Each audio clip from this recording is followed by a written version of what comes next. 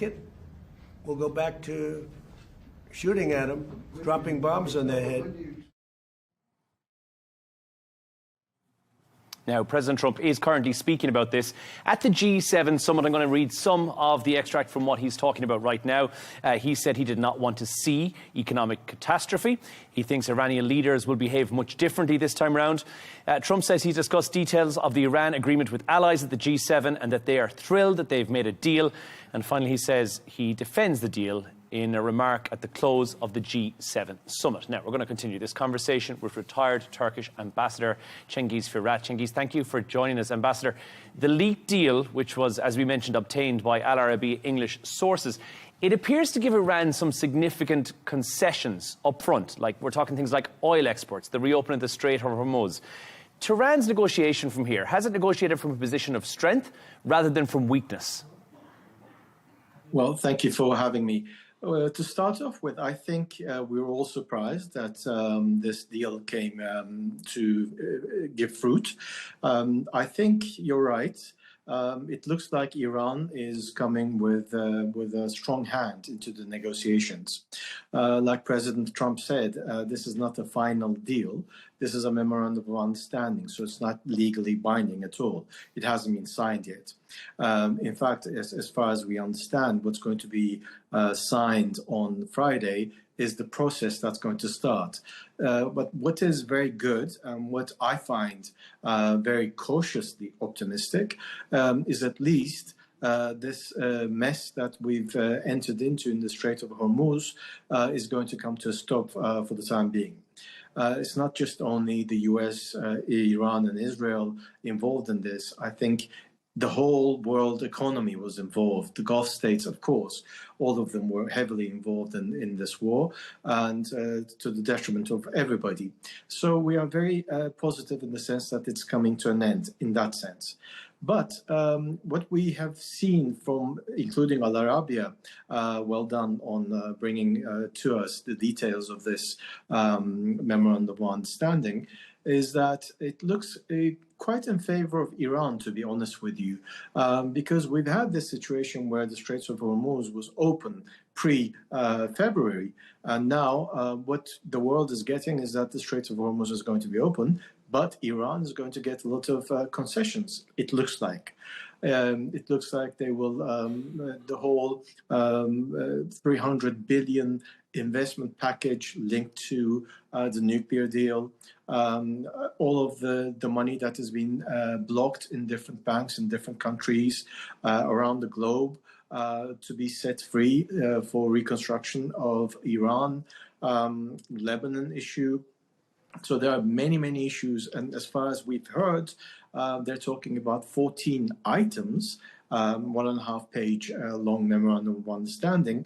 And most of these items, if you had told me in the middle of the war, would Iran be able to get this now? I would have said, no, of course not. But as of today, it looks like it's a good start.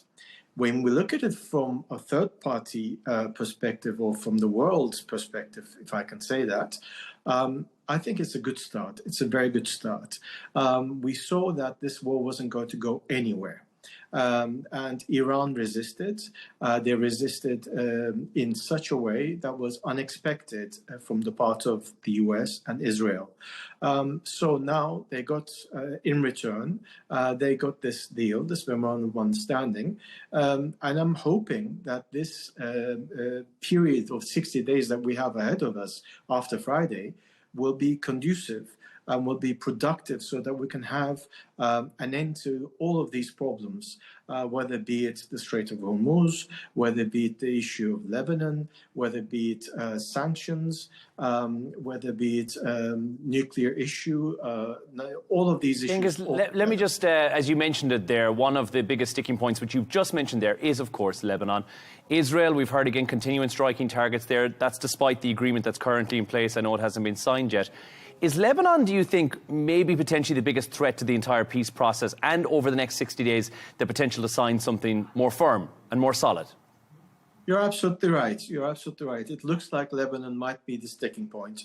If you look at the explanations coming out and some of the strong wording coming out of Israel, including from some of the top ministers and even Mr. Netanyahu, the Prime Minister, they've continuously said, after they've heard about this memorandum of understanding, that they will not pull back from what they've occupied, the lands that they've occupied in Lebanon. In fact, Ben-Gvir was, of course, he's a little bit ultra, more than a little bit, he's completely ultra.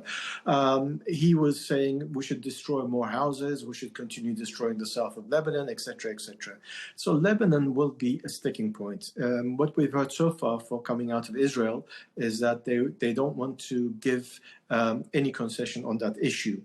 And from what we've heard is that the American side doesn't seem to have shared this document with the Israelis. And from one of the reports that I had read today, it was said that number one of the article, the first article was Lebanon, basically, that there should be a cessation of hostilities and all of these issues.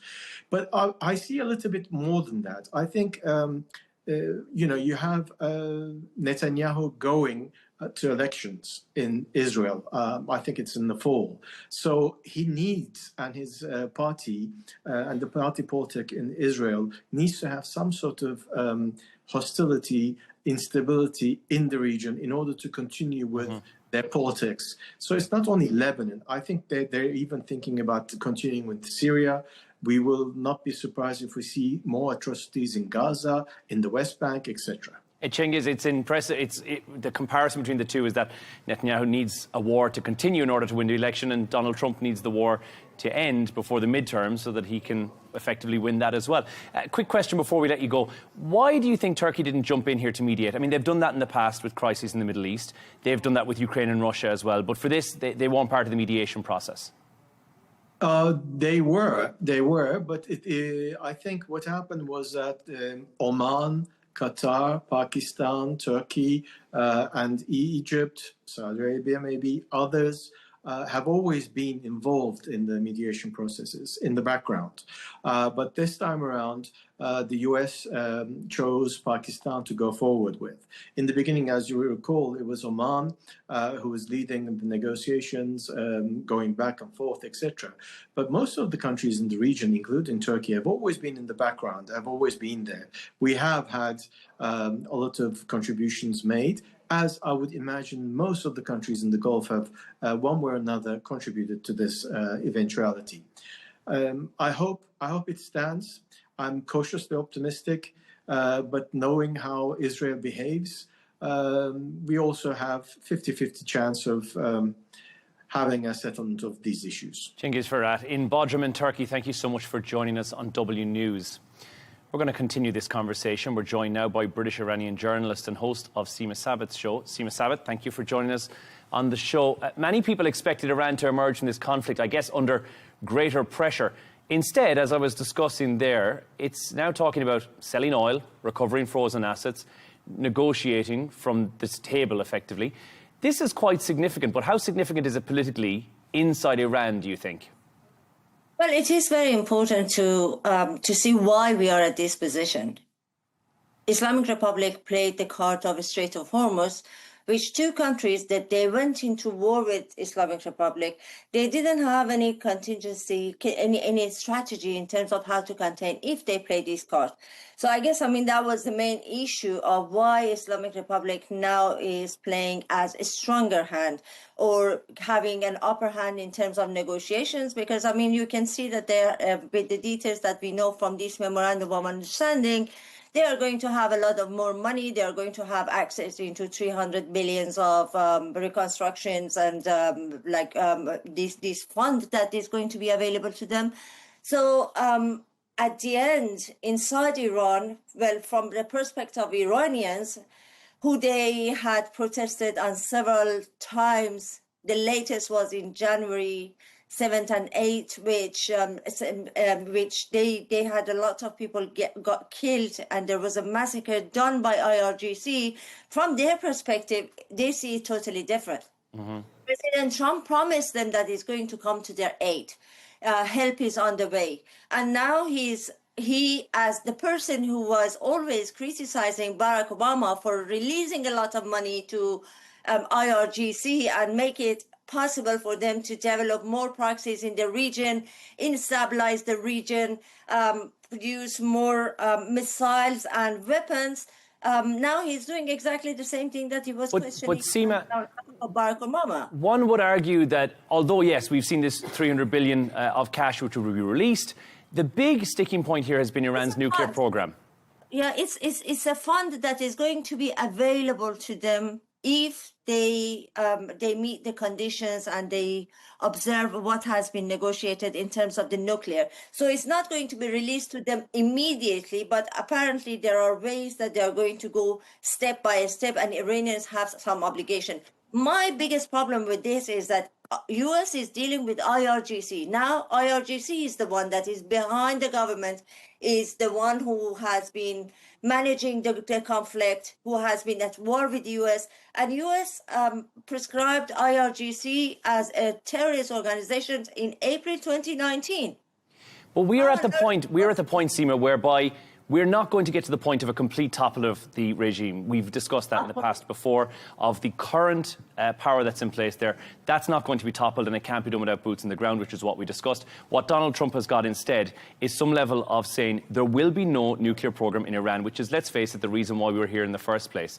Do you think an agreement that doesn't clarify the removal of Iran's nuclear program, could it succeed unless Iran absolutely give clarity over the Iranian enrichment, over the verification of what's on ground there? Because we really don't know. We're shooting blind when it comes to what is actually in Iran in terms of what's enriched with uranium at the moment and what might be close to enrichment. Well, no, definitely it's not going to succeed if Iranians are not totally transparent and are not going to totally comply with whatever condition has been negotiated. What makes it even more shakier is the ballistic missiles and the rest of the arms that is produced by Islamic Republic and has been used, like drones and these other military attacks that they had in the region. They are not part of these negotiations. So the ballistic missiles and other missiles that they have is going to always be a threat, not only to the US and Israel, it's going to be a threat to the whole wider region, to the countries who they are around the Persian Gulf, as Emirates was attacked, as Bahrain was attacked, as Saudi Arabia was attacked. So I guess I understand that there is also a possibility that there might be a peace coming after that, but as long as this memorandum of understanding is a real understanding, not a misunderstanding. Seema, I want to talk to you a bit from some of the interviews that I've watched of yours in the past as well. You, of course, have not been to Tehran in quite some time. You've spoken about your fear of your life. We know the story behind this as well. You've considered, I don't know if you have, any potential return to Iran at any stage. What do you think needs to happen in Iran to allow you and people like you who are in fear of returning back to their home country to be able to do just that? It's not only about me, it's about the whole peace and stability for everyone in the region. It's not only about the Iranians in diaspora who they are not able to go back or we are at exile. What is going to help the whole region in order to see a longer peace and longer prosperity for everyone is a democratic regime inside Iran. If you have a democratic government and if we have a democracy established inside Iran, there would be peace and possibility of peace of mind for everyone. Then I can go back to Iran. Everyone else can go back to Iran. There would be a much better relationship between a government which is not run by a terrorist organization like IRGC and have a more democratic, more civilized kind of government, which we don't see it at the moment from the Islamic Republic. The first thing that they had in war, and the reason that they have came into this conclusion came out of attacking their own neighbors. Seema, we had a copy, as we mentioned, of the Memorandum of Understanding, a page and a half long. This is the precursor to what will be 60 days of negotiations. In that 60 days, what would you like to see happen? What would you like to see that's on that final agreement before it's signed on the dotted line by the UN Security Council that says this is it, this is the end of the war? What would you like to see on there?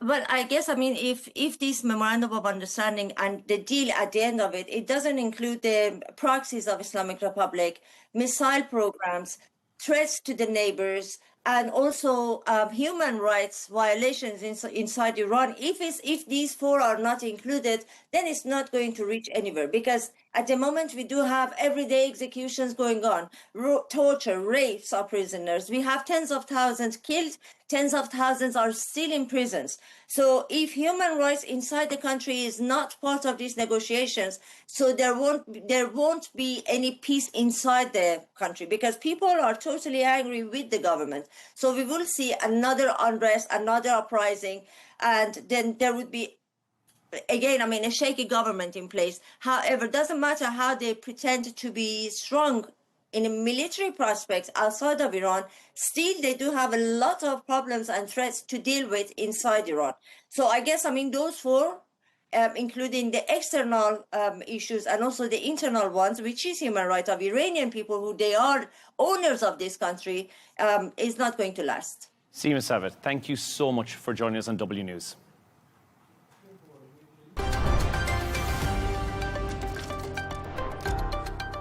President Vladimir Putin is hosting Southeast Asian leaders in Kazan in Russia this week as the West ramps up pressure over the war in Ukraine at the G7 summit in France.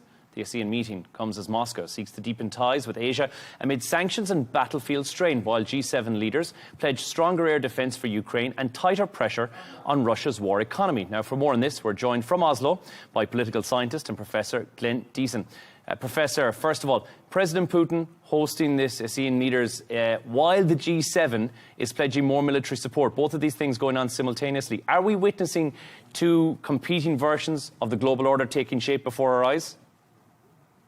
Yeah, I think that's a good description. That is two competing versions, but it's it's not, of course, two competing blocks in any way.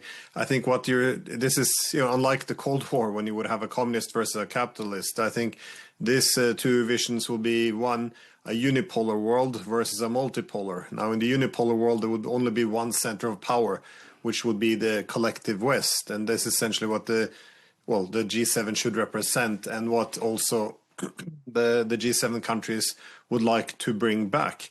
However, the distribution of power in such a world has already shifted. That is, we have a multipolar distribution of power, and for this reason, you have now the emergence of new architecture, which is just beginning to take shape, which reflects this reality. That is, for example, Putin hosting ASEAN, or it can be the BRICS, the Shanghai Cooperation Organization.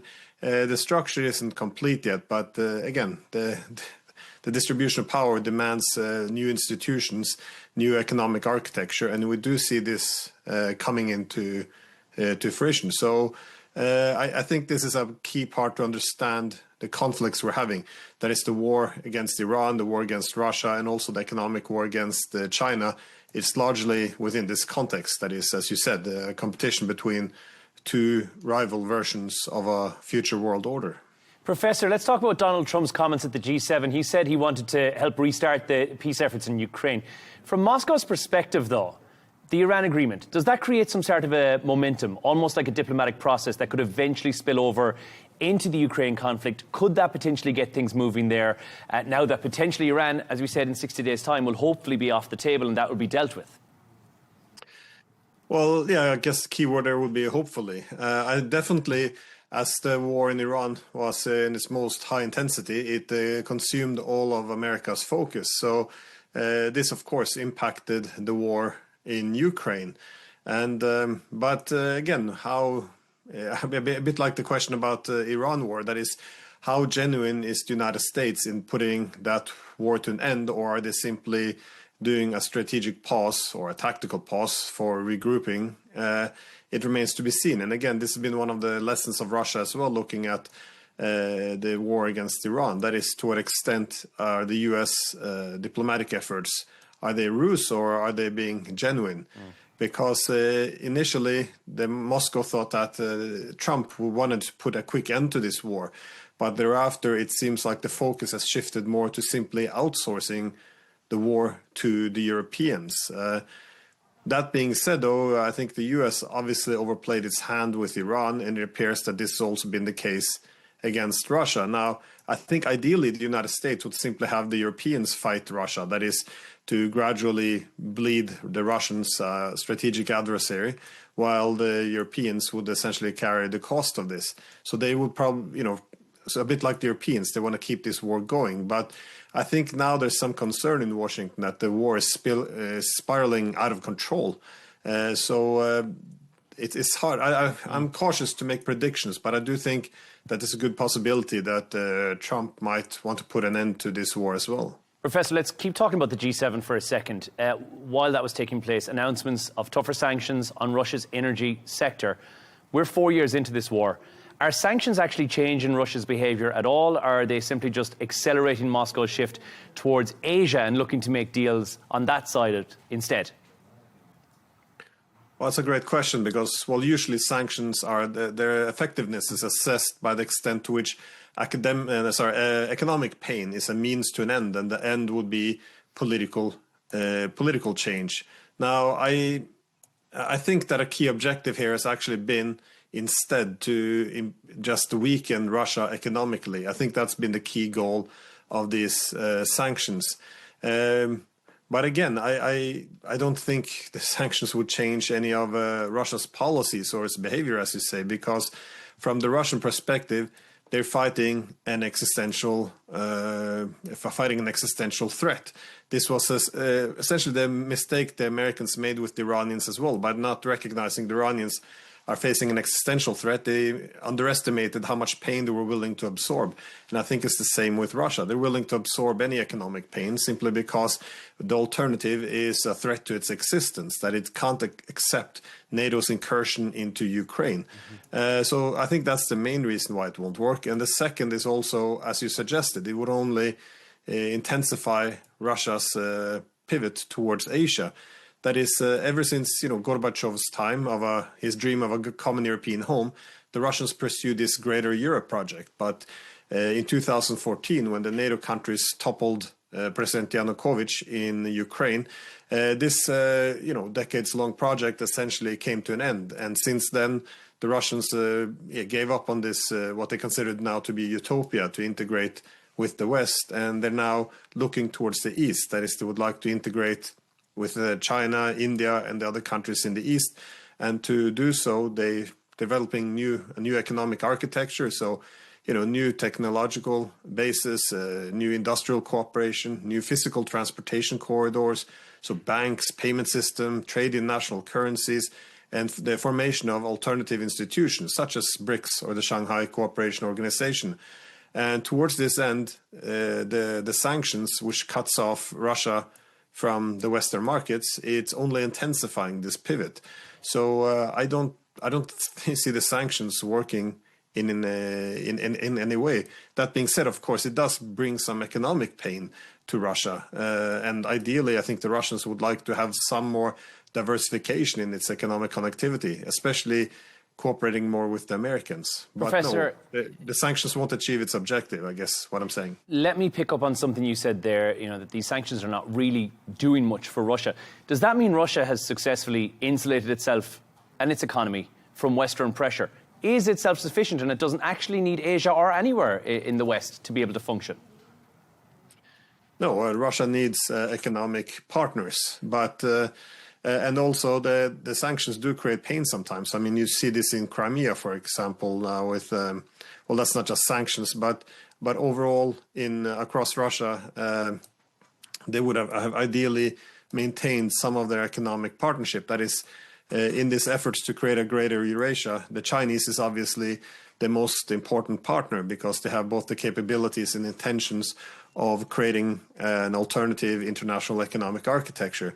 But that being said, the Chinese economy is more powerful than the Russian. So this asymmetry could be balanced out by Russia simply having more partners, which is why in an ideal scenario, the Russians would also work with the United States. So I think, for example, now Russia needs external partners, but I think they're more dependent on China now than they would otherwise have wanted to be.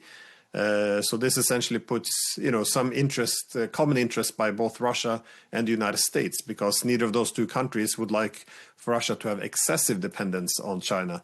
But that being said, in this war, which is a proxy war where NATO and Russia is fighting in Ukraine, it's the Chinese have been the savior, which helped Russia, while the US and NATO has represented the existential threat for the past 12 years. So the Russians will be willing to accept this, economic pain and also the excessive dependence on China because, again, it sees its survival being at stake. Glenn Deason, there we must leave it. Thank you so much for joining us from Oslo.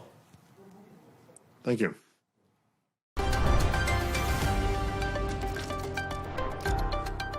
Israel has condemned remarks made by Belarusian President Alexander Lukashenko during an exclusive interview with Arabiya English, describing them as unacceptable and deeply disturbing.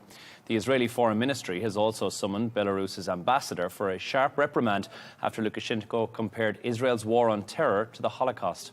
In a moment, we'll be speaking to former advisor to Israeli President Erdogan, Jason Perlman.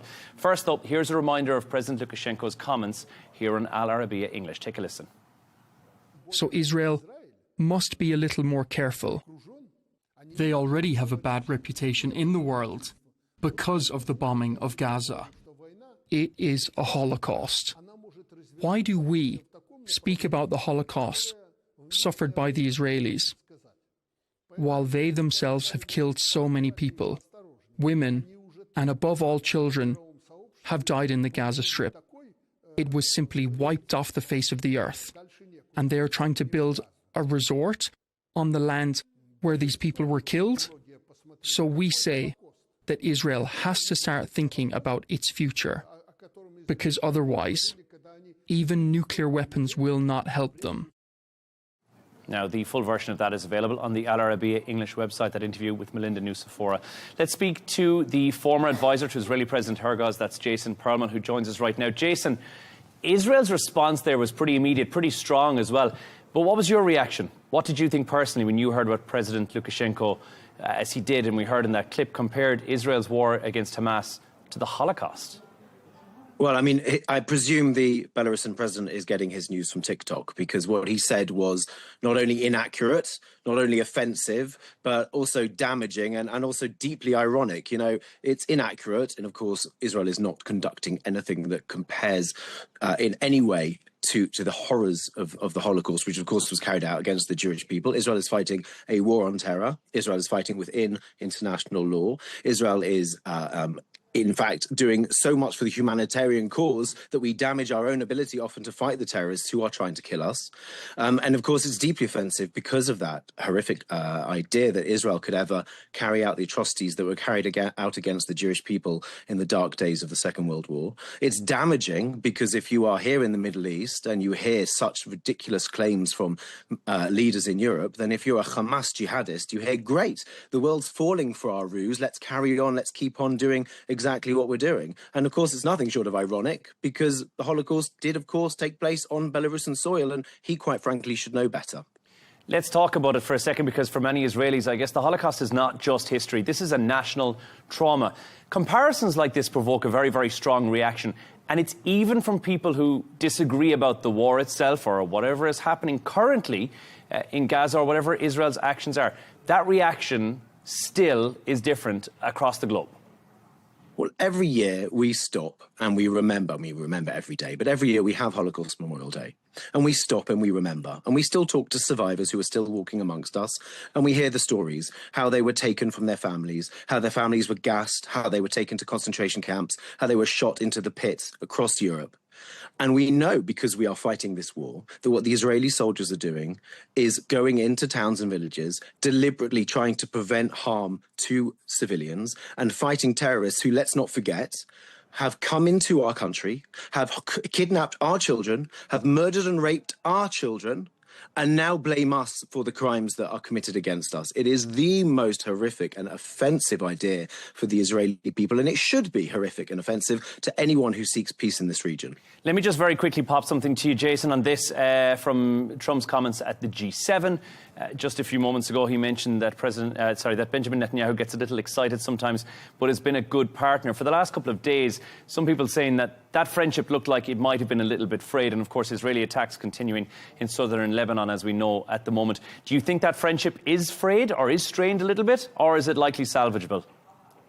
Well, it's firstly, I think, very important to be clear when we talk about Israeli attacks in southern Lebanon. Israel is not attacking Lebanon or the Lebanese people. Israel is attacking Hezbollah, which is an Iranian proxy army, a terrorist militia, a jihadist terrorist militia who carry out terrorist attacks against Israel and indeed across Europe and around the world. There are So still Israel civilian is- casualties, Jason. I just want to put that in. Of course, there are civilian casualties because Hezbollah, like Hamas and all Islamic terrorist organizations, embed themselves inside the civilian population. So unfortunately, despite the very best efforts that Israel and any military could make, there will be civilian casualties. But what I think, when we're talking about the diplomacy, is we have to look at the bigger picture. Yes, of course, there are differences of opinion between Israel and the American leadership, but ultimately, the big goal is there, that Iran cannot have a nuclear weapon, that they cannot be allowed to continue to spread terror, that they cannot be allowed to continue to develop ballistic missiles. And I think we're disagreeing about how to do that, not what needs to be done.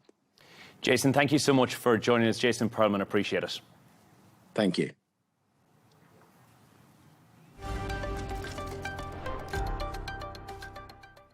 Lionel Messi has stolen the spotlight at the World Cup with an amazing performance by the star player. The Argentina captain scored the first World Cup hat-trick of his career as Argentina beat Algeria 3-0. The 39-year-old also matched the tournament's all-time scoring record with his 16th goal at the competition.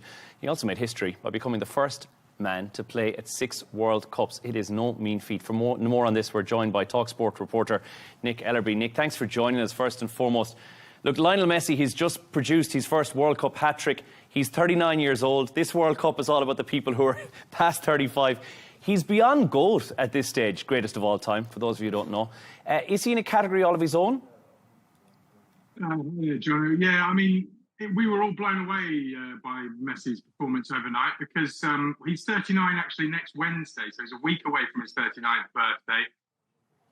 He's now Argentina's youngest ever goal scorer at World Cups. He was 18 when he scored his first goal in 2006 in Germany, and he's also now Argentina's oldest ever scorer. As you mentioned, a lot of late 30s and 40-year-old players in this World Cup. We might get to some of them a little bit later. But in terms of Messi being the GOAT, I think, there's still Pele and Maradona. Pele won 3 World Cups. He scored 2 goals in the final as a 17-year-old back in 1958. And also Maradona pretty much carried Argentina to that World Cup in 1986. But, it's interesting because going into the last World Cup in Qatar, which Argentina won in 2022, everybody thought that, okay, yes, Messi's probably the best player of this generation, better in terms of skill and talent than Cristiano Ronaldo.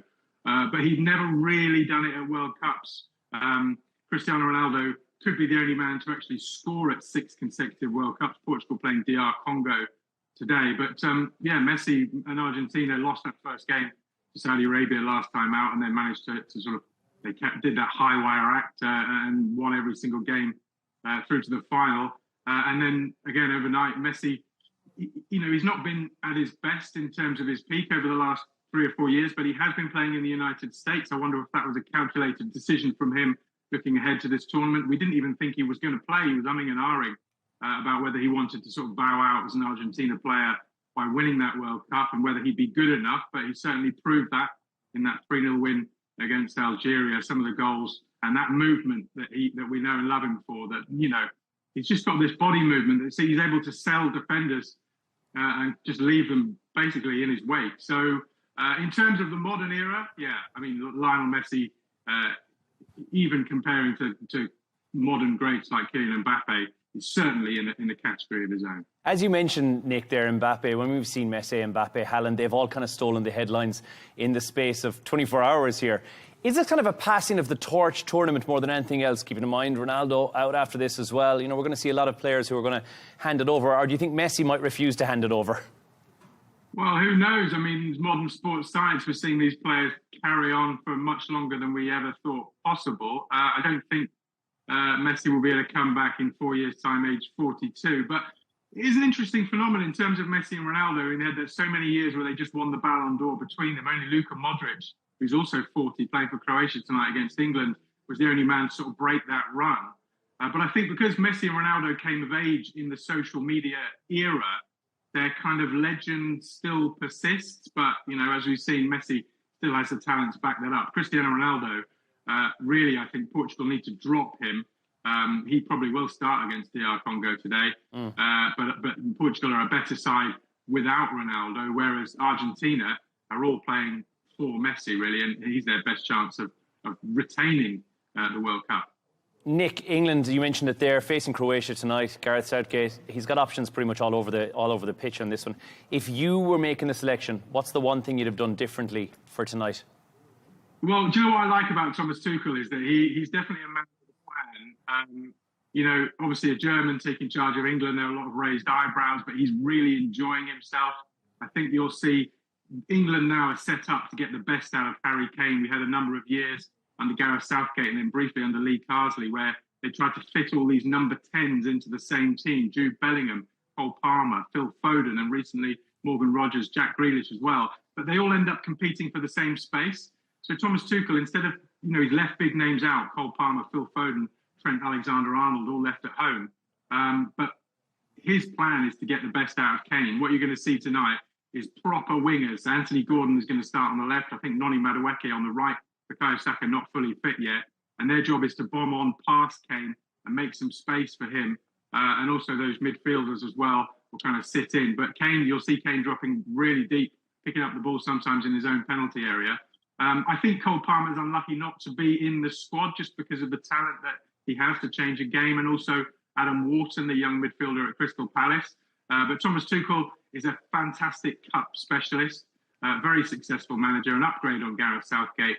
And I'm not the man to tell him he's doing anything wrong. But the proof of the pudding will be in the eating. England-Croatia kicks off at 9 p.m. UK time. I don't know what that time is for you out there. Yeah, we'll be watching that at 11 p.m. local time here in KSA. Nick, I'm going to cram as much as I can into the last question before we run out of time. We are only a couple of days into this World Cup. It's been full of surprises so far. The football, the atmosphere, there's been so much going on there. What is the team that have exceeded your expectations? And then, in a similar vein, what are the team that you've been bitterly disappointed with their performance with so far? What has been the standout moment? Well, let's go through this briefly then. South Korea, I think, were better than anybody expected. Had a great win against the Czechs just after the Mexico game on the opening day. That result, I think, got a little bit forgotten. Morocco looked absolutely fantastic. They got a young 18-year-old midfielder called Ayoub Bouadi, who's currently at Lille, but he absolutely bossed the game against Brazil. Made Brazil look pretty ordinary, actually. I think Ayoub Bouadi might be making his way to Arsenal this summer. And in terms of disappointment, it's Brazil. They've not been very good at all for the last few World Cups. Obviously, more World Cups than anybody else. They got 5 stars on their shirt. But I think that first half against Morocco, Brazil were as bad as I've seen them probably since they lost 7-1 to Germany in the 2014 semi-final at home. So Carlo Ancelotti, the Italian manager, has got a huge job. I expect him to make a lot of changes for the game they're playing next up against Haiti. They should get 3 points in that one. And there's been a lot of talk in comparison for Cape Verde compared to the Cameroon team from 1992. You know, the surprise player or the surprise team more than anything else. Do you see Cape Verde getting out of the getting into round of 32? I mean, it's tricky. They're in a group with Uruguay and Saudi Arabia as well. But, Uruguay not been very good under their Argentine coach, Marcelo Bielsa. Leeds fans will remember him affectionately. Saudi Arabia, not a bad side. I mean, they got a draw in their opening game. Anything is possible. And the wave of emotion that's carrying Cape Verde, who knows? I mean, the goalkeeper, 40-year-old Vizinha, has been the story of the tournament so far. Very impressive. And also the US authorities are now flying his mother out with a visa so she can watch her in the next game because she couldn't afford to go out and see the first game. So it's a really beautiful story. Nick Ellerby, thank you so much for joining us and talking us through the World Cup. Absolute pleasure, John.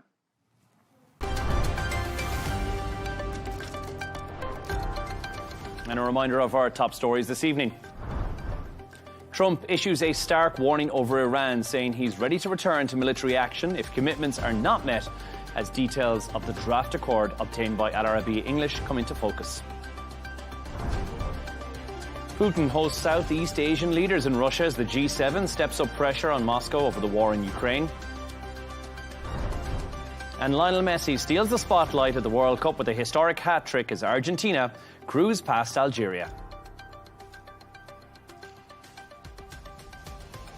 And that's all from us on W News. Don't forget, as always, you can subscribe to our YouTube channel and follow us on X. Goodbye for now.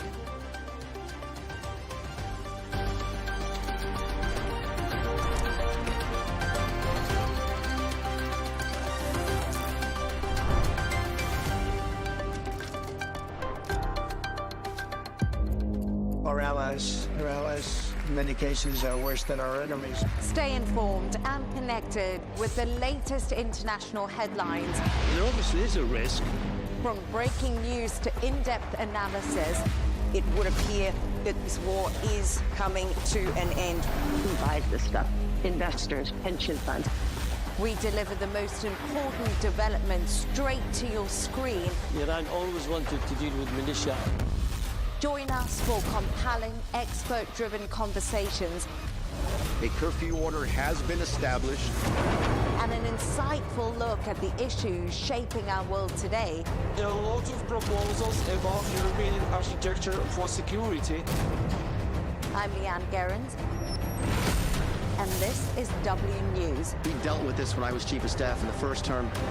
Where you don't just hear the headlines, you get the full story.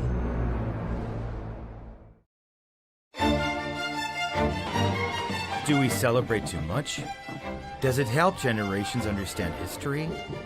Does it bring society together? And the idea of turning the first day of summer into a music festival was a brilliant idea because it's a day of joy. We must celebrate summer.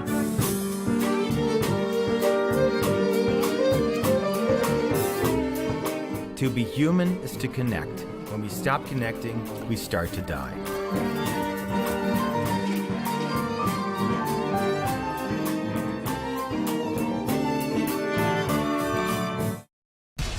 We have to take care of our people, and we're going to take care of our people first.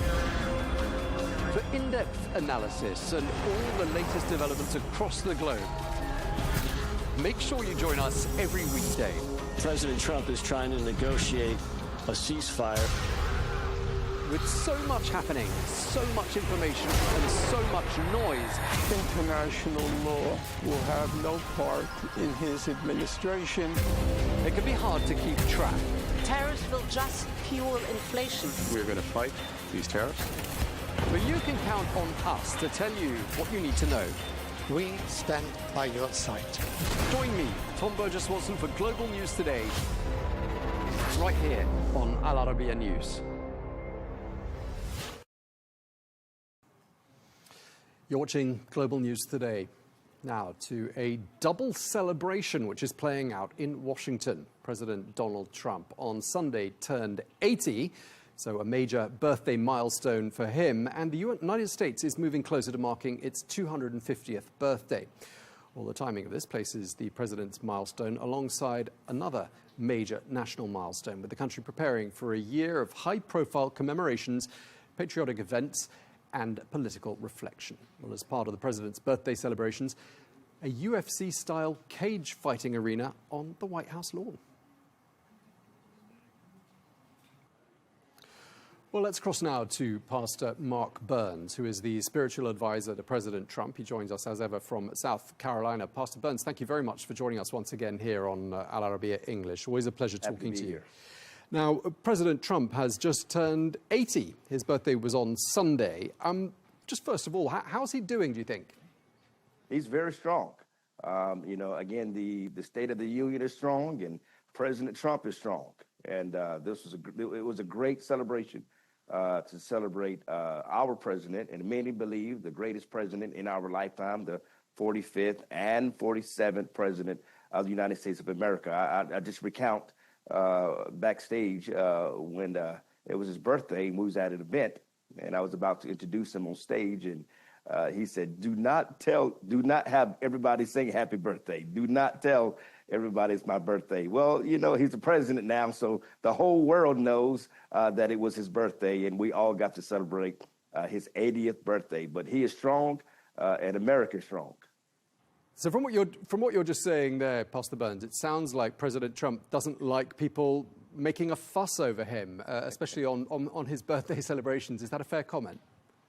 Well, you know, I think the president just wants to focus more on, you know, what's really important, and that is, you know, millions of Americans who are now working because of his administration, health care, gas prices, you know, home ownership, and of course, around the world, the securities around the world, Russia and Ukraine. You see that, of course, Iran, and then Israel. And so, the Strait of Hormuz, which is now under American control because of President Trump. So there's so much to him, so much more things that are more important than his birthday. But again, praise God, we got to celebrate his 80th.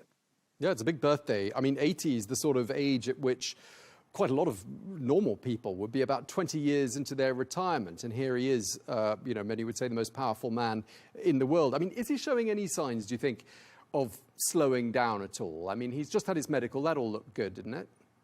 Absolutely not slowing down. I can tell you firsthand, this man is not normal. He is a pit bull. He's really a machine. I mean, again, flying on the plane with him. And we have done 3 or 4 events in one day. And all of us are exhausted. I am exhausted. I'm landing the plane exhausted. But the president is up. He's strong. He's going through newspapers. This is 2 o'clock in the morning. We're flying back. Again, this man is not a normal man. He is a pit bull. And we're just praising God for his health. He's strong. Again, even at 80, he's stronger than most 60-year-olds, the way he works. Do you think, as some people suggest, there should be an age limit for being president of the United States? Well, I think as long as, we don't have a cognitive issue. Again, I think we saw some severe cognitive issues with the last administration. God, obviously, we always pray for people's health, regardless of their political party or who they are, whether you voted for them or not. We desire for people to be healthy. And of course, in the last administration under President Joe Biden, former President Joe Biden, it was clear that he had some cognitive issues in his later age. But that is not President Trump. And so as long as the president was able to continue to lead the way that President Trump is leading, no matter the age, I think President Ronald Reagan made a wonderful joke when the question of his age came up in a debate. And he said, well, we won't bring up age and we won't bring up my opponent's youthfulness and his inexperience. And so come with age comes a lot of wisdom. And President Trump has a lot of wisdom. He's a stronger president than he was from the first time. And as you can see, the world is safer for it because of President Trump's wisdom. And so I don't think there necessarily need to be an age limit as long as, there's strong cognitive abilities, strong strength, being able to keep up with the schedule. And President Trump is able to do just that. Right, and as his spiritual advisor, I want to ask you whether you've noticed, at the age of 80, as many of us would, is he starting to question his own mortality? Would you say his faith is getting stronger with the passage of time? Well, I can tell you, those 3 assassination attempts will make anyone grow closer to the Lord Jesus Christ. And but, not just because of his age, but he knew before the assassination attempts that he could not do this job without the hand of God over his life. And so he would oftentimes say, lay hands on me. I love the hands of God, the children of God on me, than dealing with some of these greedy, power-hungry politicians who are fighting for position and power. He always loves being in the presence of men and women of God who are constantly praying on his behalf that he would make the right decisions, that number one, pleases God, but number two, be the right direction for the millions of people, whether they're Democrat, Republican, Christian, Jew, Muslim, Hindu, whatever their faith is. If they're citizens of the United States of America, it is his sworn duty to protect the Constitution of the United States of America. And so he has that weight on him to making sure that every decision he makes is the right decision for the people that he leads. And so he knows he needs the hand of God. And he's, believe it or not, he's a praying president. He's not a pastor, okay? So we're not looking to him to be our moral authority, but he is a praying president who knows he needs the hand of God upon his life. Right, so you're saying a deeply spiritual man. And, he has been asked in the past what are his favorite Bible passages. He's been asked whether he's more New Testament, more Old Testament. He hasn't shared that. Are you able to give us any insights as to what he particularly likes about the scriptures? Well, I think, again, it's a personal relationship. The scriptures is just that, a personal relationship with Jesus Christ. Again, he is not the moral authority of the world. We don't seek President Donald Trump for more clarity or biblical understanding or divine intervention. No, we look to our pastors, our spiritual leaders, those who submit to the living God of Abraham, Isaac, and Jacob through his son Jesus, the Messiah, who died on the cross. And we believe in the Christian faith that he will return again. And so President Trump submits himself to that theology and to that belief system, as a Christian should. But we don't look to President Trump as the spiritual guide for America. He is the president. And like so many members of my congregation and people that I've led or are spiritually guided at some point, you can lead people to the water, but they have to drink it themselves. And it's a constant battle with your mind, with the flesh, the things that you feel, hear, the constant attacks that he's always under, and the pressure, not including the pressure amongst his family, who have also been attacked when you become the most powerful man in the world. And so, but again, his faith is a personal relationship with Jesus Christ. And he has a communicative, praying relationship through the Holy Spirit. And that is enough for me to know that when he dies, and we all will die, no matter how great we are. The Bible says there are some great, there's some small, but we all will stand before the living God in the great white throne. And when he dies, I have 100% confidence that his name is written in the book of life, and he will be in eternity with Jesus forever. And we'll all see him again when that time comes. But thank God that's not today. We just celebrated 80 years, and we're praying for many, many more years to come to continue to help lead our nation. I just want to ask you, Pastor Ben, I mean, obviously you're his spiritual advisor, and you give him guidance, and I assume he listens to you. Do you ever call him out? For example, when he posted that picture of himself where he appeared to be portraying himself as being, the Messiah, which did upset some people. Some Christians were really offended by that. Do you ever take him to one side and say, Mr. President, personally, I wouldn't have done that? Well, without question, I'm sure I'm one of the first people to communicate with them. To ask them to take that down and to, again, examine who the one that made it. Because I know the president is not typing in AI instructions himself to portray pictures. But somebody on his staff did. It's the same goes with the Obama ape video. And of course, we know that it was not, the president didn't post an ape video of the Obamas, but it was during Black History Month. And it offended a lot of people. And so I'm one of the first people to say, Mr. President, you need to fire whoever posted that or made that mistake. They need to be gone from the White House, and you need to make it, you need to share that to the world. And so I stand for truth. Right is right, wrong is wrong. Many in the Republican Party was even against Ukraine.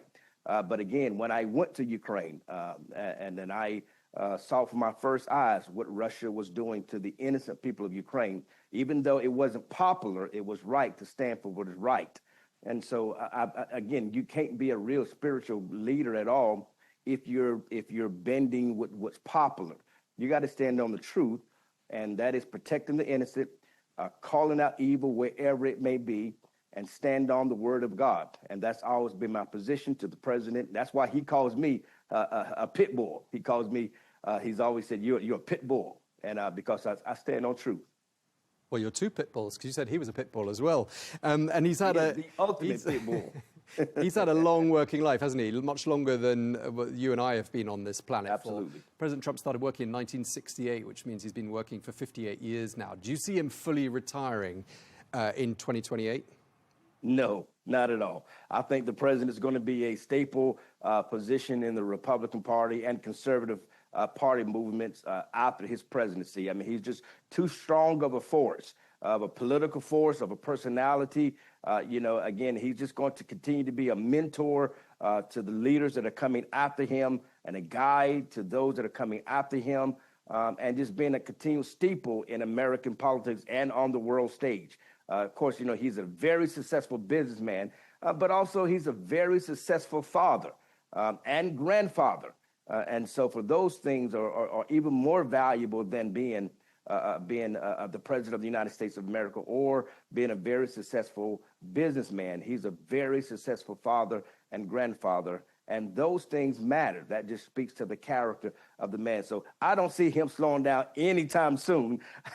This man is going to continue to echo American politics and continue to push America forward. And whoever is the next leader and the nominee of our party, we'll all get behind that person to hopefully take the seat, take the presidency, and also continue to help win the House.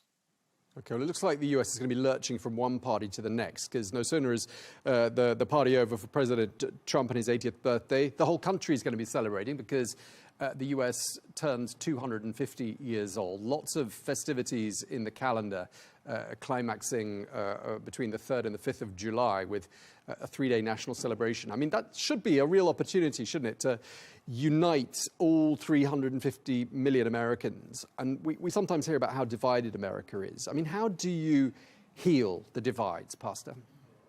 Well, I think you focus more on the things that unite us than the things that divide us. I mean, we don't think about policies that have us at each other's throat. We focus on policies that we all can agree on.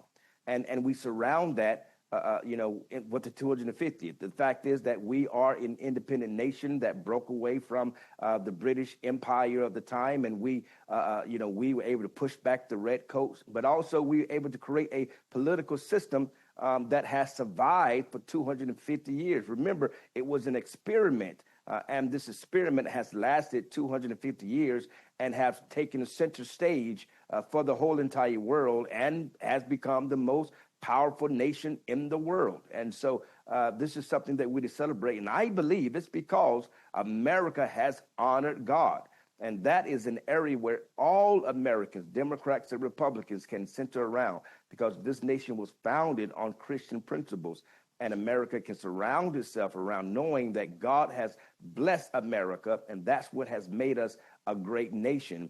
And we got to get back to that. But focusing more on policies that all human beings, all Americans can get behind. So whether you're Democrat or whether you're Republican, focus on those issues and let's have wins for American people. And that's what President Trump is trying to do. Right. And there is a divisive issue in the headlines at the moment, actually, and it's been around for a couple of days now. It relates to a referee who'd hoped to go to the United States for the World Cup. He's from Somalia. I expect you know the story. He was prevented from entering the US. And, some have called out the president for speaking in very disrespectful terms about people from Somalia and its people, calling them garbage, saying it was barely a country. I mean, when you hear him saying that, and perhaps punishing, many would see it, 20 million Somali people for the actions of a few, what do you think? Well, let me again, President Trump is not the pastor of the United States of America. He's the president. But also, let's just look at the example of Jesus. Jesus himself called the Pharisees, you vipers, you snakes. He gave them a name. He even went to say that, some are part of the synagogue of Satan.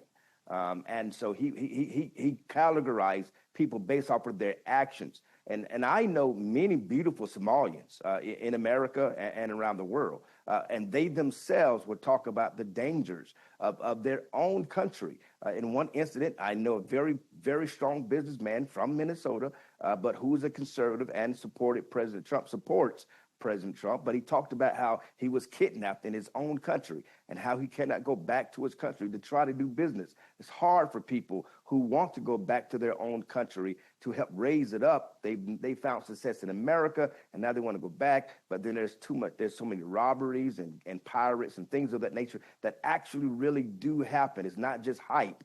In certain part, and like it is in other parts of the world, those actions really do happen. And this referee, God bless him, but the reality of it is, I know this very well with the State Department. When you do enter America, most people may not know this, but they do extensive background checks on individuals. And it's not just the individual themselves. We don't know who the referee talked to.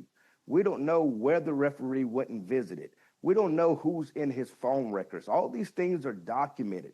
And if the referee has befriended or communicated with someone that may be on a known terrorist list, that person is going to be challenged to enter the United States of America, regardless of what the job is. I know very highly successful businessmen who are in parts of the other of Middle East, and they're unable to enter the nation because red flags were picked up. Their business is straight. They do a good job in their business, but they made phone calls to certain individuals that are on terrorist watch lists. And so that prevents them from entering the United States of America. So it is not just an attack on the Somalian or the referee. And I hate that, in his case, I don't know his case. And of course, I don't know all who he's talked to or who he's associated with. And I know that this is the first that has happened for Somalia, the first referee that has been selected. He was the referee of the year in 2025. And so this was a big, big accomplishment for him. But at the same time, America is under attack. And because of Congress, we now have the immigration bill that we need to have passed. We now have the resources for the next 3 years that's going to keep not immigrants out of America, because that's not the goal. America was built on immigration, but to have the right immigrants to come, the legal immigrants to come, and to protect the American people. And so if people come into our country who may be associated with what known terrorists, we have no idea what their intent is. We just know 9/11 has taught us a lot. And because of that, we're very particular about who's entering our country. And so that's the real matter. And I pray that the people who are watching this can understand this. We need to know who's entering our country and who they're associating with. Sure. I just want to ask you, I mean, we're 4 months away, 5 months away from the midterm elections. And of course, the ruling party in America traditionally doesn't do particularly well in the midterms. We've seen that time and time again. There have only been a couple of exceptions in modern history. Are you expecting the GOP to face something of a trouncing in November? Well, I think it's too early to tell. I think there's still a lot of time left to determine. Obviously, there's some major things that we'd like to see happen. We'd like to see the war in Ukraine ends. President Trump has been working really hard. Those of myself and others who have been working really hard. We just passed an $8 billion package, which is a bipartisan deal from Republicans and Democrats to get aid to Ukraine and to help, help Russia be disposed out of Ukraine. There's other things that we'd like to see happen. It's too early to say Democrats are going to just take the House. You're correct. Traditionally, these things happened in the midterms, but we're praying for a better outcome. And again, because President Trump has been leading so strongly, his popularity is so strong in America. And again, especially amongst Republicans. And the fact that, healthcare, our gas prices are going down. Home ownerships are going up. Jobs are being hired. People are getting jobs in America. These things are all under the watch of President Donald Trump. And he didn't have COVID this time to block him, or he didn't have some Department of Justice going after him. And so we see the effects of what a real president and a presidency looks like. And the American people, I believe, will remember that. You put Democrats back in power, you're going to get the same things that we had prior to, and that's no good for America. And I believe the independence of our country recognize that. You can dislike President Trump's personality, but you got to like his policies that helps the pocketbooks of Americans in 2026. Okay, just looking beyond the midterms, I mean, the whole party and the United States and the whole world probably is starting to think beyond the Trump presidency. In 2028, I mean, who would you say is going to be on the Republican ticket? Who would your money be on? Well, there's several potential good candidates, but obviously, the leading candidate right now would be the Vice President J.D. Vance. Of course, Secretary Marco Rubio, who's already stated publicly that he would support Vice President J.D. Vance. But, again, there are many that would love to see him, too, run for the presidency. But a unified ticket is a good. I would love to see Vice President J.D. Vance and Secretary Marco Rubio run for that seat together as running mates. And I think that would be a combination that you cannot lose, because that's going to be 4 more years of winning for America. And just lastly, have you got a birthday message for President Trump on the off chance he's watching Al Arabiya English? Well, I've already told the president happy birthday, but I'll tell the president happy birthday again, belated happy birthday 80th birthday. God has allowed you to see 80 years. This is what I said to him. But God has allowed you to see 80 years. And many have tried to kill you. There was a helicopter accident that you should have died in. There's so many incidents that people don't know about that you should have died. But God has protected you for such a time as this. Continue to lead with the love of Christ in your heart and continue to make America and the world great again. Happy birthday again, Mr. President. Just lastly, Pastor Burns, did you buy him a present? Did I buy him a present? Yeah. Yes, I got him a beautiful golden statue that was dedicated at Doral a couple of weeks ago. Wow. Beautiful 22-foot golden statue that was dedicated, and it's not an idol like people try to make it out. It's a beautiful golden statue made by these wonderful patriots from all over the country who came together, and we finally, after over a year, I was able to lead this dedication of this beautiful, beautiful golden statue that is at his Miami Doral location, which will be also the location of the G20 that's coming up in December. And so so many around the world will be able to see that beautiful, beautiful statue. But that is the best birthday gift that I think you can get. Well, it's very generous. No one's ever given me a golden statue. We're going to have to leave it there, though. Thank you very much indeed. Pastor Mark Burns, spiritual advisor to President Trump, thank you very much indeed for taking the time to speak to us. Happy to be here. Thank you.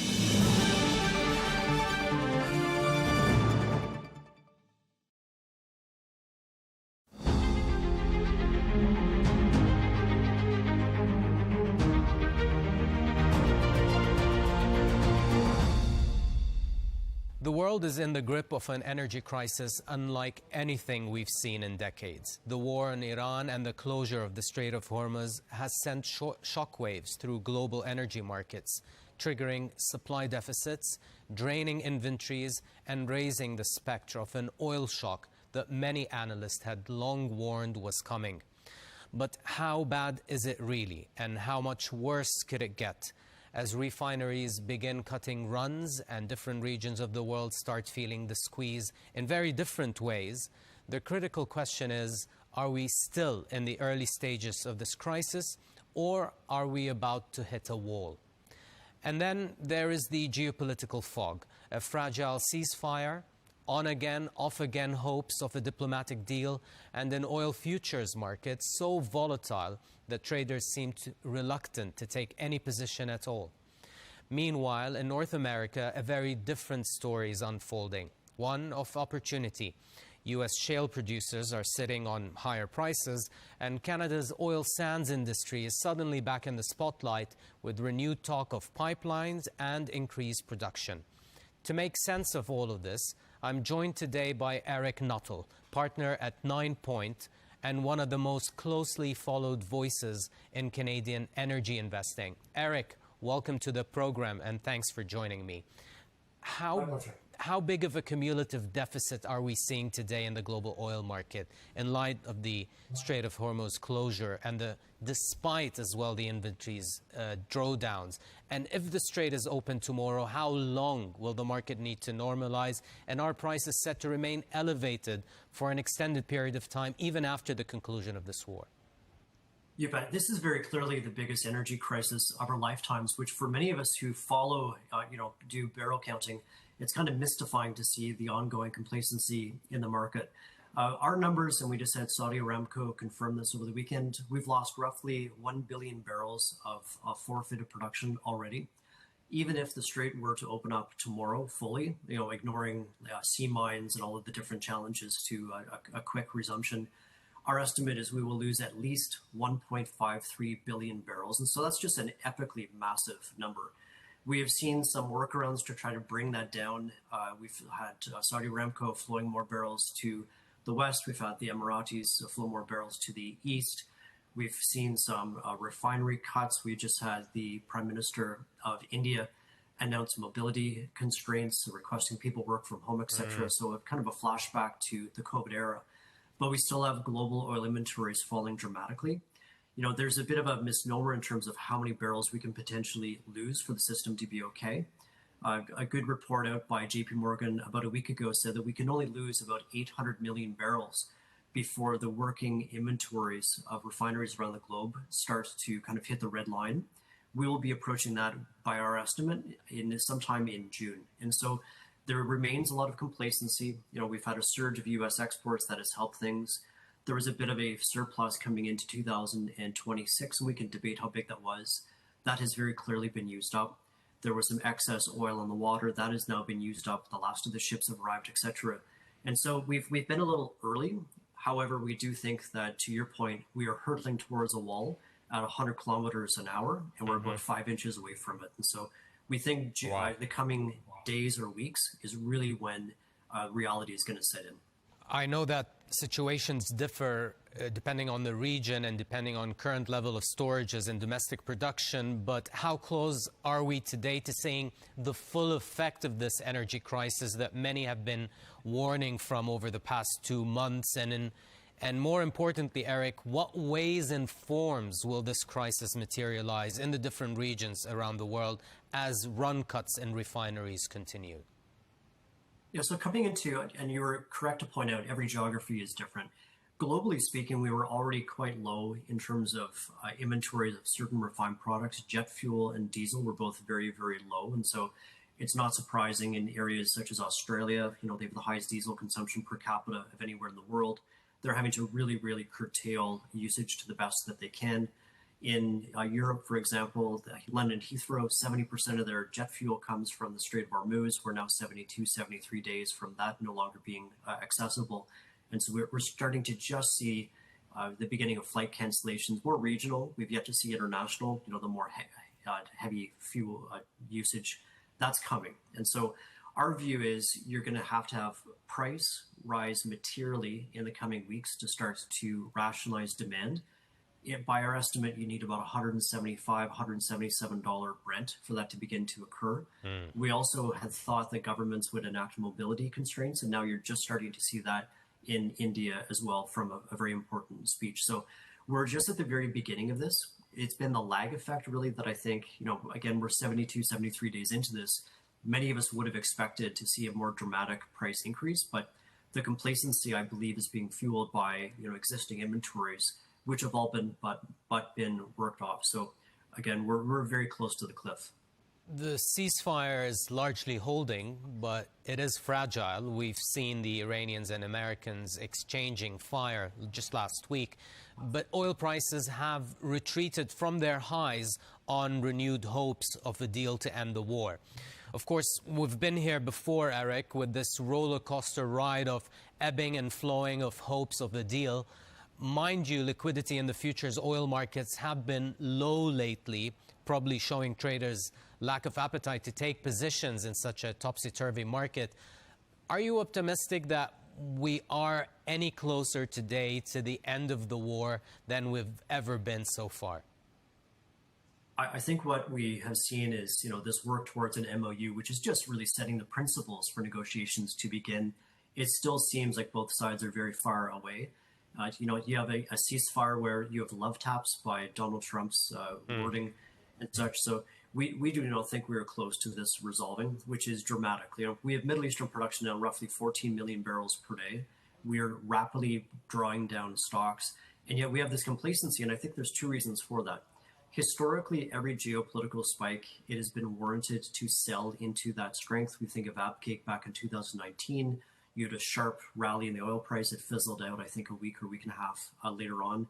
The other, and to your point, is traders are not willing to deploy risk capital because of the dramatic indirect influence from the Trump administration into the oil market via tweet or truth media. We've seen unnamed sources, you know, certain media quoting unnamed sources. We've had five, you know, we've been apparently about to set peace between the two parties 5 times in the last 19 or so weeks. So we think that the jawboning from the U.S. president is not sending the price signal that's necessary to reduce demand, and therefore the inevitable spike that is coming that everybody that I speak to agrees with is just a question of quantum and when it actually arrives. We must reduce demand. We cannot replace the quantum of Middle Eastern production from the United States or elsewhere, nor can SPRs or existing inland inventories make up for that dramatic number. And so we have to rationalize demand, but the oil market is not sending that price signal because of, again, the direct intervention from the U.S. administration. So it's an inevitability that is now being made worse by the direct jawboning from the White House. I want to move on to North America and the response to what's happening there in the Middle East. We're now almost at the end of the earnings season. From what you've heard so far from U.S. shale companies, how are they responding to the higher prices today, Eric? Have they thrown away their cautiousness of the past few years to the wind? Are they meaningfully increasing or at least planning to increase activity? And how much of the void are they really able to fill? You bet. So just like oil traders, U.S. shale companies are not willing to chase a geopolitical spike in the oil price because, again, this belief that peace breaks out, we go back to normality tomorrow and oil falls to $60. We don't agree with that, but I would say that is consensus. And so what we've seen is a lack of meaningful increase in drilling activity. The leader, Diamondback Energy, announced that they thought that you could see 20 to 30 additional rigs added in the Permian. The other major areas of U.S. shale are in permanent decline. We think that is the Bakken and the Eagle Ford. And so really there's only one area where you can see an increase in activity. 20 to 30 rigs means an increase on an annual basis of 140 to 300,000 barrels per day. So with Middle Eastern production down 12 to 14 million barrels per day, 140 to 300,000 barrels per day is a rounding error. And again, it speaks to the inventory challenge. We had thought that U.S. shale production was in its twilight. As the oil price has dramatically increased, perhaps you can extend that out a little bit. You can squeeze out a little bit of growth, but it really is a rounding error relative to the quantum of forfeited production. And it speaks to, again, just this is very clearly the biggest energy crisis of our lifetimes. There remains a massive amount of complacency in the market, and we think that complacency is coming to an end in the coming days to weeks. I mean, yes, you've been a proponent of this thesis that the U.S. shale is in its twilight years. That's a view you've held for a while now, Eric. But more activity seems to be taking place north of the American border in Canada, where you are today. Increased production of oil sands coupled with higher revenues. How has the market looked for Canadian oil companies in the last 2 months? Yeah, there's been very modest increases in CapEx. Most of the larger oil sand companies, when we think about expansion, it's a really multi-year type projects.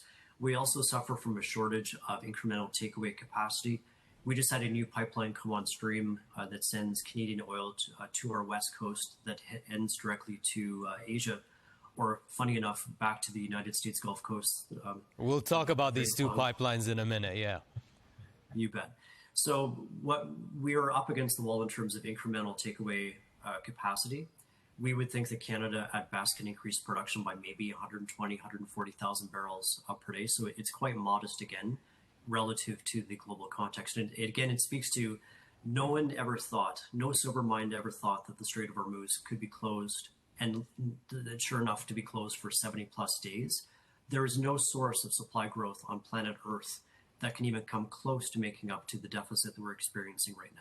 Looking at the previous Liberal governments, today with this Liberal government, Eric, there's talk of increasing pipeline capacities in Canada and even constructing new pipelines, pipelines you've mentioned, to the Pacific coast from Alberta, or reviving parts of the now defunct XL Keystone pipeline to the U.S. How is the U.S. trade war, the current Iran war, and the new Liberal government policies changing the outlook for the Canadian oil and gas industry today? Unfortunately, what we're seeing is we have a new leadership in Canada that's abiding by the old mentality, and that is this notion that the world is needing a decarbonized barrel, and for industry to have the social license to increase production, we must pursue a incredibly expensive and very uncompetitive project called the Pathways Project that would sequester CO2 from our oil sands production. That is being tied to discussions. It's called the Grand Bargain. I've renamed it the Grand Ransom. That is the federal government tying a $30 billion project to being able to approve a new 1 million barrel per day pipeline. So I do think that is a pipe dream, if you pardon the pun. You mentioned another project that we think is much more likely to come forward, and that is it's called the Prairie Connector. It's connecting existing infrastructure to a modest pipeline in the United States. That would be initially a 550,000 barrel per day pipeline, expandable to 900,000 barrels per day, coming online potentially in 2029. So it's much more likely to go ahead. It's already received presidential approval. There's modest permitting required, as opposed to this hoped for 1 million barrel per day pipeline to the West Coast that would take $35 to $40 billion and take roughly 8 years. And lastly, we do have conversations with many companies in Canada very clearly. We've yet to identify a single company willing to take on the risk, who's willing to write the check. And so we're not optimistic about adding incremental capacity to the West Coast. We think incrementally we'll be sending more and more production to our southern neighbor. So, Eric, just finally, where do you see Canadian oil production by the end of the decade compared to where it is right now? Yeah, so roughly 4 years, we'd be looking at about a 500,000 barrel per day increase. That is massively contingent on expanding the throughput capacity on existing networks. We have roughly 700,000 barrels per day of expansion projects that I would say are fairly low risk, that are coming online in step change, incrementally every year. So despite our massive resource, we've yet to see meaningful action from the part of our, quote unquote, new government. There's been a lot of talk. There's been very little action, and that is really constraining the potential for Canada to meaningfully increase our production. Well, it's always good to have you back on the show. Eric Nuttall, partner at 9 Point from Toronto. Thank you so much for taking the time and joining us. My pleasure.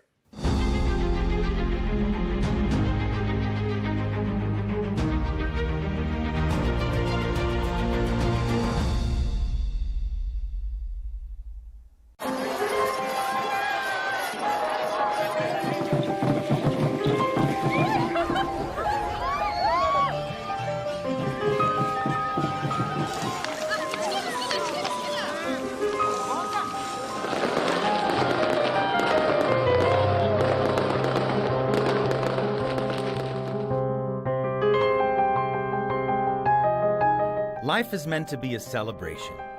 Wise is the person who finds a reason to make every day a special one, said the professor and writer Leigh Ann.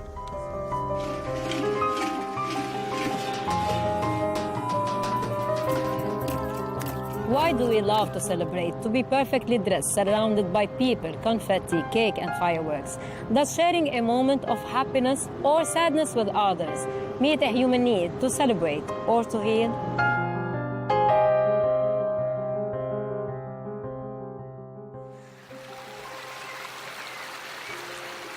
Since the beginning of time, humans have feared everything great around them.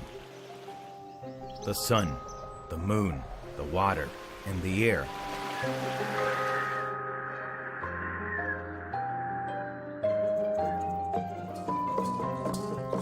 Yet as they grew familiar with these wonders, they began to celebrate them in their own ways, seeking joy wherever it could be found. From these, they discovered reasons for happiness and turned each reason into an occasion. So came a day for flowers, a day for the new year, and another for spring, which Egyptians call Shaminissim. And for summer, the French invented a festival devoted to music.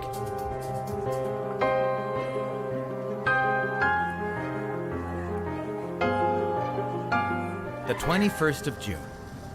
When the day stretches longer than the night, and its warm sun, long awaited by the people of the Mediterranean, shines after months of rain and snow. But in France, the 21st of June is not just the first day of summer. On this French day, the streets become a theater without walls. Ticket windows disappear. The red velvet curtains rise, and music is set free, flowing into every corner, crossing the borders of France to more than 120 countries that now celebrate this day as their own. la fête de la musique.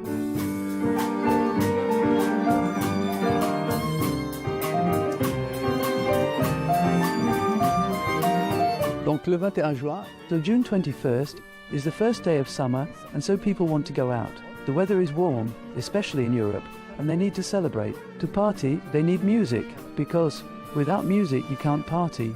And the idea of turning the first day of summer into a music festival was a brilliant idea that was simple but at the same time clever. And so when people go out, they need music, the music that makes you dance. Even if you don't want to dance, you dance anyway and celebrate this festival until the next morning. Time passes very quickly because there are musicians playing for free everywhere. Even the greatest musicians in the world who come out into the streets. Sometimes even grand pianos, philharmonic orchestras, and everything. Everyone plays for the population. There is never sad music on June 21st because it's a day of joy. We must celebrate summer. C'est une journée de joie. Il faut célébrer l'été.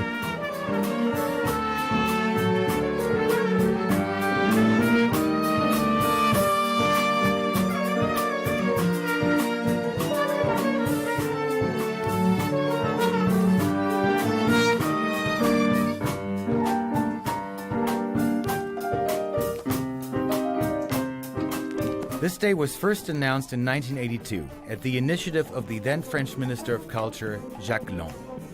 Known for his saying, "Music will be everywhere, and the concert will be anywhere."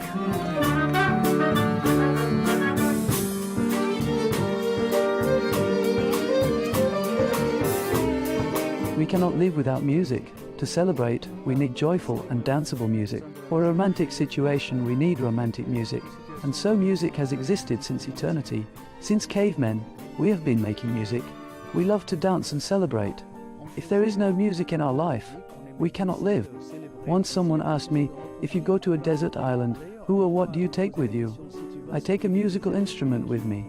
Toi, oui, je prends un instrument de musique.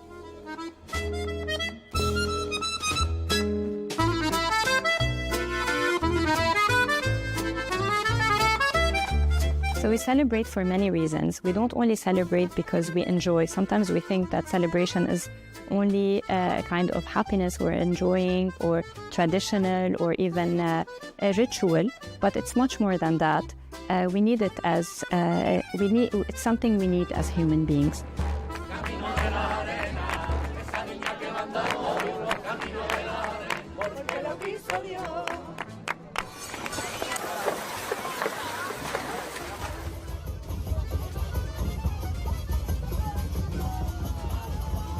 So humans are social beings that have gathered around since a very long time. And from early on, we are part of a group. So it starts from the family, and then socially, and then it widens to a wider community.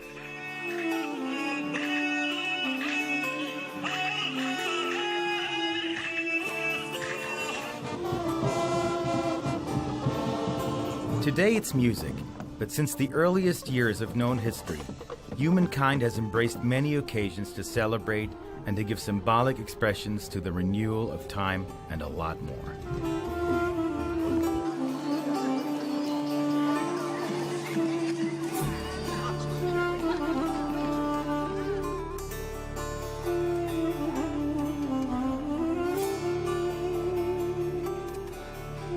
In the ancient rich land of Mesopotamia, the Sumerians and the Babylonians created the new year with the Aikido festival around 4,000 years ago.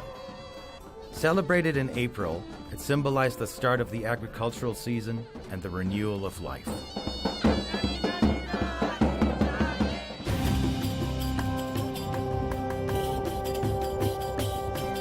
And it was Wepet-Renpet, the opening of the year in ancient Egypt around 5,000 years ago, marking the annual flooding of the Nile River.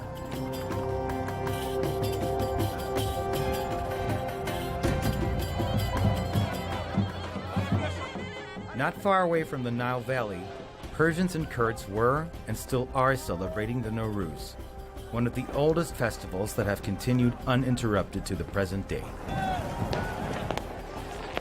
It begins with a spring equinox, symbolizing the renewal of nature.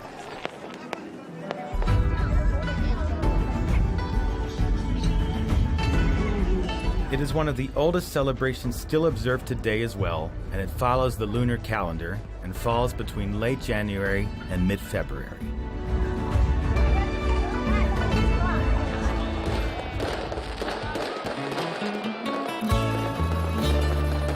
The new year did not begin on January 1st until the time of Julius Caesar.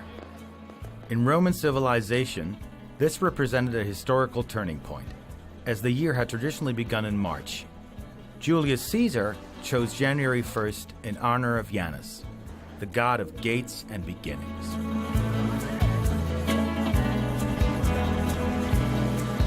Throughout history, one joy has been shared by all, yet it blooms on different days and dances in so many ways.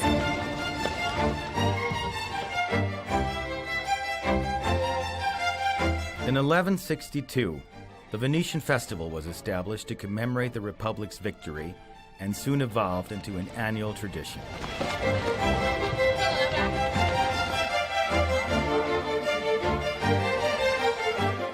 Every year, on the 25th of April, a festival of iconic masks that dissolve social boundaries takes over Venice. It allows people to express themselves freely and transform the streets into a vibrant stage filled with history, culture, and celebration.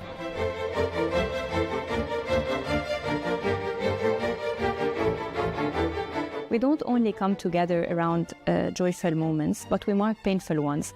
We gather after loss, we create rituals around difficult experiences, not because we enjoy those feelings, but we have a space to feel more accepted.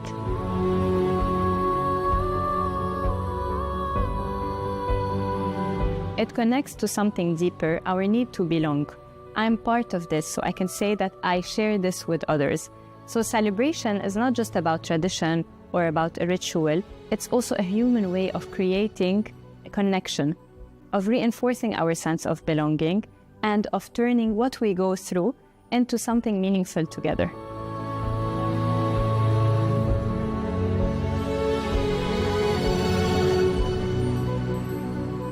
One day we celebrate women, teachers, mothers, fathers, labor, Earth Day, while other days we are meant to commemorate, not to celebrate.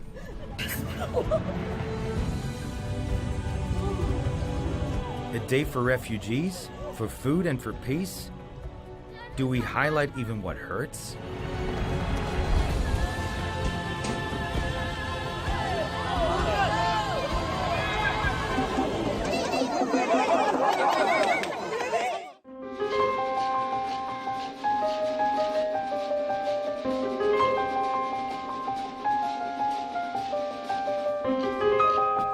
But do we celebrate too much? Does it help generations understand history? Does it bring society together? It was once said that to be human is to connect. When we stop connecting, we start to die. Is it true that happiness is doubled when shared, and sadness is halved when shared as well?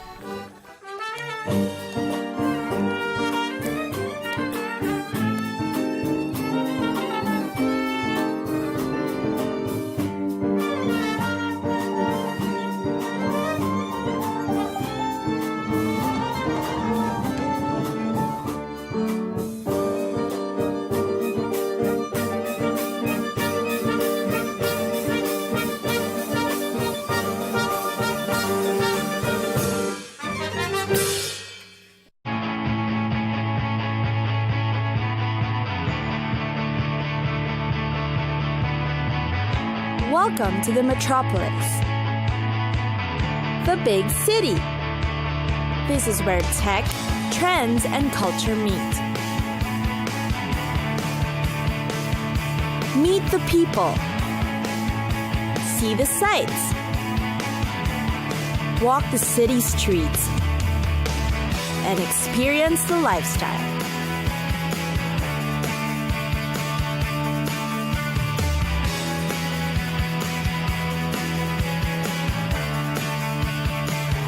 This is your first-class ticket to the cities of the world.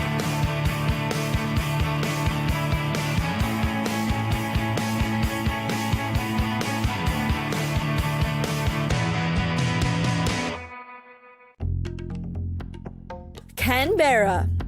Not your typical destination in Australia, but Canberra holds a lot of promise for tourists. There's just so many attractions to explore in the city. Prepare to be surprised. Canberra is in fact Australia's youngest capital city. What it hides is its thriving arts community, lively food and bar scenes, and then of course, the cultural institutions. It's got a healthy mix of man-made and natural attractions for every kind of tourist. Overall, Canberra is where you can explore, discover, learn, and yes, have a lot of fun. Know more about the history of Australia at the War Memorial. This is where the nation's troops and war's involvement is chronicled, starting from the colonial period to the present day. Here, you'll find a new range of exhibits, such as the Anzac Voices and the revamped First War Galleries. You can also tour Parliament House, a modern complex opened in 1988.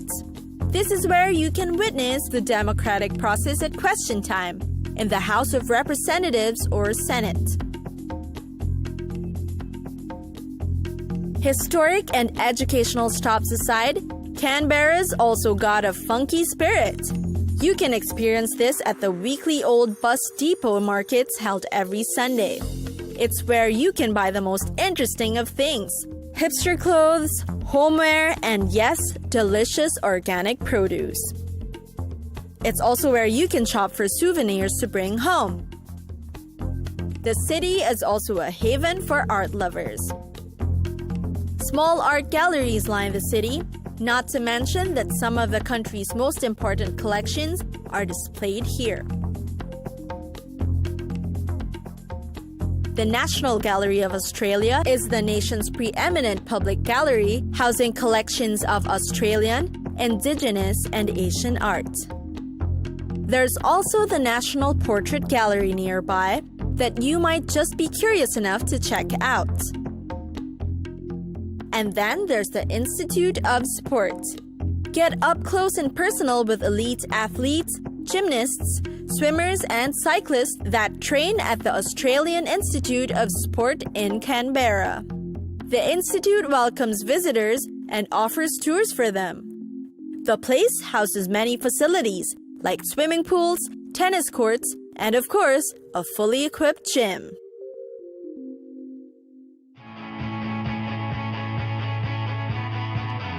It's time for us to go. Pack your bags and get your tickets ready. And we'll see you on the next destination. Catch us again next time on Cities of the World.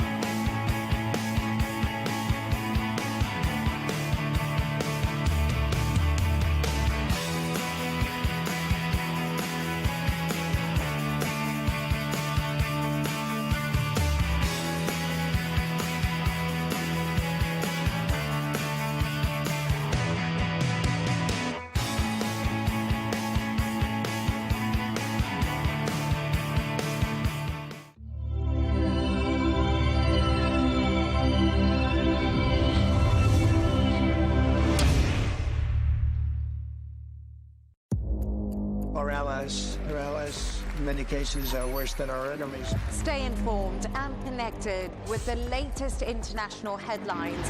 There obviously is a risk. From breaking news to in-depth analysis, it would appear that this war is coming to an end. Who buys this stuff? Investors, pension funds. we deliver the most important developments straight to your screen. Iran always wanted to deal with militia. Join us for compelling, expert-driven conversations. A curfew order has been established. And an insightful look at the issues shaping our world today. There are lots of proposals about European architecture for security. I'm Leigh Ann Gerrans, and this is W News. We dealt with this when I was Chief of Staff in the first term. Where you don't just hear the headlines, you get the full story.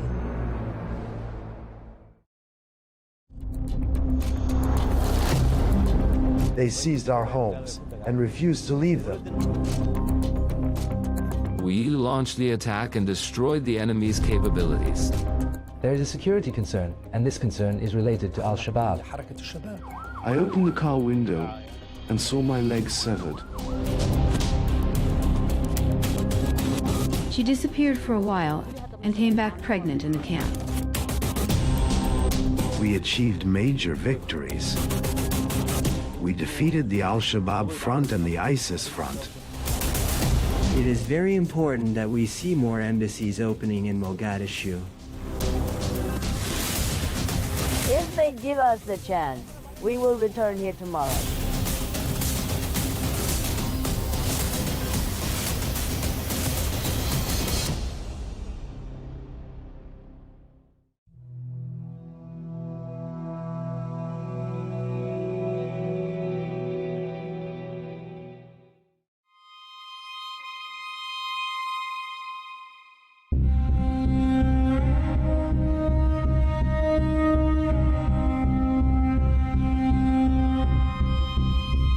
Somalia faces major challenges, with more than 60% of its population affected by nearly 2 decades of ongoing clashes with Al-Shabaab.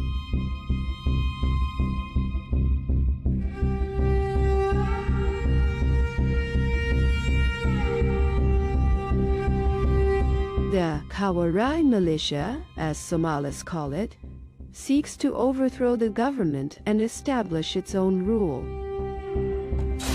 There is a security concern, and this concern is linked to Al-Shabaab, which is not only an extremist movement that uses violence to achieve its goals, but also a movement that runs parallel to the state and tries to impose a complete alternative reality in parts of this country.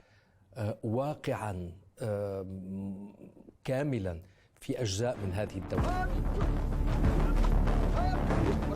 Al-Shabaab was founded in 2004, and its first public appearance under its current name came in 2006 on the ruins of a state that had been torn apart and exhausted by civil wars. In that same year, the United States designated it a terrorist organization. It served as the military wing of the Islamic Courts Union, which had consolidated its control over Mogadishu and the south of the country, becoming a major force through a system of Sharia court.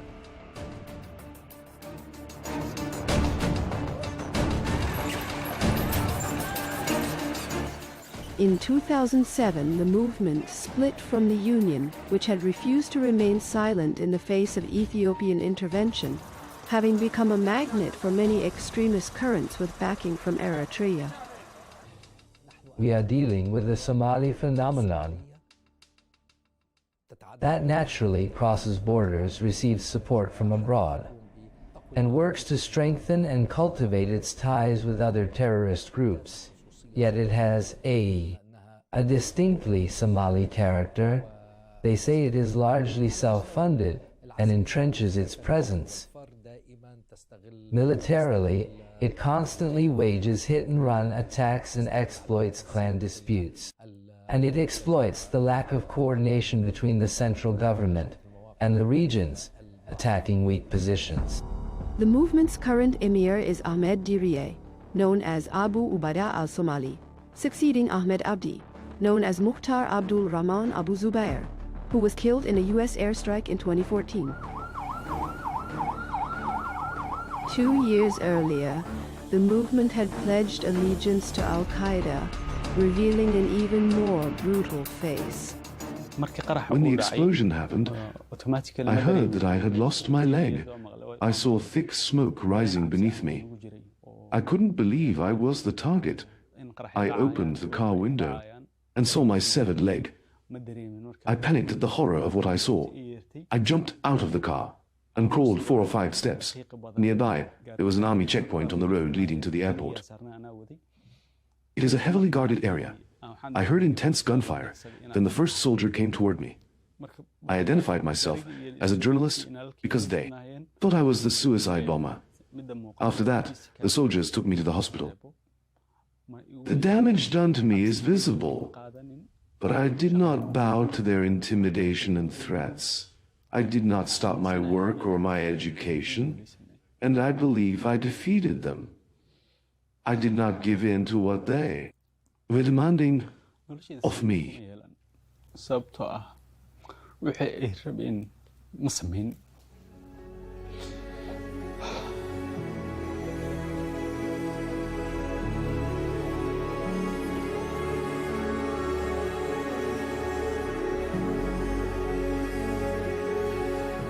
It was a bloody period after which the Somali army entered. A new phase of decisive, intensive field operations targeting the rebels' strongholds. Battles between al-Shabaab and the state keep recurring. In the past, we would leave our homes and then come back. But now, the fighting methods have changed because al-Shabaab fighters seized our homes and refused to leave them, so the state brought in its artillery and began shelling them.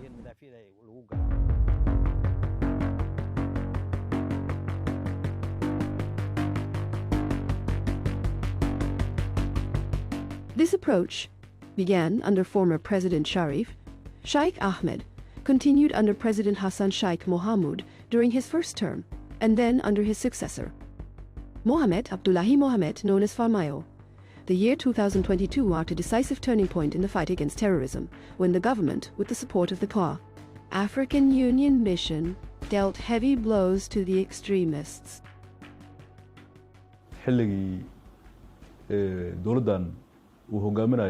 Since the arrival of President Dr. Hassan Sheikh Mohamud to power in May 2022, the state declared a war against those outside the law. Major campaign in which the state prevailed and the rebels suffered heavy defeats. We drove them out of many areas they used to control. When we speak of a distance of 30 kilometers from Mogadishu, we mean the towns of Balad and Basra. We also pushed them away from the Haradhir area, 8 kilometers from Mogadishu. We can say that the Somali state now controls around 90 to 95% of the territory.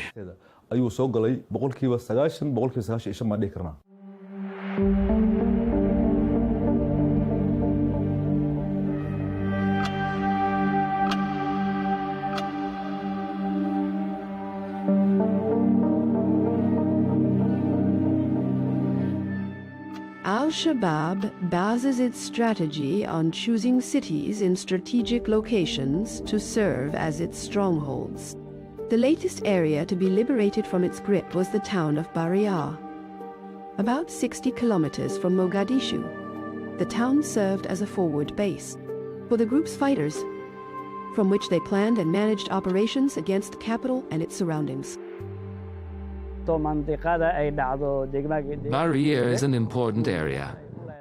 First, it is agricultural land. Second, it is close to the towns of Maro and Afgoy all the way to Marca, which makes it strategically important for the enemy. The terrorists try to move closer to the area, disrupt people's lives, and control the road leading to Mogadishu. Securing Baria is part of the operation. The military operation we called Silent Storm. The town has a strategic location, allowing us to monitor movements in the surrounding areas, on both sides.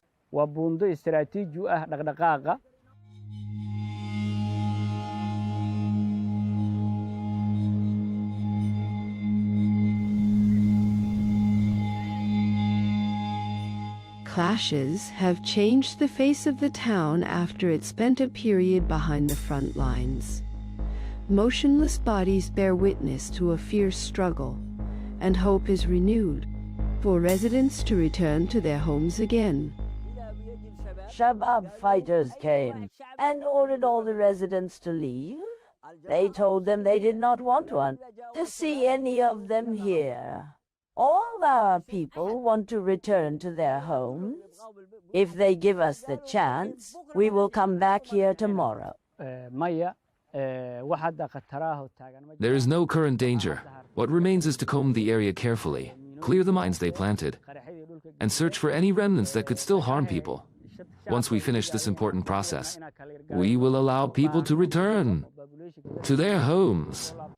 We will continue and move on to other areas including Odale.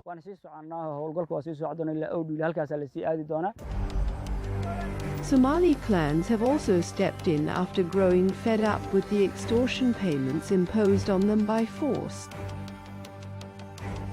A tribal uprising was a decisive factor in tipping the balance of the confrontation, drawing on its intimate knowledge of the terrain and the fighters' movements. Those we call the Kawari, or outlaws, who controlled southern Somalia, are from the Al-Shabaab group, based in the south of Iorajao, and then near in Puntland all the way to the far end of Jubaland, where Ras Kamboni is located, an Islamist military front. In the north, specifically, in the Golis Mountains and in Al-Muscat, ISIS is present. We have achieved major victories. With the help of the Puntland army and people, we have defeated the Al-Shabaab front and the ISIS front. The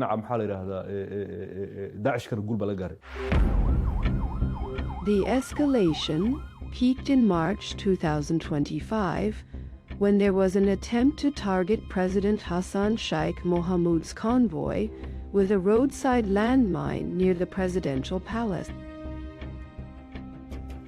This bloody approach is not limited to striking state institutions and symbols. It targets anyone who opposes the movement's extremist ideology.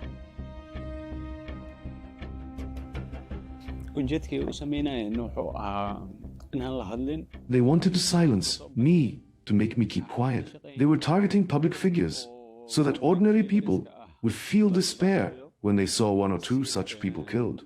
Among public figures, to terrorize society and destabilize the state. They want to frighten the people. Personally, I did not feel fear and did not leave my country as other journalists did. We stayed and continued talking about them. They will come to an end. One day...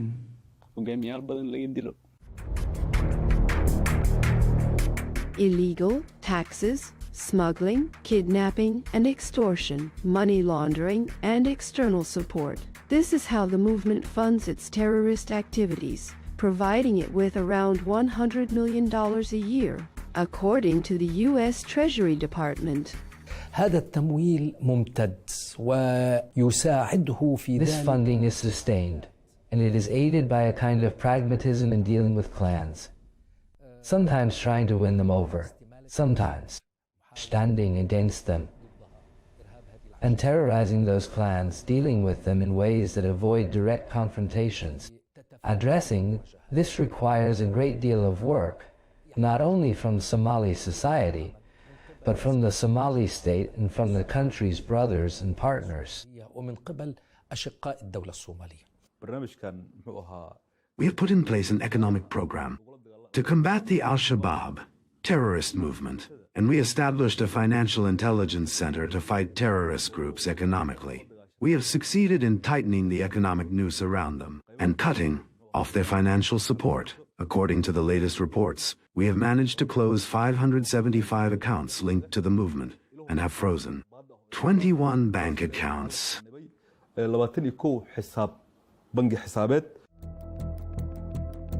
International and regional alliances have stepped in and tightened the noose around these groups through ongoing operations to drive them out of their positions, mainly in the south and center of the country. Neighboring countries such as Kenya, Ethiopia, and Djibouti have helped us. They have been part of the African Union peacekeeping mission since 26, as well as Uganda, one of the African countries supporting us. These states have joined us at every stage of the fight against terrorism. Their soldiers are part of the PIA, African Union forces. Without their efforts on Somalia's security, terrorism would also have reached neighboring countries such as Kenya, Ethiopia, and Djibouti. Somalia itself is deeply interconnected with its neighboring states. The movement has lost much of its influence after the renewed pressure on it, combined with intensive U.S. airstrikes, and a series of defections has also thrown it into disarray and undermined its organizational structure. I broke away from Al-Shabaab after a long ordeal. Their only goal is destruction and sabotage. They show no mercy to the weak. and life among them was harsh and difficult. I surrendered to the government. I want to live a dignified life, and pledged to fight them alongside the government forces and defend the country against those who kill people. I used to think they represented Islam, and that anyone who opposed their ideas was a disbeliever. I even joined them and believed in their ideology. But their brutal killing of innocents and my inability to bear it pushed me to flee, especially after they ordered me to carry out a brutal killing operation. Before carrying it out, I decided to escape. لكن قبل تنفيذ ذلك قررت الهروب.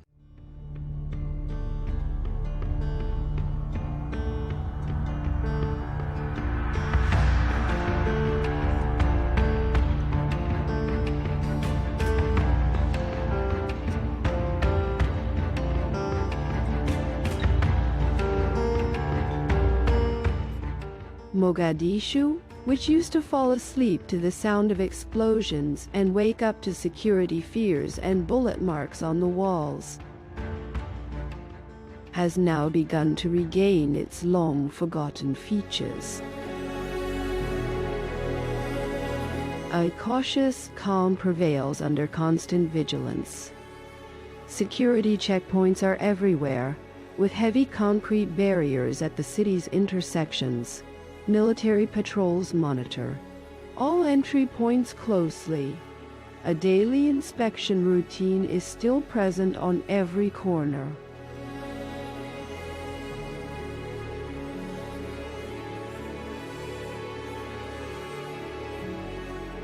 Sobe Street, which witnessed the deadliest terrorist attacks in the capital's history in October 2017 and October 2022, is now entering a new phase of construction and development in an effort to restore the security that years of violence have taken away.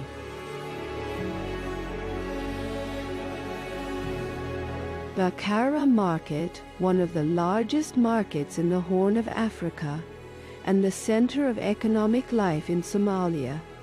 For years, it was an open battlefield between warlords, Al-Shabaab fighters, and peacekeeping forces. The place's memory takes us back to 1992, when the state of chaos and social fragmentation prompted the United Nations to intervene militarily under U.S. leadership in what was then called Operation Restore Hope. Today, I informed Secretary General Boutros Ghali that America will respond to the call. I have given Secretary Cheney the order to deploy a substantial American force to Somalia. The clashes in and around Bakara Market escalated, and the market gained worldwide notoriety, especially after the events of October 3, 1993, the Battle of Mogadishu, when General Mohammed Farah Aidid's forces shot down 2 U.S. Black Hawk helicopters and dragged the bodies of their crew through the area. This past weekend, we all reacted with anger and horror when an armed Somali gang desecrated the bodies of our American soldiers and paraded an American pilot as a captive. These tragic events raise difficult questions about our efforts in Somalia. Why are we still there? The fierce battles left 19 American soldiers dead, after which U.S. forces withdrew from Somalia in 1994. Today, with tighter security and an increased police presence inside, the market is seeing a noticeable recovery for both consumers and traders. Anyone who knows Bakara Market knows well that it has gone through major problems. In the past, there were serious obstacles related to security, the economy, and commercial competition. These challenges plunged us into a cycle of fear, killings, and bombings, and hardship. There were huge explosions in nearby areas that caused many problems for our people. Thank God, there is a big difference between what we went through in the past and where we are today.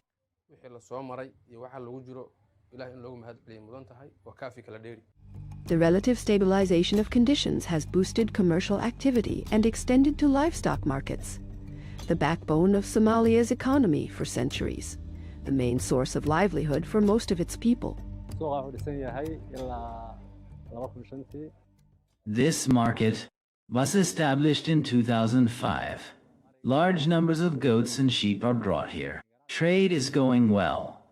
Prices rise at times and fall at others. A sheep costs between $250 and $300, and a goat between $120 and $160. The market receives around 6,000 head of sheep each month, and during the Eid periods the number rises to about 60 or 70,000 head.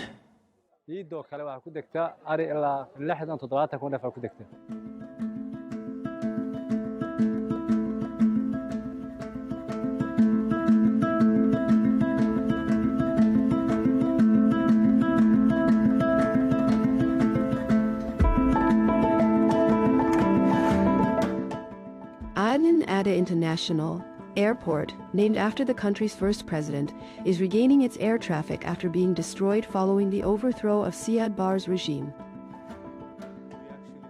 We have here 23 domestic flights a day to local airports, and we also have 17 international flights. We work with Interpol, which makes it easier for us to identify all those on watch lists. We are keen to arrest criminals, and those working with organizations such as Al-Qaeda, ISIS, and Al-Shabaab. It has also become easier for us because we have a system known as the Fraud Detection Unit, FDU, which allows us to detect forged passports and visas and catch forgers. The airport is one of the most heavily guarded sites in the capital, particularly in the Green Zone. It is a strategic hub for the government and international organizations, which makes it a target. We facilitate the arrival and movement of our international partners here, but dealing with Al-Qaeda, Al-Shabaab, and ISIS is very difficult at times, because they can easily change their names and alter their records. Sometimes there are people who work with them and try to bring them into the country so that they can operate here more easily.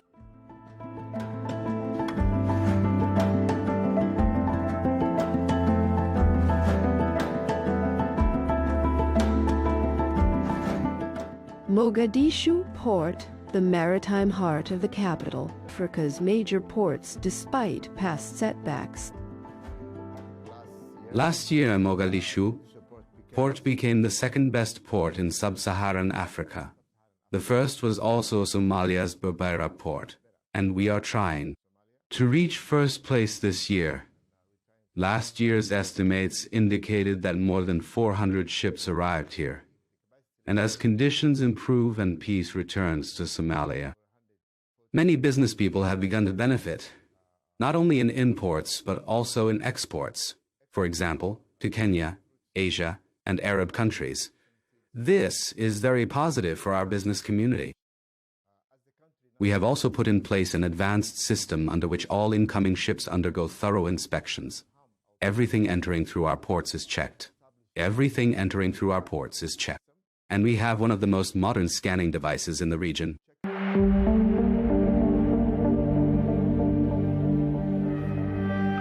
Directing domestic and foreign investment into infrastructure is an important step to boost an economy that faces major challenges such as poverty and youth unemployment exceeding 70%.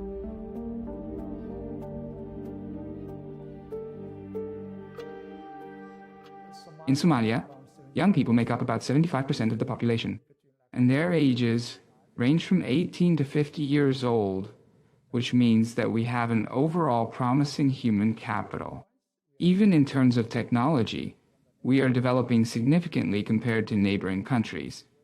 We have very good internet, so it is expected that the government will raise the economic growth rate to about 5 to 6%. As for average annual income per capita, it used to be around $300 and is now close to $600 to $700, which in itself is a clear improvement. The country has also launched a Vision 2060, under which we hope to raise average daily income per person from $2 to $5. In addition to the traditional engines of development, new promising sectors are emerging, bringing fresh opportunities for investment and growth. We still have great hopes of finding oil and gas, and exploration has already begun. So we are currently very optimistic economically. Our GDP growth rate is about 3 to 4%. We have 4 main sectors driving economic development: livestock, agriculture, fishing. And now we have started entering the oil and gas sector, which gives us substantial and diversified potential to drive our economic growth.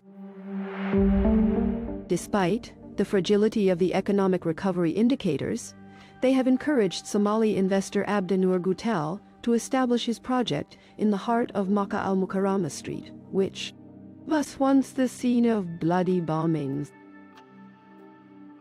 Somalia is our country. We were working here before this project was set up. We see it as a social duty. If we don't do it, no one else will. That's why we wanted to invest in Somalia, to create jobs for Somali youth who used to risk their lives at sea to migrate to Europe and other countries. We have hired many of them, and people from the wider community. And we have also created a platform where all Somali companies can showcase their products and services for the Somali people. Economic momentum has been strengthened by Somalia's accession to the Common Market for Eastern and Southern Africa and the East African Community. This step falls within a broader trend of economic diplomacy, which requires diplomatic openness that brings the country back onto the international stage. It is very important for us to see more embassies opening in Mogadishu. We are working on this every day with our international partners, and going forward, we look forward to opening more embassies and missions. Diplomatic missions in Mogadishu. We work closely in line with our strategic vision at the Ministry of Foreign Affairs to open more diplomatic missions around the world, especially in countries with which we have good and strong ties. A political approach that runs up against various obstacles. In an unusual scene, on the side of the road, the pavements turn into spaces to display and sell the shilling, Somalia's local currency, bundles of banknotes that reflect high levels of inflation, which forced the government to adopt the dollar as an alternative currency alongside the emergence of electronic payment systems.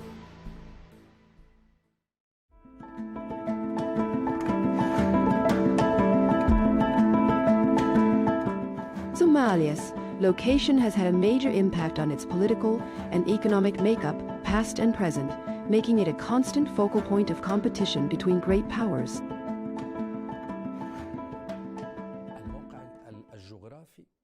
Its geographic position is clear: the Gulf of Aden, Bab al-Mandeb, and a coastline of 3,330 kilometers, the second longest coast in Africa.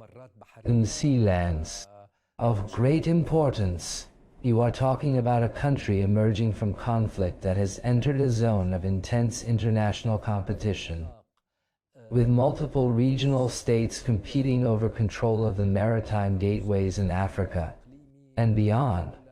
Naturally, this location puts it in the eye of these storms. The second, and very important, point for Somalia is that it forms the first line of contact in this part of the Horn of Africa and the Arab world in the fight against terrorism.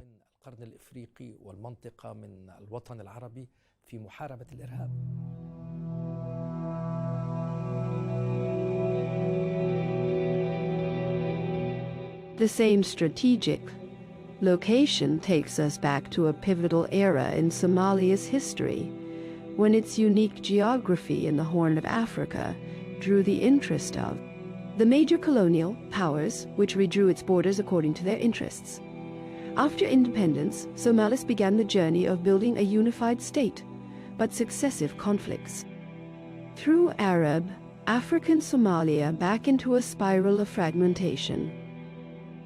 The most prosperous era in Somalia's history was when the country gained independence from British and Italian colonial rule and later united into a single entity, the Somali Republic, on 1 July 1960 until January 1975.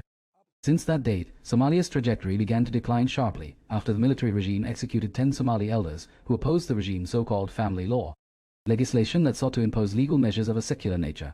Who opposed what the regime called the family law, legislation that sought to impose legal measures of a secular nature. That gave women greater equality with men. After that, Somalia entered the 1977 war with Ethiopia, a war that gradually led to the weakening of the Somali state and to its eventual collapse. Following these deep divisions, international and Arab efforts emerged to bring the parties together and overcome political and security complexities. During the collapse of President Siad Barre's government, may he rest in peace, and up to the establishment of the first transitional government in 2004, the Arab League had an envoy, and from that time on, we began trying to calm tempers between the Somali parties. In 2006, we held negotiations in Khartoum between the Somali transitional government and the Islamic courts. In 2008, we opened an Arab League mission during some of the darkest times when Somali society and its government were suffering from rampant violence. As internal fighting worsened, federalism emerged as a political option for bringing people together, granting the region's broad self-rule within a unified state, producing 6 states, the most recent of which is the northeastern state, a direction rejected by Somaliland in the north of the country, which unilaterally declared secession in 1991.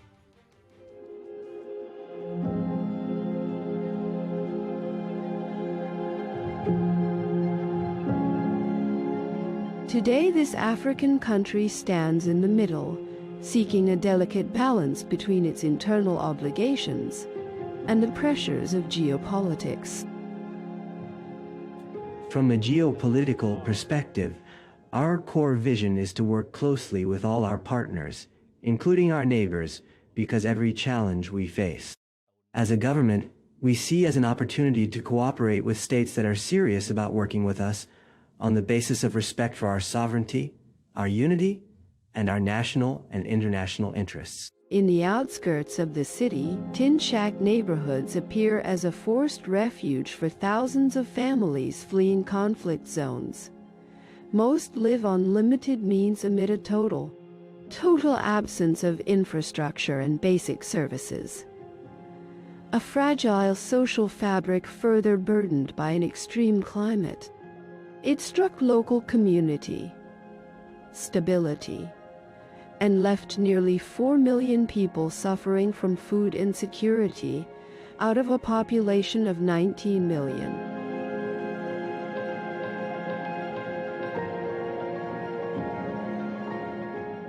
In another part of Somalia's map, among these tents, are stories that led thousands of families to join the Mamis displacement camp in the Danail area.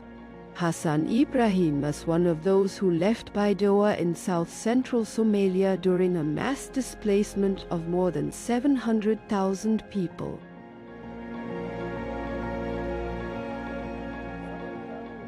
I left my area because of drought, hunger, and problems.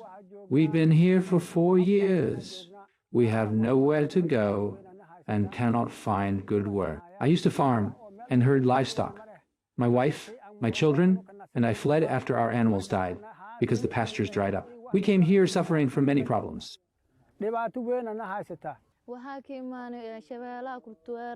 We've been here for 2 years. We came from Lower Shabelle. My younger sister, Lula, lost her eyesight. We took her to the hospital. But the treatment was very expensive. They asked for a large amount, around $700 or $800, which we cannot possibly afford. Our father went to the countryside looking for work, and our mother works as a porter in Bakara market. Sometimes she earns money, and sometimes she doesn't. We can only have dinner when she gets paid. This is our situation.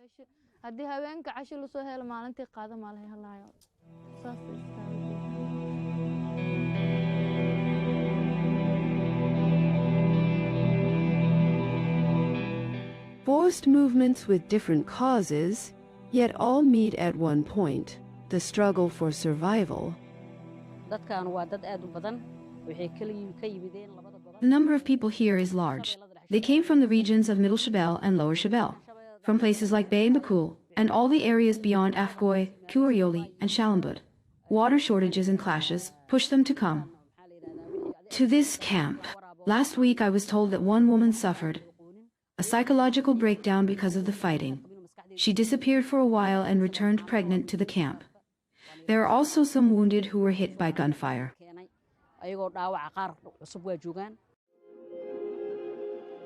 Here there is both one thing and its opposite. In a striking shift in migration routes, Somalia has gone from being a source of refugees to a destination for those fleeing crises. Crises no less complex than the reality of this Arab African country. During the war in Syria, there was a lot of chaos. After I graduated in 2017 or 2018, work conditions were bad, few job opportunities, difficulty starting your own business, and many hardships. Also because of the military situation, we had compulsory service, so I was forced to work abroad. I contacted friends who were already in Somalia. They encouraged me and said job opportunities were good. The climate was good, life was comfortable, and there were no problems at all. And now I am bound by a contract with the group here, and I'm comfortable. And of course, I'm thinking of returning, now that Assad is gone. أنا يمنية أعيش في الصومال وصار لي من 2021. I am Yemeni. I've been living in Somalia since 2021. I was in Turkey with my father when I met my husband there, and it happened that I returned to Somalia because of my husband's job. He's an engineer here. I came in 2021 and started a project. The project was a simple idea with a big dream. I love that Somalia is truly a country worth investing in, and I advise anyone to invest here. So I wanted to start a home-based project with simple handmade touches. أنا أفتح مشروع من البيت بلمسات يد بسيطة.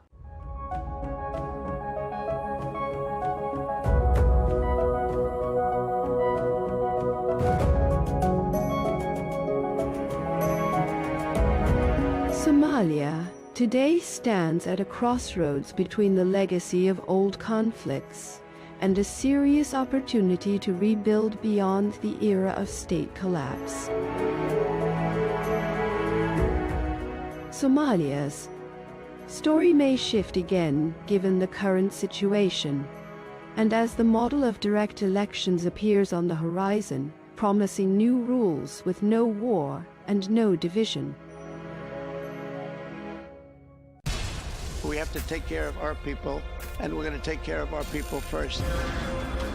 For in-depth analysis and all the latest developments across the globe, make sure you join us every weekday. President Trump is trying to negotiate a ceasefire. With so much happening, so much information, and so much noise, international law will have no part in his administration. It can be hard to keep track. Tariffs will just fuel inflation. We're going to fight these tariffs. But you can count on us to tell you what you need to know. We stand by your side. Join me, Tom Burges Watson, for Global News Today, right here on Arabiya News.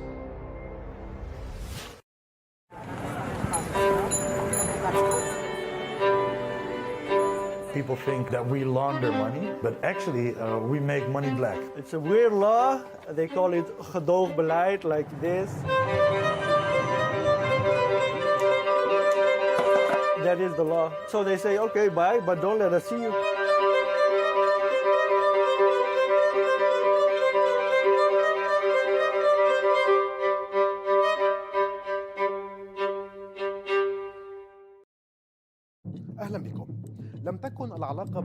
Welcome. The relationship between Moscow and the Arab world has never been a straight line. It has seen decades of rises and falls, from peaks of alliance during the Arab-Israeli wars to a sharp decline after the collapse of the Soviet Union, and then a notable return through the Syrian gateway, followed by Gulf caution amid the war in Ukraine. Today, with the Arab-Russian summit convening in Moscow, a central question is being asked. Is Russia seeking to restore its former glory in the region, or to build new partnerships that adapt to the transformations of the 21st century? Since the mid-20th century, the Soviet Union emerged in the Middle East as a pivotal player. As its early support for the independence of Egypt, Syria, Algeria, and South Yemen granted it special influence with Arab capitals, that influence soon turned into an active military and political presence, reaching its height during the wars of 1967 and 1973, when Moscow supplied Cairo and Damascus with weapons, experts, and pilots, becoming a principal partner in the Arabs' battles with Israel.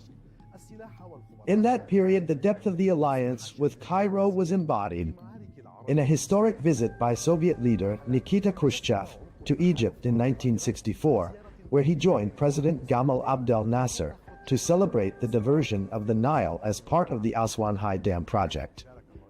Those were highly symbolic moments that cemented Egypt as Moscow's closest Arab ally, and showed how development and weaponry, together with political positioning, became interlocking tools of the Soviet project in the region. At that time, Khrushchev delivered his famous line, "The High Dam is not just an engineering project. It is a symbol of friendship between the Egyptian and Soviet people." From there, a new phase began in which the Soviet Union became the primary patron of Arab nationalist and socialist regimes.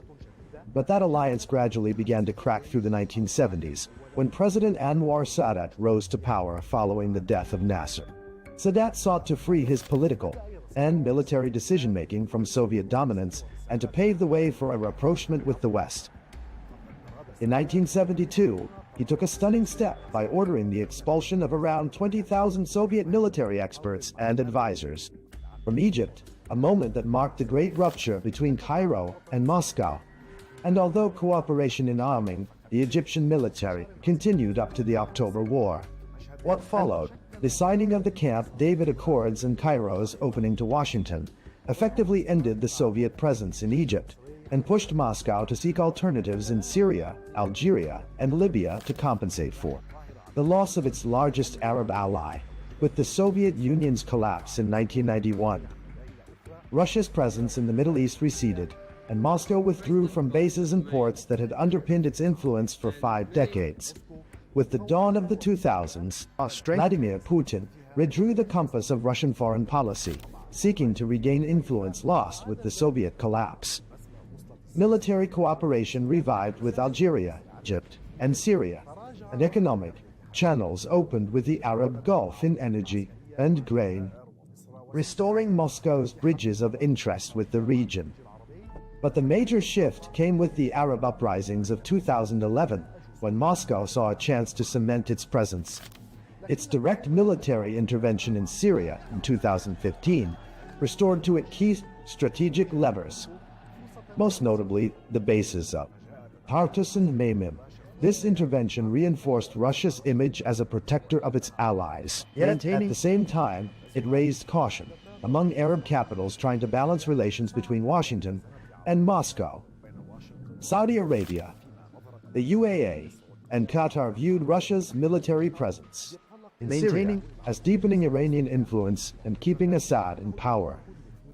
Despite political disagreements, Moscow's ties with the Gulf capitals remained pragmatic, maintaining close cooperation in the energy sector, along with Russian investments in gas and petrochemicals, and a limited degree of security and military coordination. With the eventual fall of the Assad regime, the scene shifted again. The new Syrian leadership rearranged its priorities, moving away from dependence on Moscow and opening up to Gulf capitals in search of reconstruction and investment. This shift cost Russia its Damascus card, the one that had given it prime influence in the Middle East equation, while the new Syrian leadership sought to redefine its relationship with the Kremlin on different terms, preserving security coordination and continued use of the Tartus and Memim bases in exchange for limited Russian support in infrastructure rehabilitation projects and the supply of wheat and fuel. Then came the outbreak of the Russia-Ukraine war in 2022, putting Russian and Arab relations to a severe test.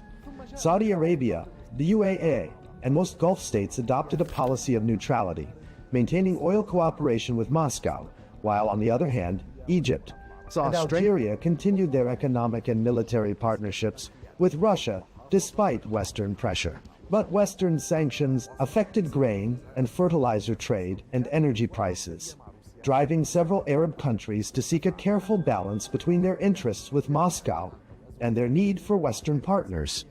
Despite the geopolitical complications, the last decade saw strengthened oil cooperation between Moscow and Riyadh through OPEC Plus agreements that helped stabilize the global energy market.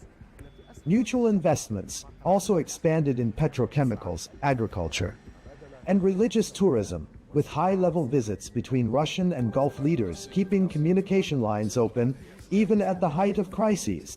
In parallel, Moscow maintained its traditional stance on the Palestinian issue, affirming support for a two-state solution along the 1967 borders and the establishment of an independent Palestinian state beside Israel, while calling, during the recent Gaza events, for an immediate ceasefire and civilian protection to preserve balance in its relations with both Palestinians and Israel. Russia's presence has not been limited to the Gulf, Syria, and Egypt. Algeria has been one of Moscow's oldest military partners and the largest importer of Russian weapons in Africa and the Arab world. Since 2019, Russia has played a prominent role in Libya through the Wagner Group supporting Haftar's eastern forces, giving it military and economic leverage in key regions.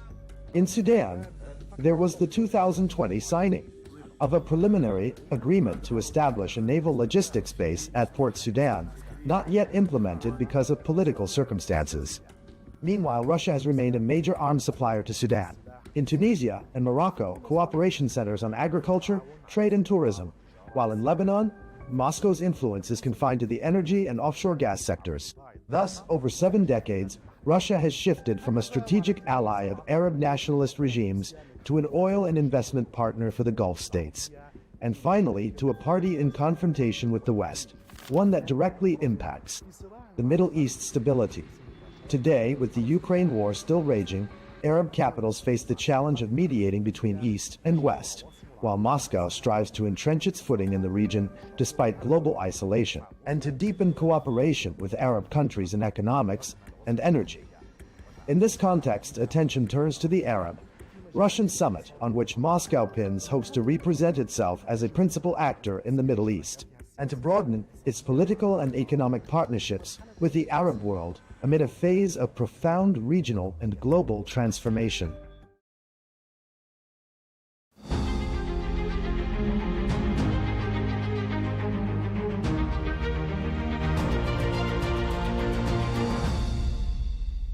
The world is in the grip of an energy crisis unlike anything we've seen in decades. The war in Iran and the closure of the Strait of Hormuz has sent shockwaves through global energy markets, triggering supply deficits, draining inventories, and raising the specter of an oil shock that many analysts had long warned was coming. But how bad is it really, and how much worse could it get? As refineries begin cutting runs and different regions of the world start feeling the squeeze in very different ways, the critical question is, are we still in the early stages of this crisis, or are we about to hit a wall? And then there is the geopolitical fog, a fragile ceasefire, on-again, off-again hopes of a diplomatic deal, and an oil futures market so volatile that traders seem reluctant to take any position at all. Meanwhile, in North America, a very different story is unfolding, one of opportunity. U.S. shale producers are sitting on higher prices, and Canada's oil sands industry is suddenly back in the spotlight with renewed talk of pipelines and increased production. To make sense of all of this, I'm joined today by Eric Nuttall, partner at 9 Point and one of the most closely followed voices in Canadian energy investing. Eric, welcome to the program and thanks for joining me. How big of a cumulative deficit are we seeing today in the global oil market in light of the Strait of Hormuz closure and despite as well the inventories drawdowns? And if the strait is open tomorrow, how long will the market need to normalize? And are prices set to remain elevated for an extended period of time, even after the conclusion of this war? You bet. This is very clearly the biggest energy crisis of our lifetimes, which for many of us who follow, do barrel counting, it's kind of mystifying to see the ongoing complacency in the market.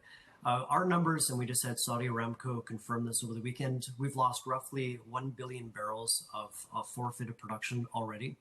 Even if the strait were to open up tomorrow fully, ignoring sea mines and all of the different challenges to a quick resumption, our estimate is we will lose at least 1.53 billion barrels. And so that's just an epically massive number. We have seen some workarounds to try to bring that down.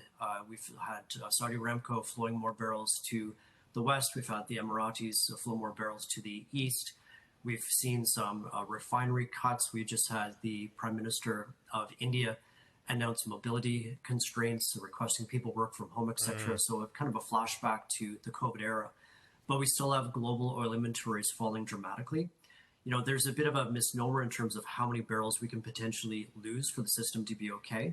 A good report out by JP Morgan about a week ago said that we can only lose about 800 million barrels before the working inventories of refineries around the globe start to kind of hit the red line. We will be approaching that by our estimate sometime in June. And so there remains a lot of complacency. We've had a surge of US exports that has helped things. There was a bit of a surplus coming into 2026, and we can debate how big that was. That has very clearly been used up. There was some excess oil on the water. That has now been used up. The last of the ships have arrived, etc. And so we've been a little early. However, we do think that, to your point, we are hurtling towards a wall at 100 kilometers an hour, and we're about 5 inches away from it. And so we think the coming days or weeks is really when reality is going to set in. I know that situations differ depending on the region and depending on current level of storages and domestic production, but how close are we today to seeing the full effect of this energy crisis that many have been warning from over the past 2 months? And more importantly, Eric, what ways and forms will this crisis materialize in the different regions around the world as run cuts in refineries continue? Yeah, so coming into it, and you were correct to point out every geography is different. Globally speaking, we were already quite low in terms of inventories of certain refined products. Jet fuel and diesel were both very, very low. And so it's not surprising in areas such as Australia, they have the highest diesel consumption per capita of anywhere in the world. They're having to really, really curtail usage to the best that they can. In Europe, for example, London Heathrow, 70% of their jet fuel comes from the Strait of Hormuz. We're now 72, 73 days from that no longer being accessible. And so we're starting to just see the beginning of flight cancellations, more regional. We've yet to see international, the more heavy fuel usage. That's coming. And so our view is you're going to have price rise materially in the coming weeks to start to rationalize demand. By our estimate, you need about $175, $177 Brent for that to begin to occur. We also had thought that governments would enact mobility constraints, and now you're just starting to see that in India as well from a very important speech. So we're just at the very beginning of this. It's been the lag effect really that I think, again, we're 72, 73 days into this. Many of us would have expected to see a more dramatic price increase, but the complacency, I believe, is being fueled by, existing inventories, which have all been been worked off. So again, we're very close to the cliff.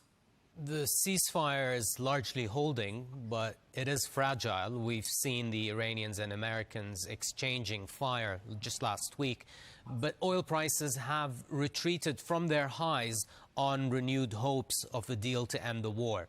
Of course, we've been here before, Eric, with this roller coaster ride of ebbing and flowing of hopes of the deal. Mind you, liquidity in the futures oil markets have been low lately, probably showing traders lack of appetite to take positions in such a topsy-turvy market. Are you optimistic that we are any closer today to the end of the war than we've ever been so far? I think what we have seen is, this work towards an MOU, which is just really setting the principles for negotiations to begin. It still seems like both sides are very far away. You have a ceasefire where you have love taps by Donald Trump's wording and such. So we do not think we are close to this resolving, which is dramatic. We have Middle Eastern production now roughly 14 million barrels per day. We are rapidly drawing down stocks, and yet we have this complacency, and I think there's two reasons for that. Historically, every geopolitical spike, it has been warranted to sell into that strength. We think of Abcake back in 2019. You had a sharp rally in the oil price. It fizzled out, I think, a week or week and a half later on. The other, and to your point, is traders are not willing to deploy risk capital because of the dramatic indirect influence from the Trump administration into the oil market via tweet or truth media. We've seen unnamed sources, certain media quoting unnamed sources. We've had five, we've been apparently about to set peace between the two parties 5 times in the last 19 or so weeks. So we think that the jawboning from the US president is not sending the price signal that's necessary to reduce demand, and therefore the inevitable spike that is coming that everybody that I speak to agrees with is just a question of quantum and when it actually arrives. We must reduce demand. We cannot replace the quantum of Middle Eastern production from the United States or elsewhere, nor can SPRs or existing inland inventories make up for that dramatic number. And so we have to rationalize demand, but the oil market is not sending that price signal because of, again, the direct intervention from the US administration. So it's an inevitability that is now being made worse by the direct jawboning from the White House. I want to move on to North America and the response to what's happening there in the Middle East. We're now almost at the end of the earnings season. From what you've heard so far from U.S. shale companies, how are they responding to the higher prices today, Eric? Have they thrown away their cautiousness of the past few years to the wind? Are they meaningfully increasing or at least planning to increase activity? And how much of the void are they really able to fill? You bet. So just like oil traders, U.S. shale companies are not willing to chase a geopolitical spike in the oil price because, again, this belief that peace breaks out, we go back to normality tomorrow and oil falls to $60. We don't agree with that, but I would say that is consensus. And so what we've seen is a lack of meaningful increase in drilling activity. The leader, Diamondback Energy, announced that they thought that you could see 20 to 30 additional rigs added in the Permian. The other major areas of U.S. shale are in permanent decline. We think that is the Bakken and the Eagle Ford. And so really there's only one area where you can see an increase in activity. 20 to 30 rigs means an increase on an annual basis of 140 to 300,000 barrels per day. So with Middle Eastern production now 12 to 14 million barrels per day, 140 to 300,000 barrels per day is a rounding error. And again, it speaks to the inventory challenge. We had thought that U.S. shale production was in its twilight. As the oil price has dramatically increased, perhaps you can extend that out a little bit. You can squeeze out a little bit of growth, but it really is a rounding error relative to the quantum of forfeited production. And it speaks to, again, just this is very clearly the biggest energy crisis of our lifetimes. There remains a massive amount of complacency in the market, and we think that complacency is coming to an end in the coming days to weeks. I mean, yes, you've been a proponent of this thesis that the U.S. shale is in its twilight years. That's a view you've held for a while now, Eric. But more activity seems to be taking place north of the American border in Canada, where you are today. Increased production of oil sands coupled with higher revenues. How has the market looked for Canadian oil companies in the last 2 months? Yeah, there's been very modest increases in CapEx. Most of the larger oil sand companies, when we think about expansion, it's a really multi-year type projects. We also suffer from a shortage of incremental takeaway capacity. We just had a new pipeline come on stream that sends Canadian oil to our west coast that ends directly to Asia, or funny enough, back to the United States Gulf Coast. We'll talk about these two pipelines in a minute, yeah. You bet. So what we are up against the wall in terms of incremental takeaway capacity. We would think that Canada at best can increase production by maybe 120, 140,000 barrels per day. So it's quite modest again, relative to the global context. And again, it speaks to no one ever thought, no sober mind ever thought that the Strait of Hormuz could be closed, and sure enough to be closed for 70 plus days. There is no source of supply growth on planet Earth that can even come close to making up to the deficit that we're experiencing right now. Looking at the previous Liberal governments, today with this Liberal government, Eric, there's talk of increasing pipeline capacities in Canada and even constructing new pipelines, pipelines you've mentioned, to the Pacific coast from Alberta, or reviving parts of the now defunct XL Keystone pipeline to the U.S. How is the U.S. trade war, the current Iran war, and the new Liberal government policies changing the outlook for the Canadian oil and gas industry today? Unfortunately, what we're seeing is we have a new leadership in Canada that's abiding by the old mentality, and that is this notion that the world is needing a decarbonized barrel, and for industry to have the social license to increase production, we must pursue an incredibly expensive and very uncompetitive project called the Pathways Project that would sequester CO2 from our oil sands production. That is being tied to discussions. It's called the Grand Bargain. I've renamed it the Grand Ransom. That is the federal government tying a $30 billion project to being able to approve a new 1 million barrel per day pipeline. So I do think that is a pipe dream, if you pardon the pun. You mentioned another project that we think is much more likely to come forward, and that is it's called the Prairie Connector. It's connecting existing infrastructure to a modest pipeline in the United States. That would be initially a 550,000 barrel per day pipeline, expandable to 900,000 barrels per day, coming online potentially in 2029. So it's much more likely to go ahead. It's already received presidential approval. There's modest permitting required, as opposed to this hoped for 1 million barrel per day pipeline to the West Coast that would take $35 to $40 billion and take roughly 8 years. And lastly, we do have conversations with many companies in Canada very clearly. We've yet to identify a single company willing to take on the risk who's willing to write the check. And so we're not optimistic about adding incremental capacity to the West Coast. We think incrementally we'll be sending more and more production to our southern neighbor.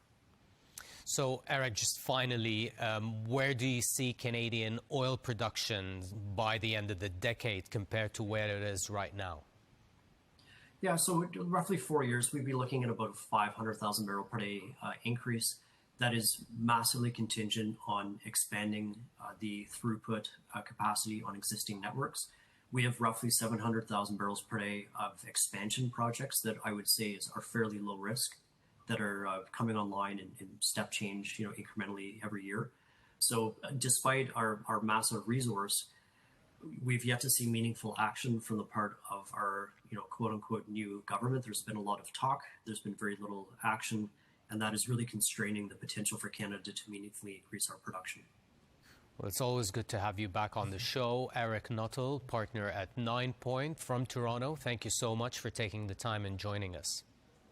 My pleasure.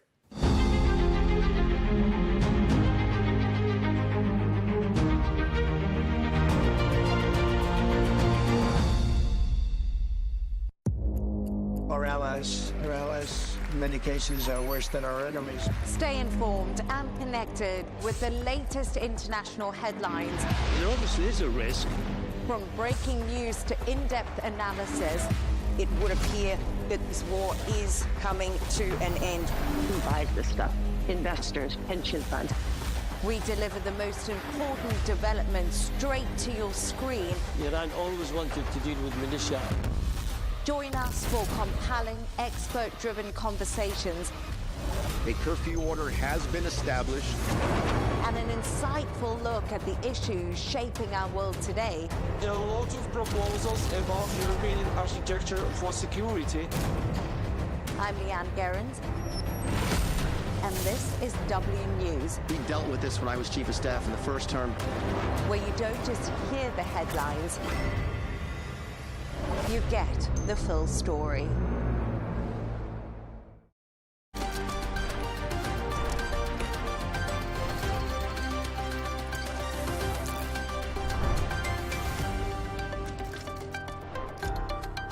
Hello and welcome. I'm John O'Hays and you're watching W News, broadcasting live from the Al Arabiya studios here in Riyadh. These are our top stories this evening. Trump says the Iran deal makes it loud and clear that Tehran will not be allowed to develop a nuclear weapon, as Al Arabiya sources exclusively reveal details of the interim deal. President Zelensky joins world leaders at the start of the G7 summit in France for talks on the Russia-Ukraine war. Saudi Arabia have begun their World Cup campaign with a 1-1 draw against Uruguay.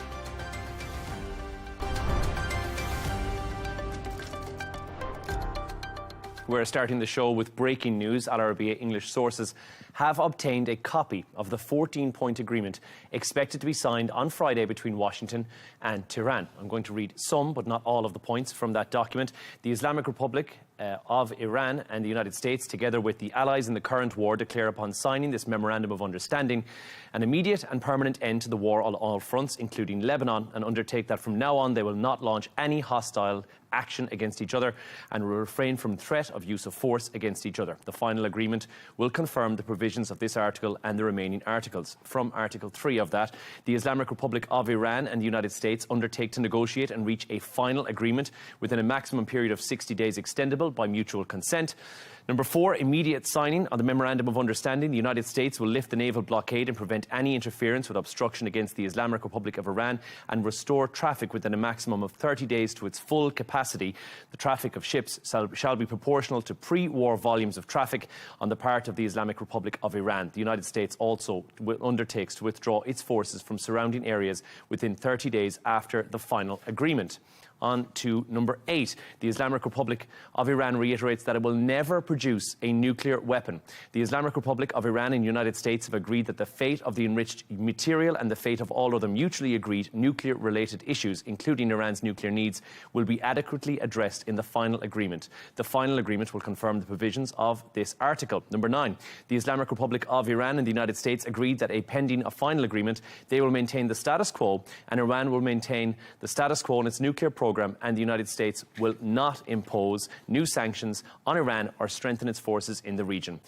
And finally, it says this final agreement will be approved through a binding resolution of the UN Security Council. Again, that is from Al Arabiya sources who have shared a copy of that 14-point document. You can see more on the Al Arabiya English website. Of course, this comes as President Trump has said preliminary agreements with Iran sends a very clear message that Tehran will never be allowed to develop a nuclear weapon.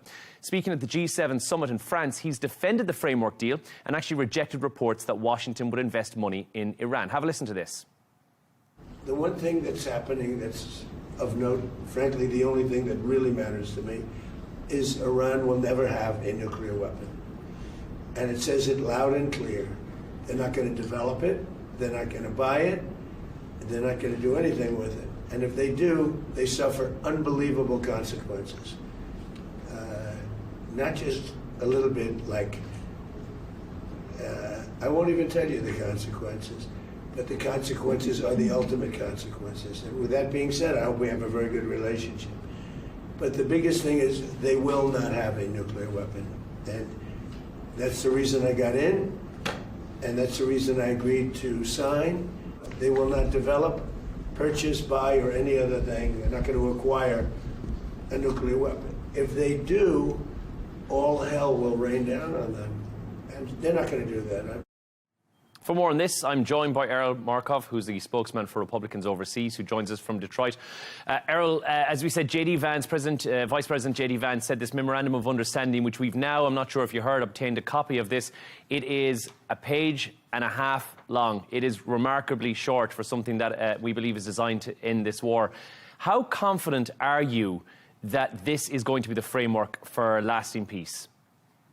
Very confident, because ultimately length doesn't determine strength. Ronald Reagan set the tone with trust but verify, and that's what we're going to do here. You know, a clear and succinct document allows us to get exactly to the point, and the point is obviously the nuclear materials and how to remove that. So the JCPOA, all these other long articulated agreements had plenty of loopholes and problems. We think the succinctness of this exactly points to the quick dedication we have to resolving the issue, and it's going to be, I think, further exemplified as, of course, those 14 points just got leaked. Now, as we said, we've obtained this, but President Trump had said that this document would be released before Friday. And this is from Al Arabiya sources. If this is the actual document, why release it? Is it about transparency? Or does the White House want to control the narrative before the critics get a chance to do that? What would be the reason to release this before it actually gets signed on the dotted line? Great question. The answer is simply both. You never want the narrative to be controlled by people who aren't involved in the decision. So on one hand, you want to get ahead of the narrative situation. On the other hand, we want full transparency. Unlike Obama's deal that never was codified in Congress and never really came to light until it came backdoored, this one is going to be completely shown. But obviously the American government doesn't want anybody else, including the news agencies, to misconstrue what it is. So controlling the narrative is critical to the public perception of this, which is also critical to having it be a well-received thing diplomatically. So we agree with both points, and we think it's critical to control both narratives. Errol, as we've read from that, and from what we'd heard from Donald Trump previously as well, Iran won't have nuclear weapons. It won't have the capability for that.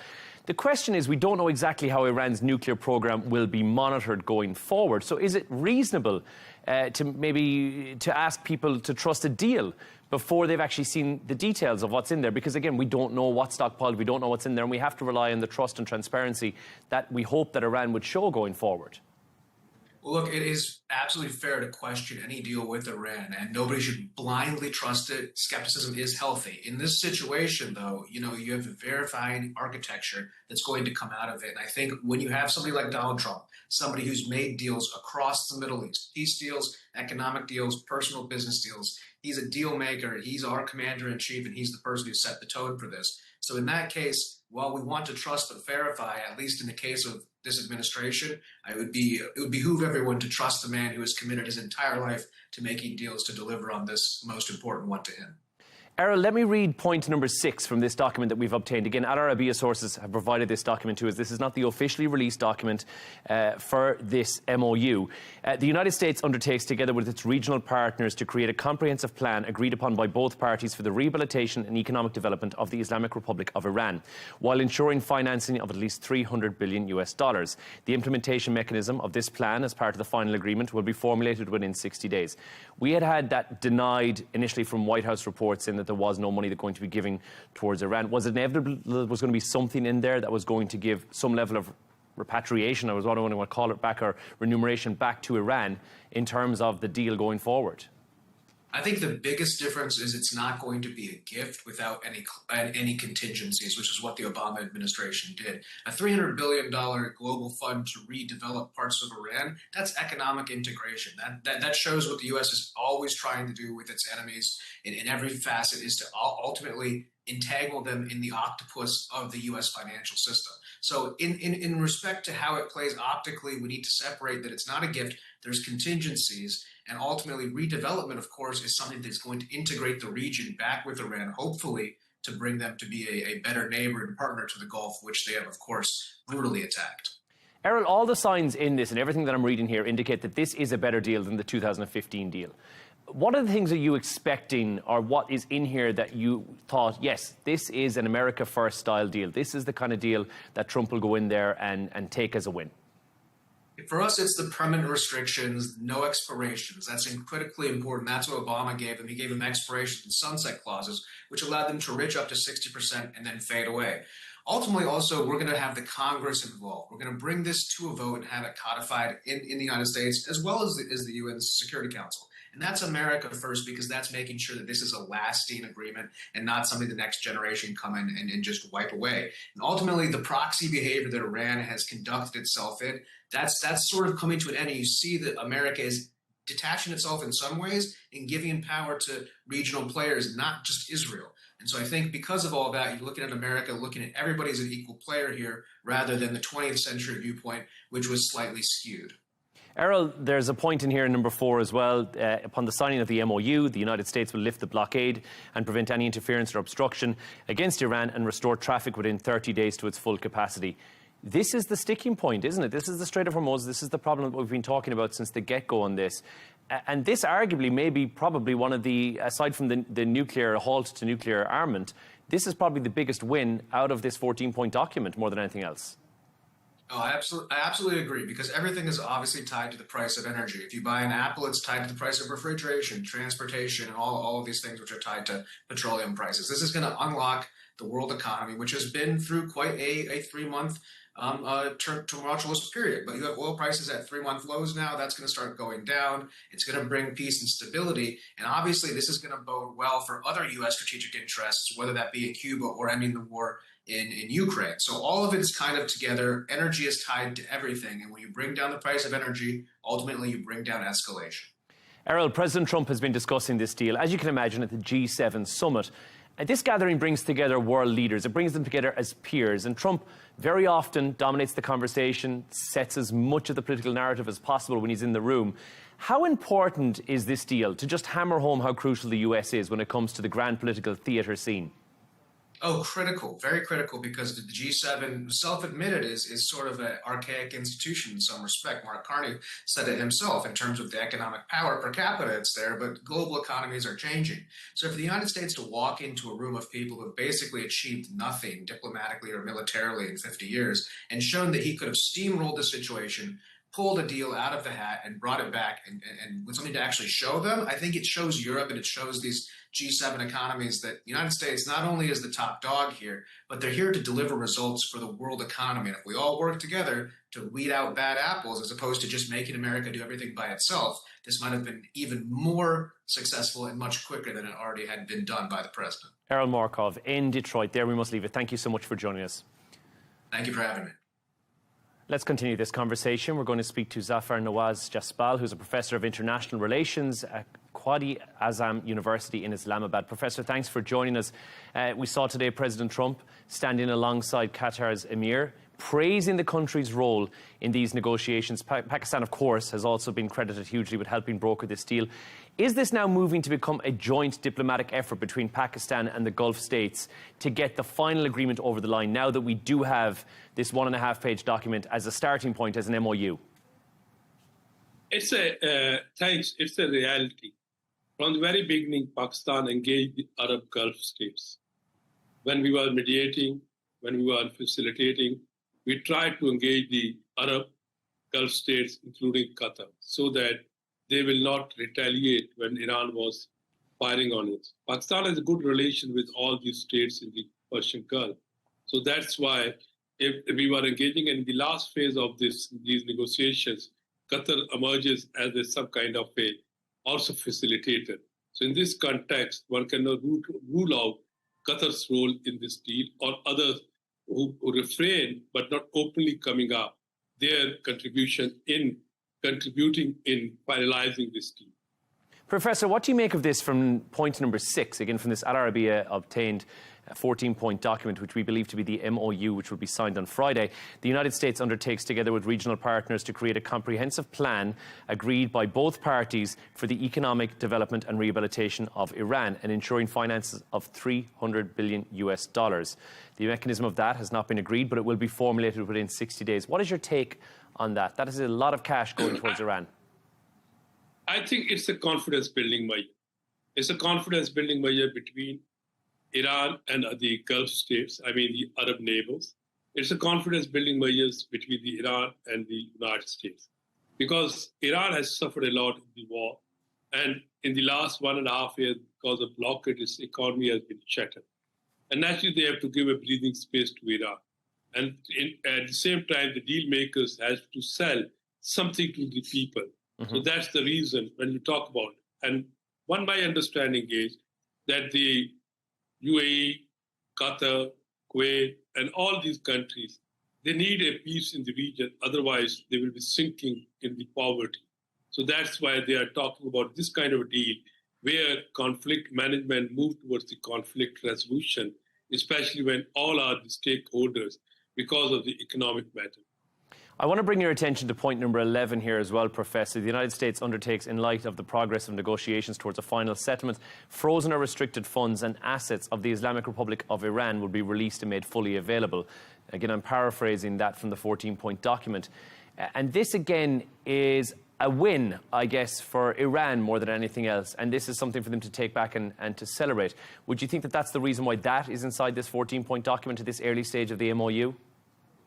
I think that what the Americans, they will try to use these frozen documents to pressurize the Iran so that they comply with whatever the negotiations will be taking place in the next 2 months on the Iran's nuclear decision-making. My understanding is that Iranians are very clear that they are not going for nuclear weapons. They are ready for, you can say, either transport their 60% enriched uranium or to, you can say, dilute it within the country under the IAEA safeguards. It's a good move from the Iranian side to demonstrate that they are not pursuing the nuclear weapon. But in a reciprocity, they demand something. And this money will be a reciprocity. We have to not forget, Americans want now Iran stable so that the regime with which they are signing a deal, this regime shall survive. And this regime will survive if this regime enjoys the confidence of people that through the deal, they did not lose the war on the table. They brought something for the people of Iran. And Americans, as a leading power, understand this dynamic. Professor, as I mentioned at the start of this conversation, Pakistan has been at the centre of this diplomatic effort. How important is it that both Washington and Tehran continue to trust Pakistan as the honest broker they have been since the start, but once those difficult negotiations begin, and how they need them to be an ally through this? Please permit me to take your word, difficult. Yes, it was a difficult. Since 28th February, Pakistan has been facilitating and mediating. And very, you can say, pursuing intelligently both sides that dialogue is the only option. In this process, if you see Pakistan and maintain credibility of its, you can say, as a mediator, and at the same time, it preserved the neutrality. This thing is very significant. And if you see to date, not even a single incident has been reported by the officials of Pakistan. What happened, what talks took place, where were the hurdles, what were the obstacles, which party was, you can say, arrogant. We never. With this, we try to maintain our credibility. Of course, when everyone was saying, is Pakistan is the guarantor of the deal, Pakistan maintained one stance. We are pursuing them. We are pursuing both parties, but we are not guarantor. They are themselves, because both are the warring parties and big powers. Pakistan, as a mediator, it establishes a role, what we call it a middle power role, and one can look Pakistan's role or sustainer of this deal as a what we call it middle power in the region. Professor, we have mentioned about both parties, the trifecta, I guess, with Pakistan, with Iran, with the US. Israel, though, they've made it very clear that they're not fully behind every aspect of this agreement. Will Pakistan consult Israel, do you think, or will they hold any influence over whether this succeeds or whether this falls? Could it be something that Israel brings the downfall of, an MOU like this?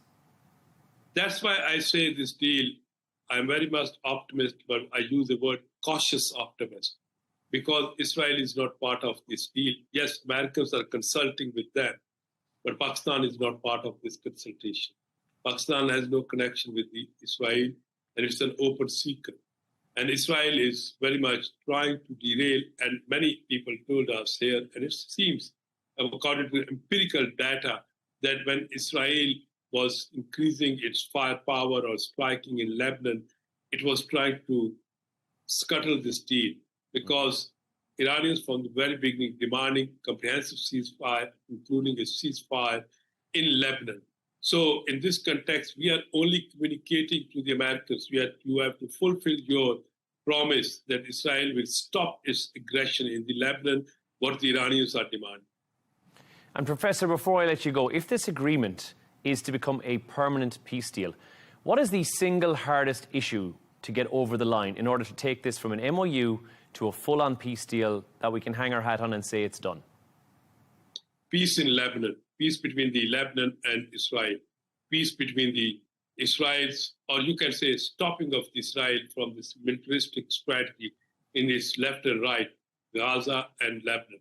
Otherwise, this deal will be not going to be seeing the positive outcome. Maybe 2 months, Iranians agree on the nuclear weapons that they will not make. They agree on the 60% enrichment. They will go for International Atomic Energy Agency safeguards. But on Lebanon, that is a red line for the Iran, especially eliminating the Hezbollah. So that will be not going to bring us clear. So that is one of the biggest obstacles. And that obstacle is also haunting Netanyahu because of his elections in Israel. Professor, there we must leave it. Professor Zafar Nawaz Jasbal, thank you so much for joining us. Thank you. My pleasure. G7 leaders have been discussing the Russia-Ukraine war on their first full day of the talks at the summit in France. President Zelensky has joined them amid continued efforts by European allies to maintain Western support from Kiev, while also assessing the implications of the emerging US-Iran agreement. President Trump said he would do what he could do to end the war after what he described as a very good meeting with President Zelensky. Now, for more on this story, we're joined by John Kavlich, who's the Senior Editor for Outcome Modelling Analysis at Issue Insight. John, thanks for joining us again on the show.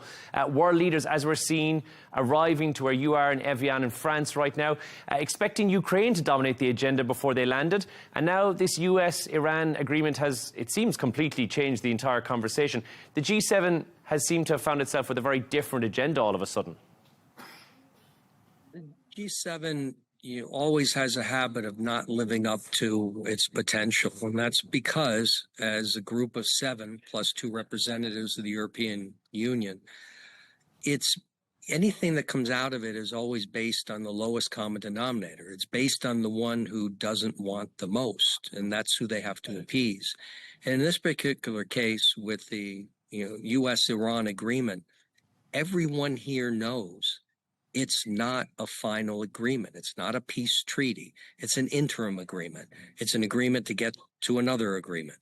And so there's a reality. President Trump is trying to portray it as a hugely significant event and a sort of a final event or a guarantee of what he wants, but it really isn't there. And then on Ukraine, they are saying nice things, and President Trump is saying nice things, but there isn't really a change in terms of what everyone is agreeing to do to try to get the fighting to stop. Well, let's talk a bit about that, John. President Zelensky arrived after claiming Ukraine struck an oil refinery deep inside Russia, and we're hearing that Trump has urged Zelensky to make a deal to end the war. Is there a concern that Ukraine risks being pushed down the agenda because the Middle East is going to dominate the headlines again for the next couple of days while the G summit is taking place? Ukraine has gone down the priority list during the last 100+ days of the Israel-US-Iran war. And President Zelensky doesn't like to be ignored. He will push himself into any space to make certain that people are talking about Ukraine. That's not a criticism. It's just that's what he does. It's sort of his job. And the White House really didn't want President Zelensky at this event, but the other members of the other G6 did, and President Macron did, because they're always hoping there'll be a moment where President Trump can give something that President Trump didn't even expect, sort of like they're concerned about the blow up. But in this particular case, there is an opportunity. But President Zelensky is really not going to be getting what he wanted. He wants licensing of technology to build missiles. Inside the White House and the Pentagon in Washington, they're not excited about licensing technology because they're afraid of technology transfer. They're afraid some of it could, because of corruption in Ukraine, it could get sold or given to Russia, to China, and other adversaries. So, that's not really there. And then you have the bigger problem. And the bigger problem is when the war started, it's Russia versus Ukraine. So to stop the war, it should really be Russia and Ukraine. Then the U.S. comes in. So now there are 3 parties. In the U.S., Ukraine sees the U.S. as an ally. Russia sees the U.S. as a mediator. And that hasn't worked. Now, within the last couple of weeks, we've had the European Union come in, and the European Union says, wait a minute, we want a seat at the table. That's 27 countries. Then you have UK. That makes 28. Now we have 31 people at the table. How anyone thinks that's going to bring closer an end to the fighting is beyond me. And John, as we mentioned, this is happening, all these leaders are meeting in Evian, where you are right now in France. Russia has continued its strikes on Ukraine. In fact, we're hearing damage to Kiev St. Sophia Cathedral, which is a UNESCO World Heritage Site as well. That is a huge attack to take place in the midst of the G7 summit. What is Zelensky hoping to walk away from with this? Who exactly, he's got these sideline chats taking place with Donald Trump. Who exactly will he be cozying up to at the G7 summit in order to get some level of resolution similar to what you've just mentioned a few minutes ago? Yeah, well, President Putin has done this on every occasion of a globalized event where if President Zelensky shows up, they will pummel Ukraine. And basically, it's a message. It's a message to Ukraine that give up. And it's a message to people supporting Ukraine. We're not going anywhere. We're going to continue this fight until we get what we want. And so it's somewhat of a deterrence from the Russian standpoint to try to just get people like, well, maybe we really don't want to do this if the Russians keep pummeling. But on the other hand, the Ukrainians will say, this is why you all should get angry. This is why Russia needs to be stopped. And this is why you need to help us stop them, because they keep killing men, women, and children. They're destroying historical buildings, and they've got to be stopped. But President Trump looks at this more and more as a European problem. U.S. taxpayers aren't providing any money.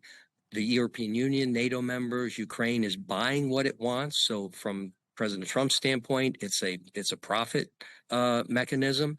And President Trump, when he says he's interested, we've seen this now for a year and a half into his first term, and that is he tries.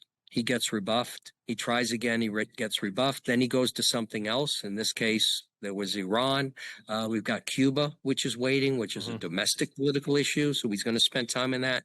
He's not going to really spend a lot of capital trying to end the war. He will try to pressure Russia, as he's continued to do with sanctions. But, he's basically saying to Ukraine, this is like a child living in their parents' home. The child is leaving the home. And in this case, Ukraine is becoming the EU's problem and NATO's problem.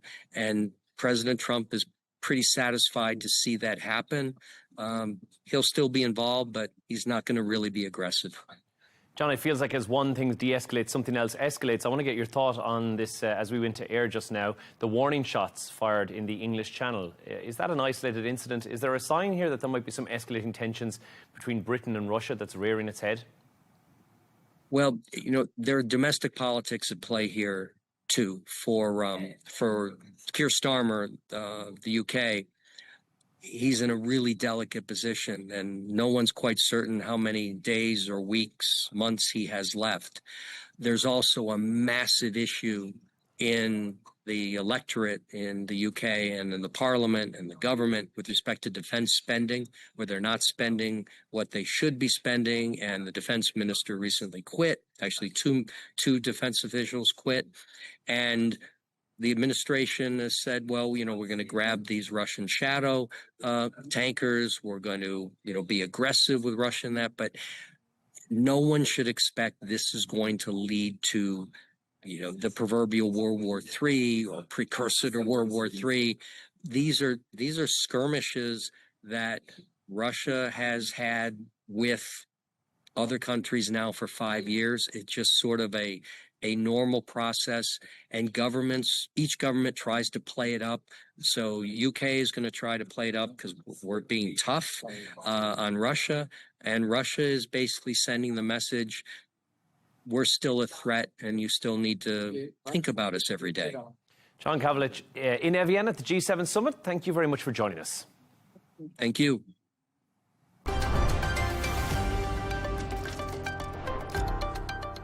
Now, 8 crew members are dead following a B-52 bomber crash at the Edwards Air Force Base in Southern California's Mojave Desert. It's the deadliest crash involving a B-52 bomber in more than 40 years. An investigation is underway to find out what exactly caused the crash. Patrick Falk has this report. U.S. Air Force officials say the B-52 Stratofortress bomber was on a routine test mission supporting a radar modernization program when it crashed shortly after takeoff. Emergency crews responded immediately, rushing to the runway at the Edwards Air Force Base, which was left with a blackened scar as a result of the impact. Colonel James Hayes called it a tragic incident. Our team of first responders snapped into action and immediately cordoned off the area and took the appropriate action to start putting out the flames. While that was taking place, our base responded in kind to establish an emergency operations center and a wing operations center to ensure that the command and control of all base agencies and the response for the recovery effort was underway. After reviewing the footage of the crash, it was deemed that this was an unrecoverable crash and unsurvivable. Reports say teams are working to notify families about the deaths. Among them were 2 employees of Boeing, the manufacturer of the plane. At this point, we don't have any indication as to what the cause was of this. We won't be able to release that information, and we don't have an ability to get that anytime soon. Right now, we're going to stand up an interim safety board to do the initial gathering of the facts, and that will then lead to a safety investigation board, which will look into those root causes. Edwards Air Force Base is used as a testing site for Air Force planes as well as other aircraft because of its long runways. The B-52 is one of the Air Force's oldest aircrafts and can carry as much as 70,000 pounds of bombs and munitions. Patrick Falk, Arabiya English.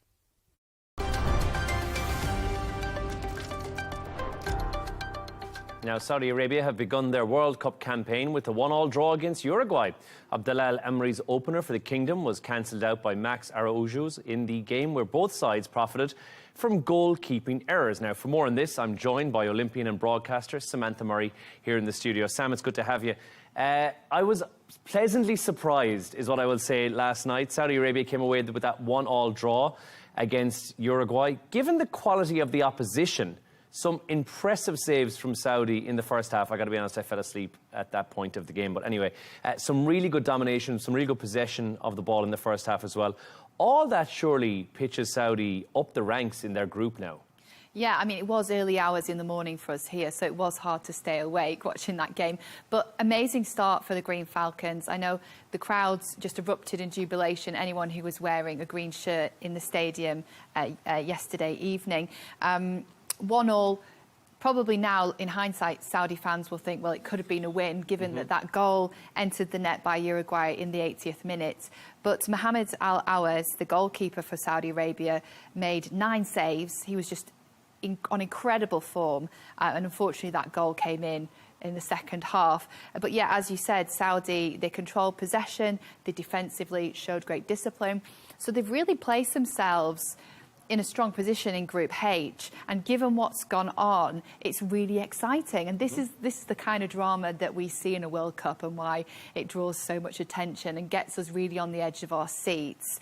I think it gives the squad belief, because now they're not just an emerging squad, they've actually shown they can contend against some really dominant players and against a strong side. And where other countries might have seen them fall short here and not necessarily draw and take that point forward, they've done the complete opposite, and they've shown how strong they are. So it brings to the conversation Saudi Arabia as a force in international football. Which I think is very impressive, and I think given the group and how tricky that group is, and with Spain in there as well, this could shape up to be a really impressive group. It should have been a 1-0 win last night. Should have been. That's okay. Taking it to the controversy side, because we can't have World Cup without a little bit of controversy.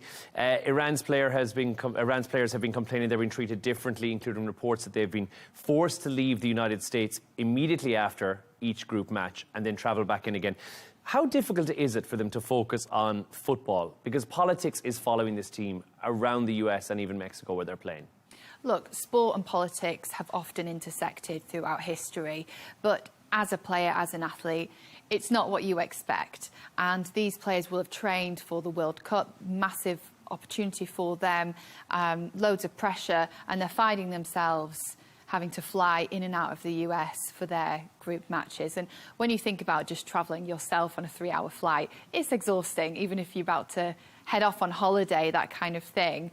So the Iranian head coach, Amir Galanoy, has said that the team feels oppressed. They're the most oppressed team in this World Cup. FIFA President Gianni Infantino went into the dressing room after the game, where in spite of this oppression for Iran, they drew 2-2 with New Zealand. I found it actually that really impressive from an athlete perspective. Going into your World Cup group stage, you're 2-0 down, you're in the middle of the war with the host country, you're having to fly in on the same day that you play. Really tough circumstances, and yet Iran in the second half scored 2 goals. So I think it shows the passion, shows how good Iran are at football, first of all, but it shows grit and determination, and propels this conversation of Iran also into football, which is not what the players necessarily want the attention to be on. We should be here talking about how those 2 goals were made, right? Absolutely, but we're not. We're talking about politics, and sport here is drawn into the wider geopolitical conversation. Iran did have that demonstration in Turkey, where they had their friendly with Nigeria, where they held the school bags, pink and purple school bags of the lives, the girls who were killed by a supposed US missile that was wrongly aimed. That was in Minab. So that was their sign of protest. So it's all over this team. Mehdi Taremi, the captain of Iran and their star striker, has called out to FIFA to ask to help them not have this challenge of flying in and out. However, they are back in Mexico at their holding base. They are going to be flying in and out. You expose yourself to so many viruses and bacteria and infections at airports. It's less than ideal for the side. Yeah, and no rest time as well, which is what the team are saying. They're getting no downtime. They've got no day off, so to speak. There are a lot of great stories, a lot of wonderful stories. I guess every World Cup there's an unexpected hero that shines through. And I feel like we're very early days, but I think we've already found one. Cape Verde, they didn't beat Spain, but their goalkeeper has become pretty much the story of the tournament. And like I said, we're only a few days in. But his performance earned him hundreds of thousands of new followers on social media. I mean, this is kind of what makes World Cup so special, taking somebody who was virtually a nobody at the very start of this tournament, and within a couple of days, catapulting them into this massive starlight and stardom. It's incredible. Yeah, Cape Verde and Spain, draw. Not what we expected. You'd think Spain, one of the strongest nations in this World Cup, tipped to win. They would just wipe out Cape Verde, but no. Vozina, 40 years old. I mean, what is age in the game of sport anymore? Who knows? But plays in the 2nd division in Portugal, but made 7 saves from Spain and has completely transformed his career. And for anyone looking for a goalkeeper, his contract is up this summer in Portugal, so I'll probably have some exciting bids coming his way. But he's gone from 50,000 followers to, when I last checked before coming on air live with you, it's at 8.2 million. 8.2 million. It went up to over 1 million at half-time of that game. Yeah. And now he's gone up to 8 million. This guy's become a sensation overnight, which is incredible. Absolutely. He must be the goalkeeper influencer of the world right now. Absolutely. But yeah, Spain, you've got Yamal, Williams, Torres, Rodri, Podri, these players. And Cape Verde, 10 small islands make up Cape Verde, about 500,000 in population, and they managed 90 minutes holding off Spain, and that means Group H, everyone has 1 point, including Saudi Arabia and Uruguay. So it's a really interesting start to the tournament for that group. There is, in fact, so much more that we wanted to get to, Sam, as well, and we didn't get time. We're going to have to get you back in again every day, I think, to go through, because this World Cup is evolving. There's so many great stories every single day. Samantha Murray, thank you so much for joining us in the studio. You.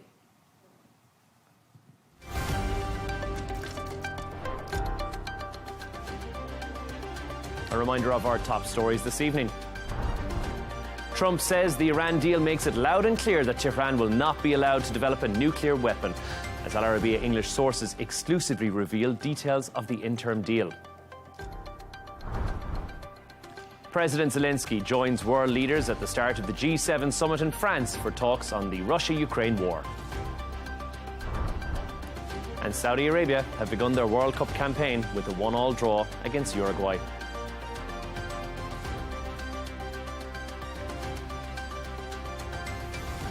And that's all from us on W News. But don't forget to subscribe to our YouTube channel and follow us on X. We're back in just a couple of hours with W News Extra. Goodbye for now.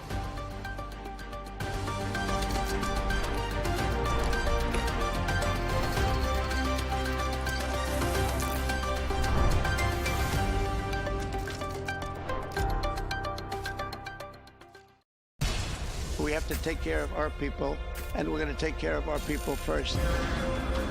For in-depth analysis and all the latest developments across the globe, make sure you join us every weekday. President Trump is trying to negotiate a ceasefire. With so much happening, so much information, and so much noise, international law will have no part in his administration. It can be hard to keep track. Tariffs will just fuel inflation. We're going to fight these tariffs. But you can count on us to tell you what you need to know. We stand by your side. Join me, Tom Burges Watson, for Global News Today, right here on Arabiya News.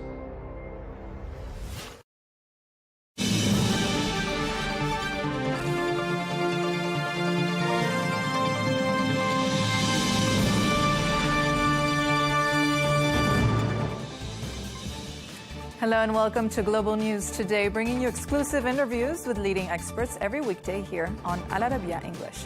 From our headquarters in Riyadh, I'm Catalina Marchand-Abreu. In today's program, we're taking a closer look at the 14-point memorandum between the U.S. and Iran. No official signing yet, but Arabiya English has got an advanced copy of the document.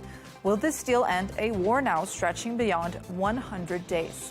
President Trump has warned he could return to, quote, dropping bombs on Iran if he is not satisfied with the agreement. Meanwhile, as Washington and Tehran try to ease tensions, a public rift is emerging between Trump and Netanyahu. We'll break it all down with our guests throughout the program.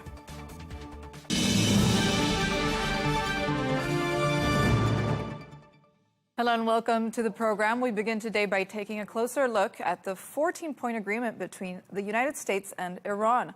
While the deal has not been officially released, Arabiya English has obtained a copy of the document, which is expected to be signed on Friday.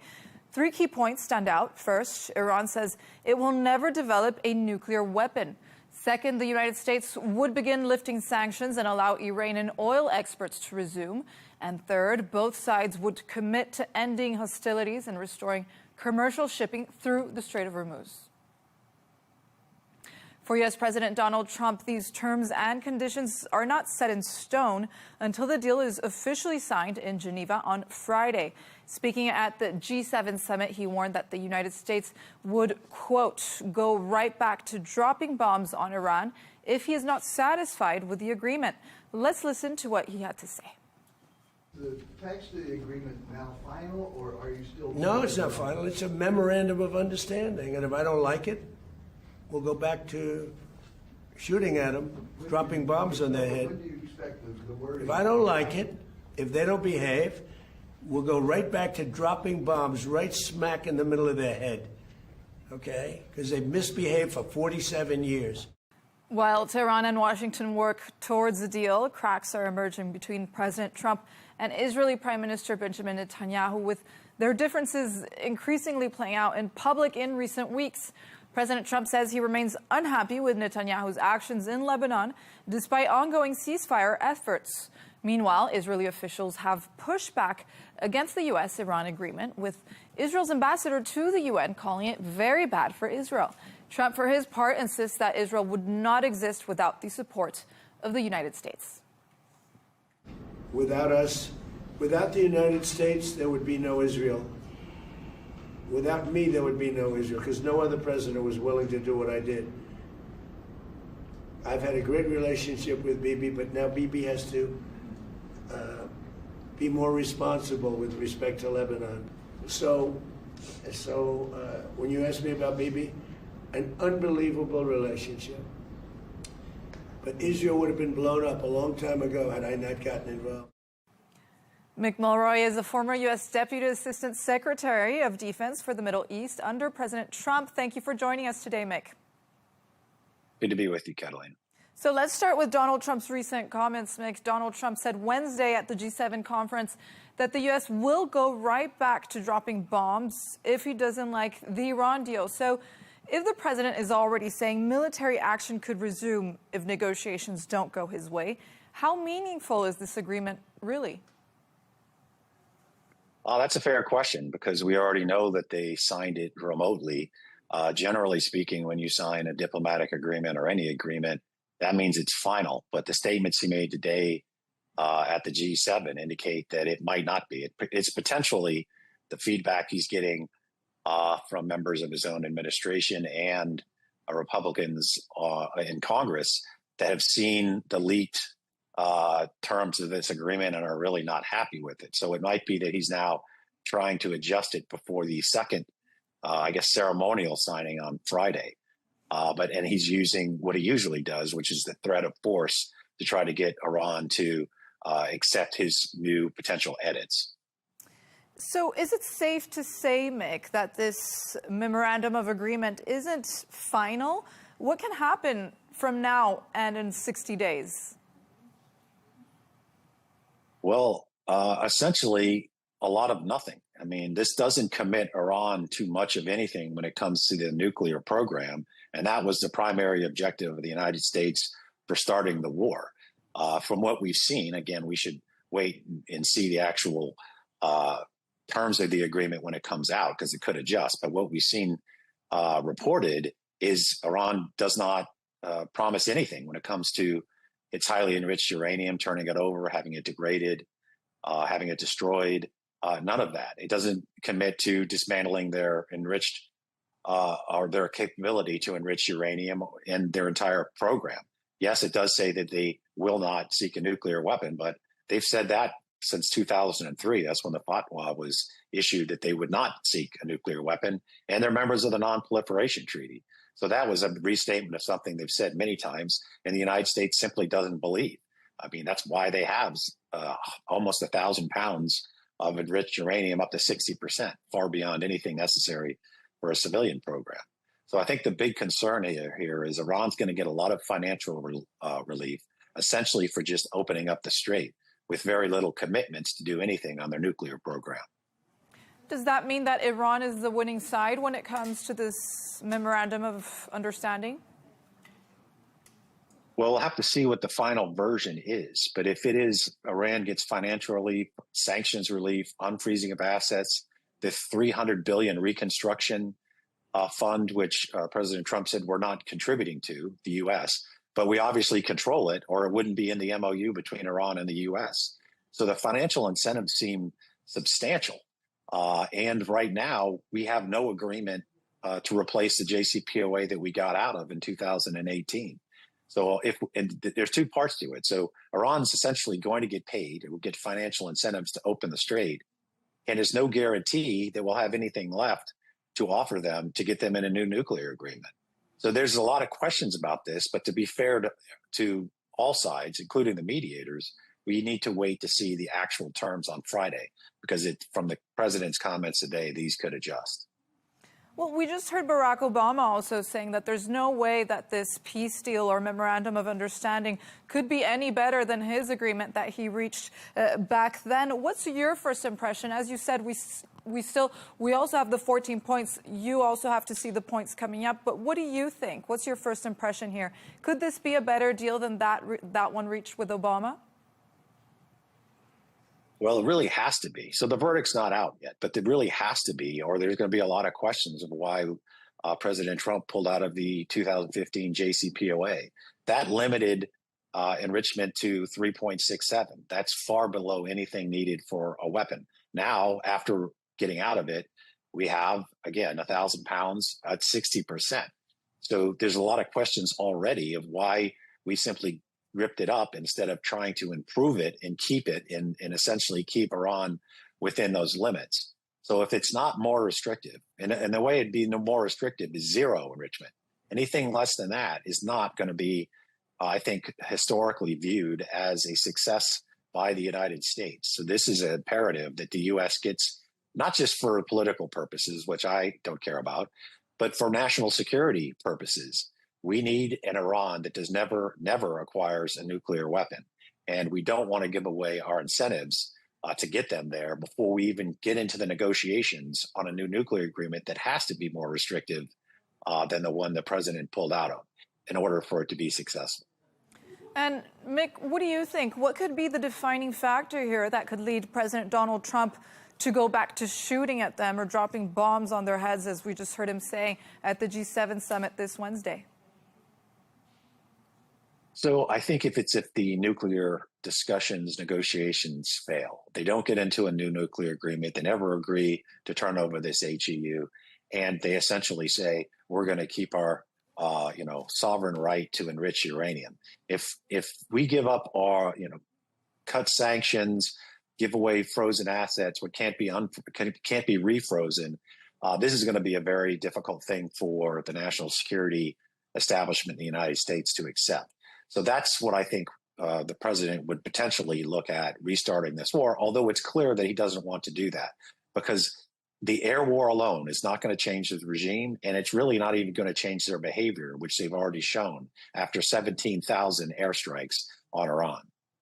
Now, Mick, Arabiya English has obtained a copy of the 14-point agreement expected to be signed on Friday between Washington and Tehran. I don't know if you got a chance to read them. If you did, what is your first impression on these 14 points? So when it comes to the different areas, the Strait of Hormuz, even if they agree to pre-war levels of traffic, that doesn't mean they don't control the strait itself. And if they do, and we accept it, we've essentially given them a huge leverage point of power in the Middle East. They know that they control the strait. That's 21% of the world's energy supply and many other critical materials that go through there. There is really nothing that says that they're going to do anything with their highly enriched uranium. And that is the closest thing that they have to a nuclear weapon, which is the purpose of the war. So why that wasn't addressed, I'm not sure. Why we wouldn't get something for unfreezing assets and allowing the Iranians to sell oil by removing sanctions. That should be it. So there's a lot of questions just why the United States is willing to give away most of its leverage points before getting any real progress on the nuclear front. And that's what sticks out to me. But again, this is what we think the terms of the agreement are now. It's clear from the statements today, for me at least, that the president is considering adjusting those terms. That's why he's talking about dropping bombs, etc. And he said it wasn't final until Friday.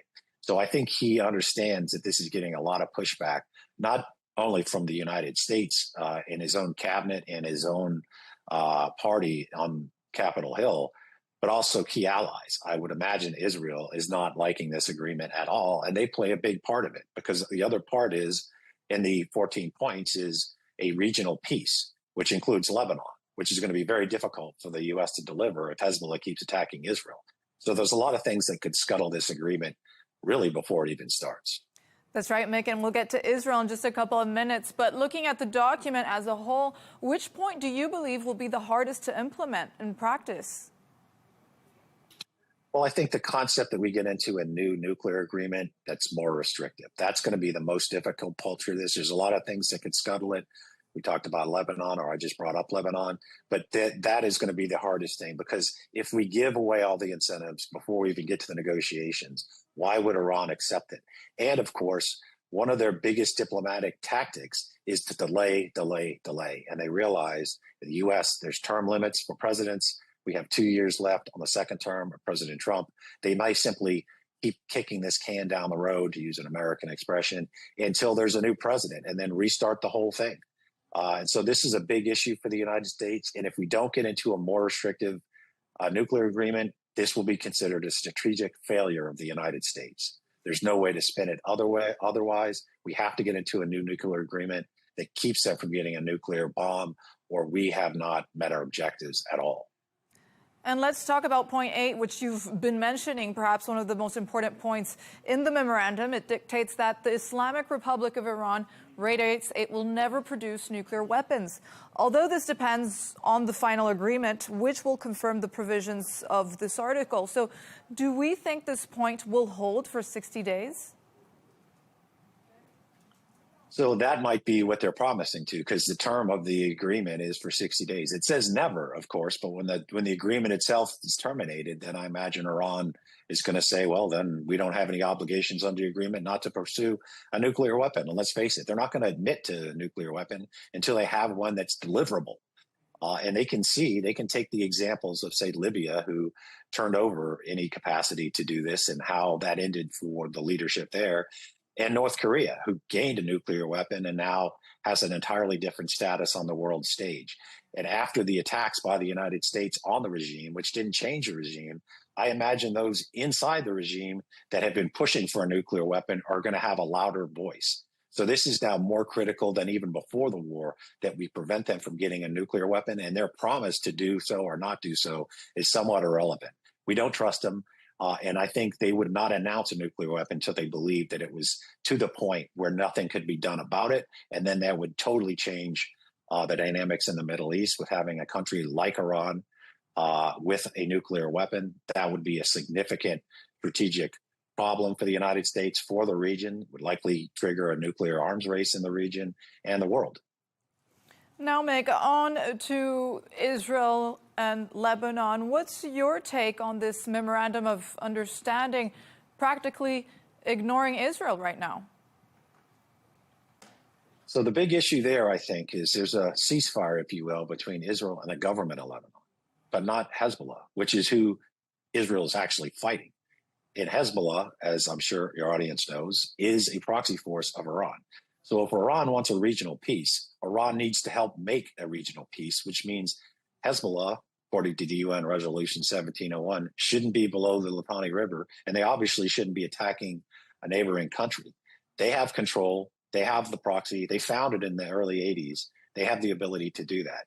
The United States, yes, has influence over its key ally in Israel, but we can't keep them from responding to attacks by Hezbollah. So this is going to be a big, I think, obstacle to the agreement unless Hezbollah participates in the ceasefire and follows UN resolutions to essentially not attack Israel and not be below the Litani River, as is stated in that resolution.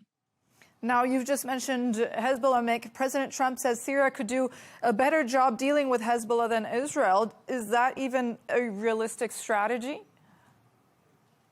So I'm not sure what he's talking about. I would assume he doesn't mean that he wants Syrian armed forces to invade Lebanon. I'm pretty sure the Lebanese government doesn't want to see that. And I'm pretty sure the Syrian government doesn't want to do that. They don't want to essentially take on a war that they are part of. I mean, they're having a hard enough time reconstructing Syria after, that lengthy, damaging civil war. So I'm not sure what they mean by that. And certainly Israel's not going to abdicate their national security responsibilities to another country. So I don't think that's going anywhere. Really what needs to happen is Hezbollah needs to disarm, and they need to move above the Litani River for this to come to a complete end. We're not going to be able to tell Israel they cannot defend themselves against attacks by a U.S. designated terrorist organization. Well, what do you make of President Trump's harsh words recently when it comes to Israel and Israeli Prime Minister Benjamin Netanyahu? Because we also heard Trump saying, for example, without me, there would be no Israel, while also publicly criticizing Netanyahu over Lebanon and the Iran deal. So what does this say about the current status of the U.S.-Israeli relationship? So I think it's a bit strange because this is key to the actual agreement that would end the war. It's not going to rupture. The relationships go beyond individual people and that happen to be the elected leaders at this time. So it's strained. Obviously, from Israel's point of view, they're not going to withdraw just to get an agreement between the United States and Iran. From the political perspective, as Prime Minister Netanyahu, he would likely be voted out. If not, his government might collapse before there's even an opportunity for that. So he's going to continue for strategic and political reasons, and there could be additional strain between the relationship. But ultimately, the best answer to stop the fighting in Lebanon is for Hezbollah to disarm and move away from the border with Israel and essentially not be an Iranian proxy destroying their own country by attacking the neighboring country. Well, the recent memorandum of understanding omits several key regional security issues, as you've mentioned, including any mention of Iran's support for proxy groups, including Hezbollah. So where does this leave Israel and its security needs along its borders? So when we elected to get out of the JCPOA in 2018, one of the arguments was it didn't address Iran's support to proxy organizations and the restrictions on its ballistic missile program. And that is not even part of the discussion now. So that's going to be one of those puzzling issues. That's why you got out of it, yet you did include it even in the discussions during this war and get into a new nuclear agreement. So I imagine those on the national security side of the Republican Party, which is the traditional side of the Republican Party, are going to have a lot of questions about why we're being so easy on Iran. If we're criticizing the former administration, President Obama, for not including it, why are we not including it now, speaking for their perspective? So there's going to be a lot of questions on this. But again, we have to see what the agreement actually says on Friday to be fair to all sides. They could be adjusted, even changed from the 14 points that you're talking about now. So once we see that, then I think you'll see a lot of the assessments get pretty stark and pretty pointed, depending on what it says. Mick Mulroy, thank you for your perspective. As always, Mick Mulroy, former U.S. Deputy Assistant Secretary of Defense for the Middle East under President Donald Trump. Thanks, Catalina. Good being with you.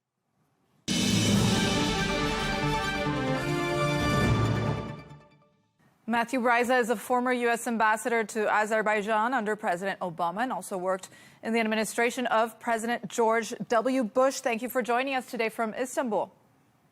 Very happy to be with you. Thanks for the chance to chat.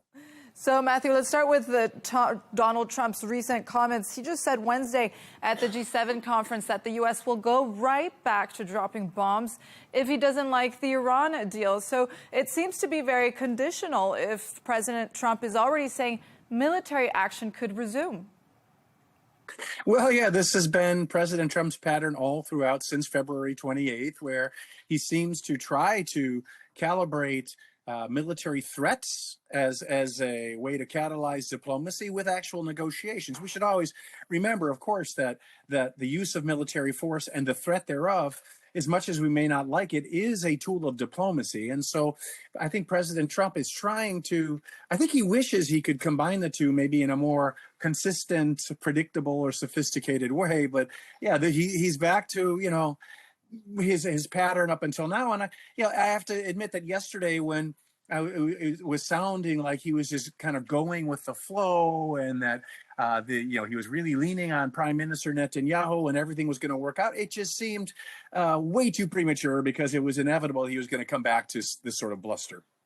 And what could be the defining factor here that could lead President Trump to go back, as he said, to shooting them or dropping bombs on their heads, as we just heard him saying at the G7 summit? Yeah, amazing rhetoric. I think that, first of all, I think he does not want to do that. Mm-hmm. I think he knows he needs an end to the fighting. And for a long time, even here on Al Arabiya, we have discussed in the past how, clearly there's going to be, even back in, early March, there was going to be a time soon when he would lose his desire to be in the fight. And he would basically, kind of lose interest in the whole conflict and see that there's a need to get the U.S. out and then to end it. And I think, we've seen that as the oil buffers that were in global markets, whether in storage on land or at sea, they've been used up. And we're kind of getting to the cliff edge of when there are going to be real oil shortages in the global economy, which is putting pressure on President Trump to come to an agreement. So these are all reasons why I believe he doesn't want to restart the war. He doesn't want to, drop bombs on their heads. But he hasn't figured out a way to conduct coercive diplomacy other than making these threats. And so I think it's highly unlikely he'll drop bombs on anyone's heads. unless Iran does the same. And maybe what's the last thing I'll say is maybe what's in President Trump's head is that he's having very difficult discussions with Prime Minister Netanyahu, as we know from the draft of the 14 points that Bloomberg got a copy of. One of the points is that there needs to be an end to the fighting in Lebanon as well. I think Prime Minister Netanyahu knows if he stops the Israeli military operations in southern Lebanon, that's political suicide for him. So maybe President Trump is frustrated and he's saying the Iranians better move quickly or will use military force. But I don't think he wants to use force.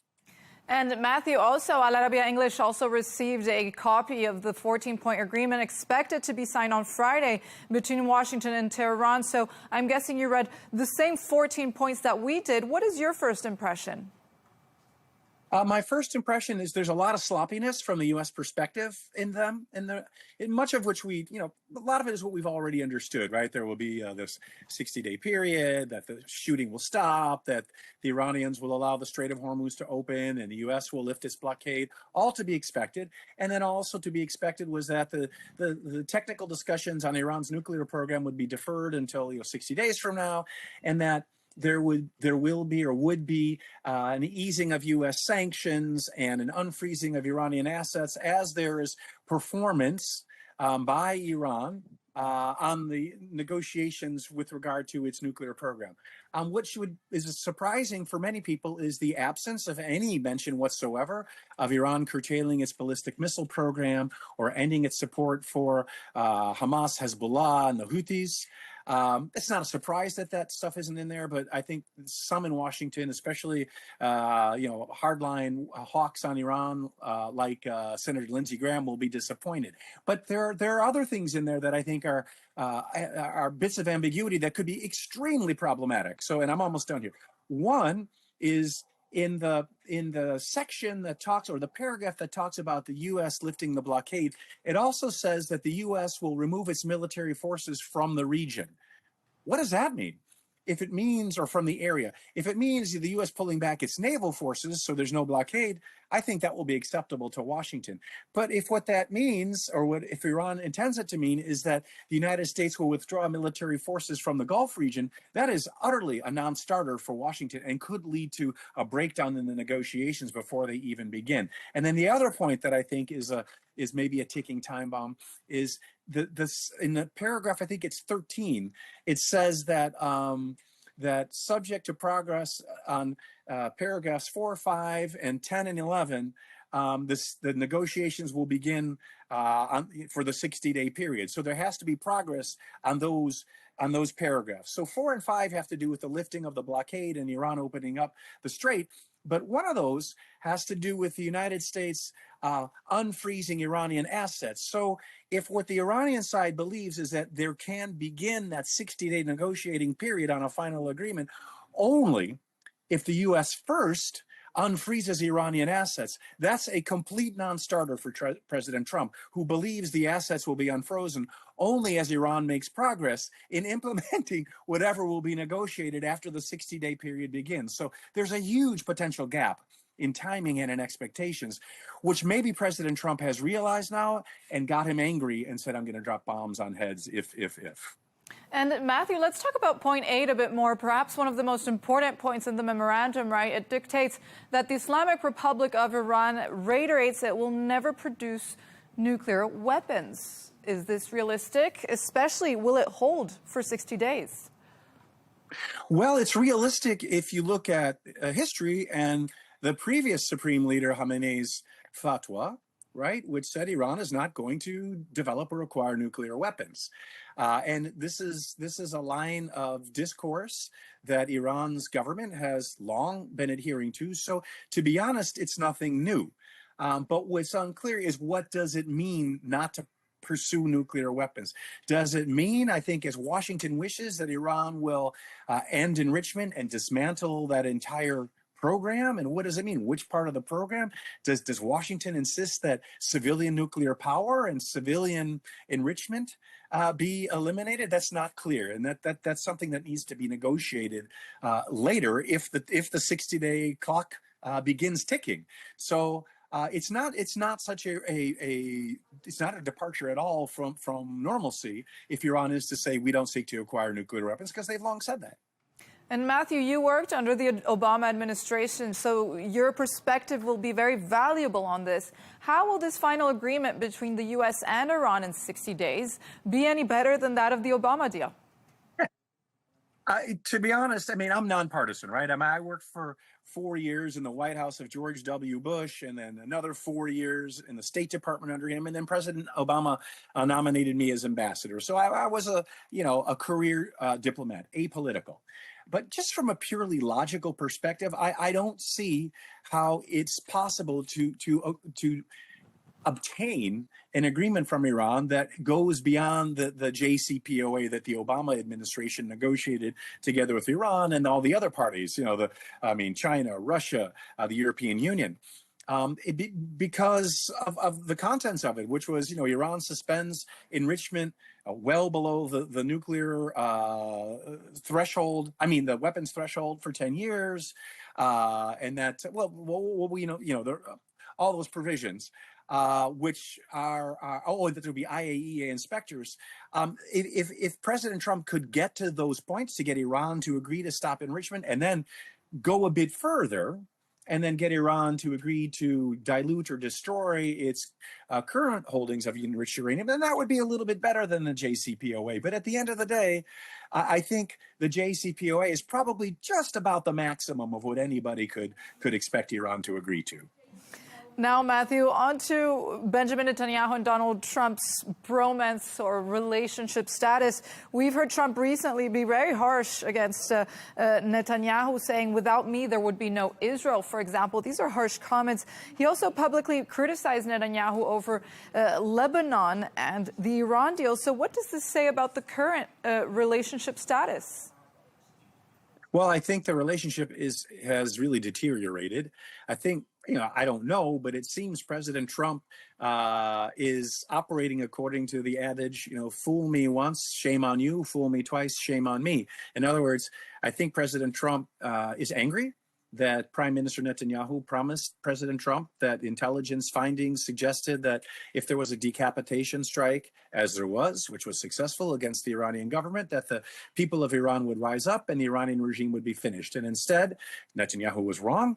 I think President Trump feels he was tricked into launching or joining a war with Israel against Iran, and now both countries are stuck. And then beyond that, I think President Trump views Prime Minister Netanyahu as continuing the war by Israel in Lebanon against Hezbollah as a way to sabotage any agreement between the U.S. and Iran. Now, to be fair, of course, Israel has an understandable and legitimate national security interest in pushing Hezbollah back away from the Lebanon-Israel borders so that northern Israel isn't threatened by missile and rocket attacks by Hezbollah from south of the Litani River.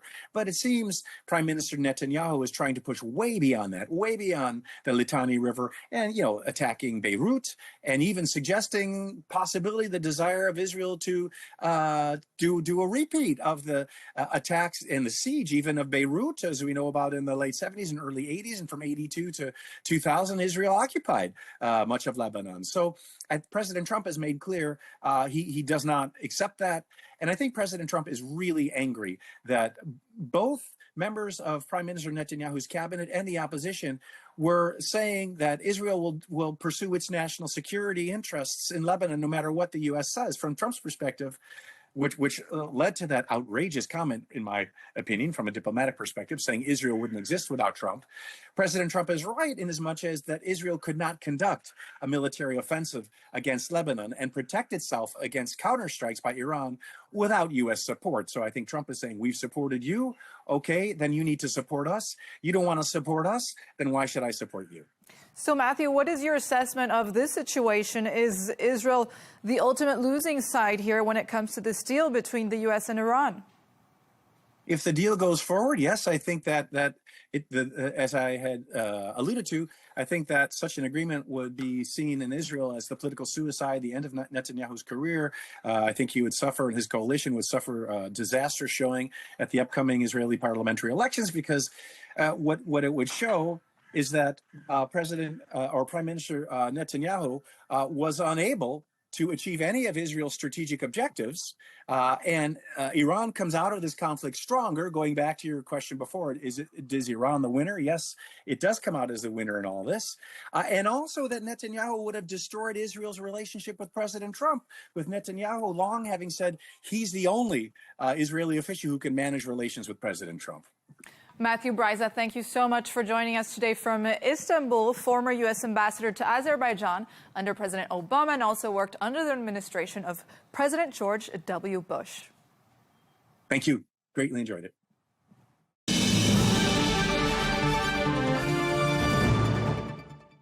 Jake Wallace-Simons is a columnist at the Daily Telegraph newspaper in the UK and is also a foreign correspondent. He joins us now from London. Thank you for joining us today, Jake.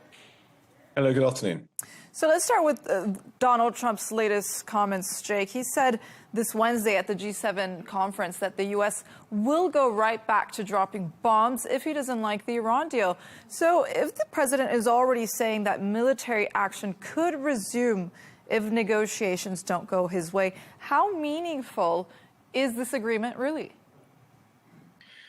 I don't think that we should really be concerned too much about that threat from Donald Trump. I think he's become known for empty bluster over the past few weeks of this war, and this seems to be more of the same. And the reason that I say that is that one of the key components of this memorandum of understanding is that hostilities will end, and that includes Lebanon, outrageously from the point of view of Israel and the Americans, but totally it's within the interest of the Iranians to have that, of course, but also sovereignty and non-interference, the termination of naval blockades and force withdrawal. So all troop deployments are going to be ended and forces are going to be withdrawn within 30 days of a final agreement, and no more troops are going to be deployed again. So that the Americans have already almost committed to that. Of course, it's all very well for Trump to say that we're not going to do that if we don't like what we're getting.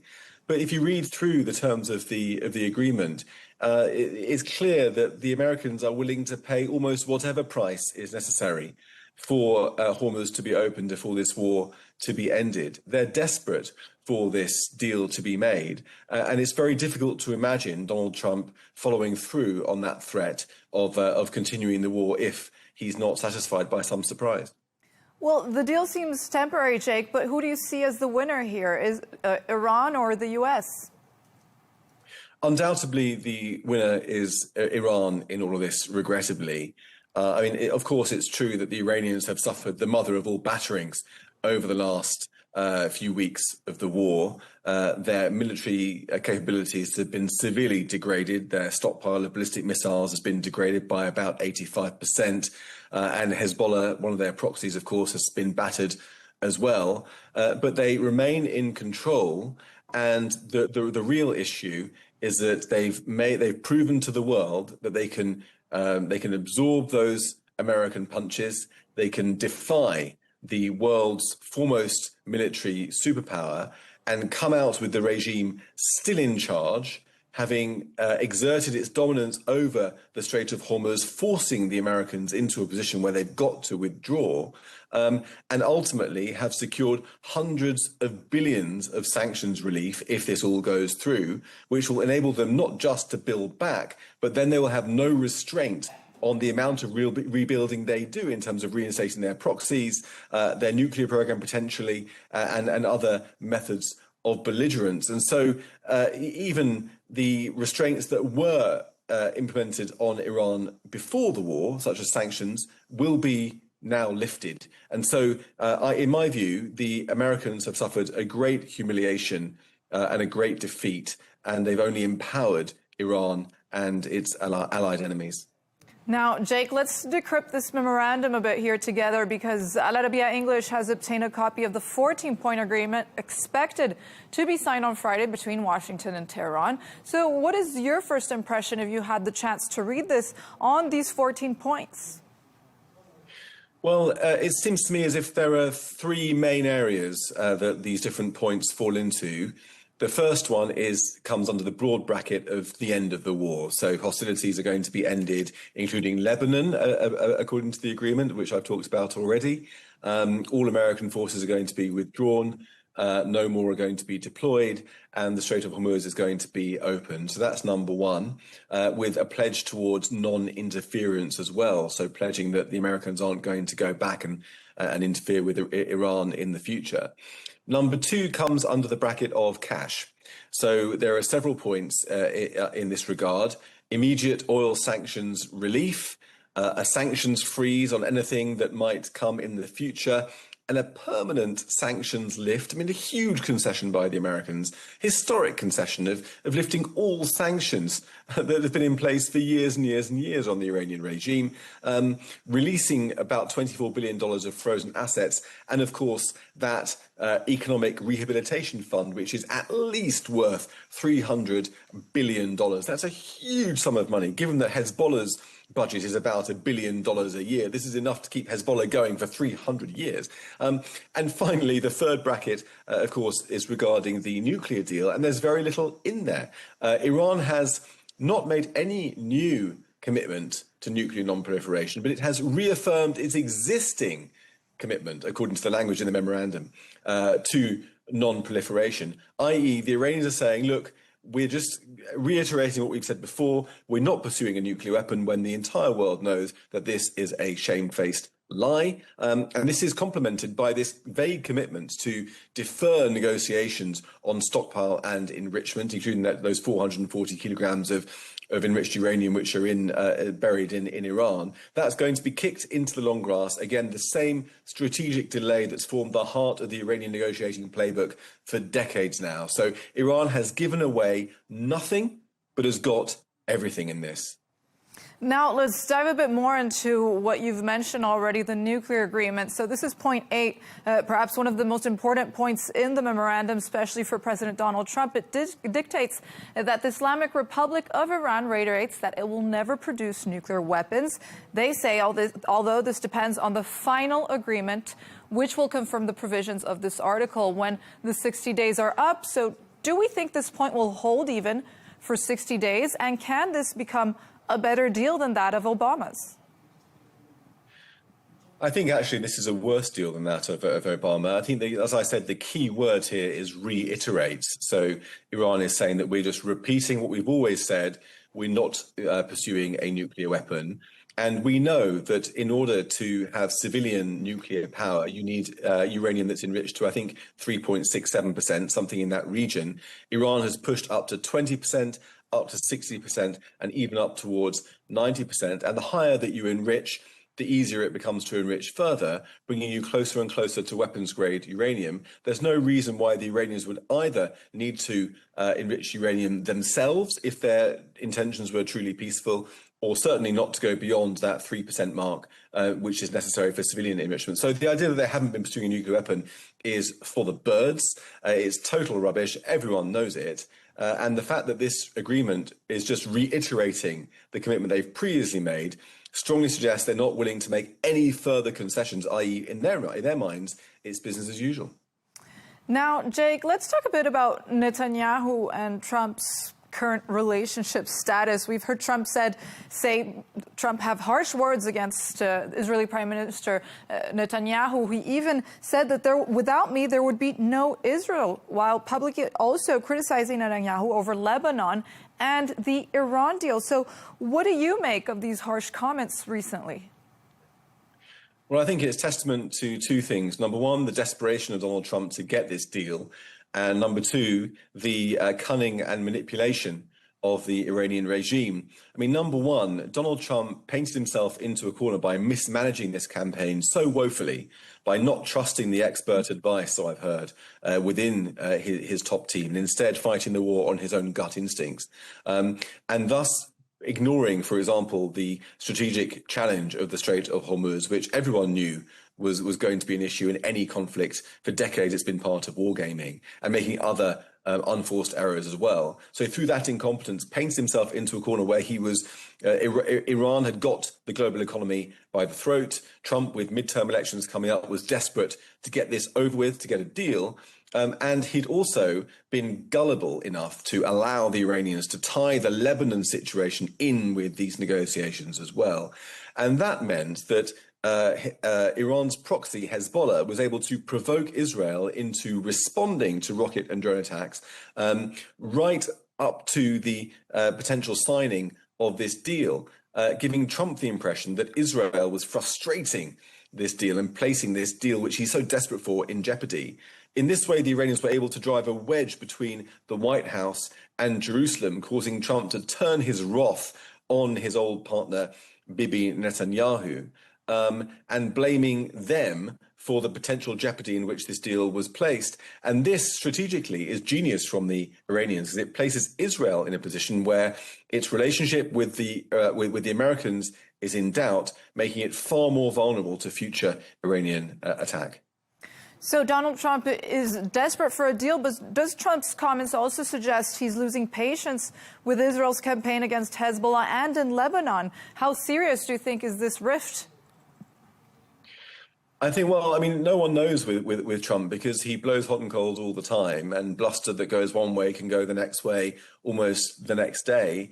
I mean, he just showed how out of touch he was in those absurd comments saying that Syria could be relied upon to rid Lebanon of Hezbollah instead of Israel. I mean, that's just anyone who knows anything about the state of the Syrian armed forces and the leadership of Jolani and its relationship with Hezbollah by comparison to Israel knows that that is just a non-starter, it's sheer fantasy. He also demonstrated his total lack of knowledge of the situation by accusing Israel of wantonly killing civilians in its pursuit of Hezbollah targets. So, yes, I think that, Trump's anger, he was speaking out of instinct, out of anger with Bibi Netanyahu, out of frustration because he wants the deal. Bibi's not willing to get on board because Bibi wants to keep placing Israel's security concerns front and center of his foreign policy, understandably enough.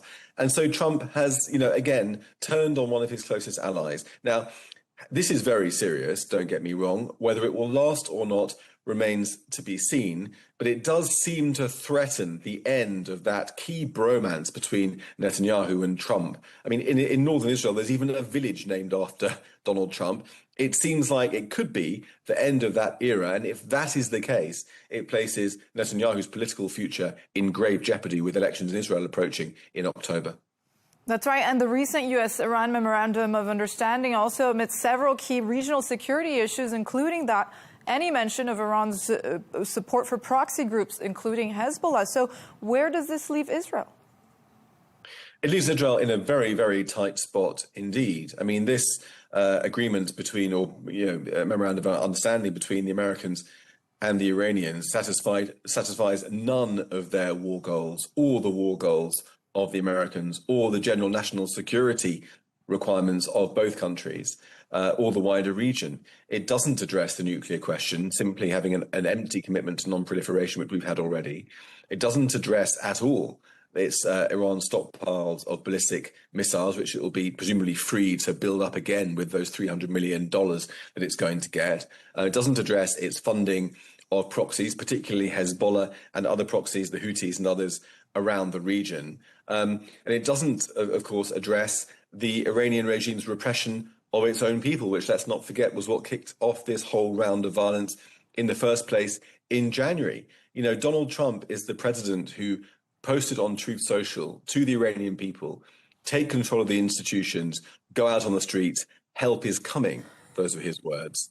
And then just a couple of days ago, he then said to a journalist, I never cared about regime change. The Iranian people must feel deeply betrayed. Some of them have given their lives on the basis of a Donald Trump promise. And now he's pulling out without any of those key goals satisfied or addressed. This places Israel, aside from the Iranian people, Israel is the country that's most affected by this in a negative sense. Israel's security is now really much more fragile than it was just a couple of weeks ago, all because of Donald Trump's impetuousness, impulsiveness, and propensity to turn on his closest allies when the rage takes him. That was Jake Wallace-Simons joining us today, columnist at the Daily Telegraph newspaper in the UK, also foreign correspondent. Thank you for joining us from London, and thank you for your valuable perspective.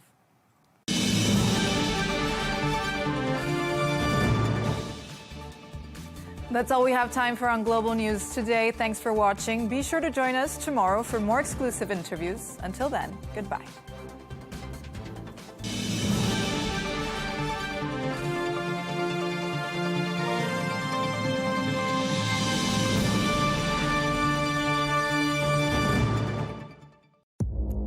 Our allies, in many cases, are worse than our enemies. Stay informed and connected with the latest international headlines.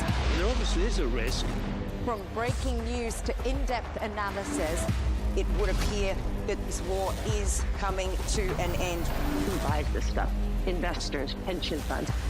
We deliver the most important developments straight to your screen. Iran always wanted to deal with militia. Join us for compelling, expert-driven conversations. A curfew order has been established. And an insightful look at the issues shaping our world today. There are lots of proposals about European architecture for security. I'm Leigh Ann Gerrans, and this is W News. We dealt with this when I was chief of staff in the first term. Where you don't just hear the headlines,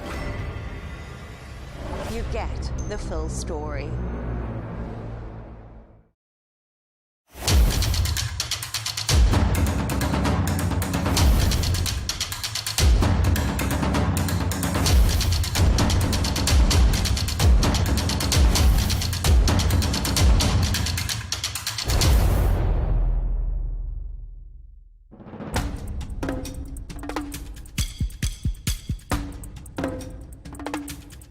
Here lies the homeland of the Khasi tribe, the largest remaining matrilineal society in the world. Its population is estimated at nearly 1 million people in India.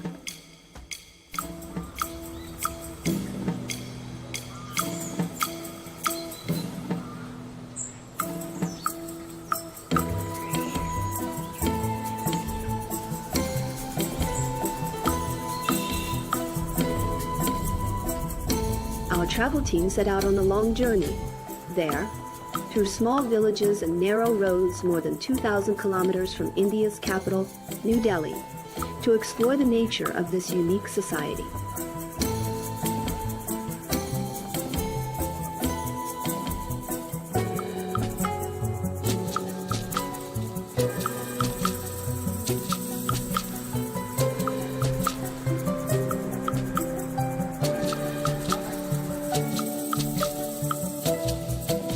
We've arrived at Molinong village, or as its people call it, God's own garden.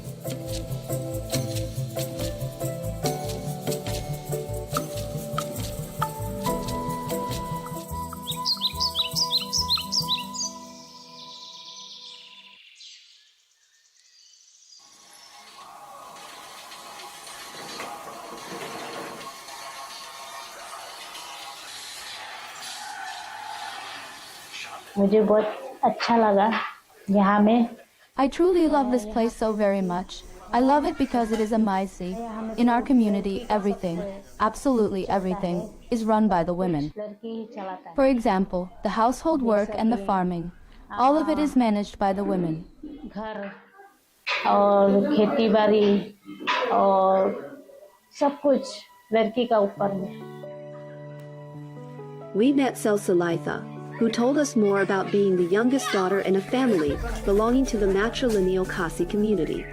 Being in a matrilineal society is a privilege for us women. It gives us inspiration to do more and to contribute more to society. Us girls, we inherited the property of our parents and the business that our parents work also, like the business that they are currently working also, like we get that. Being the youngest daughter or being the only girl, here we get the privilege of getting all the property of the parents. So eventually you're gonna be rich because you need to inherit the lands, gold and everything. So yeah, maybe finding a good husband also.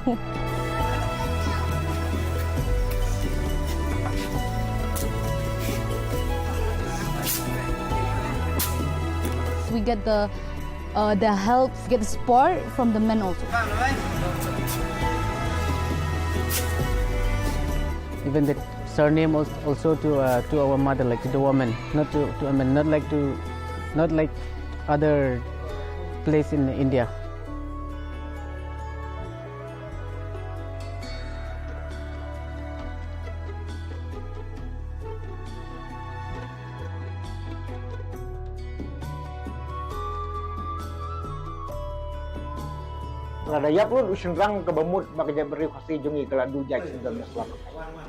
Long ago, titles were passed down from the men. But out of fear that all our men might die in battle, which could cause us to lose our identity as a tribe, the tradition was changed after much thought. So the titles would pass through the women while the man would remain only the head of the household. After that, property also began to pass to the women.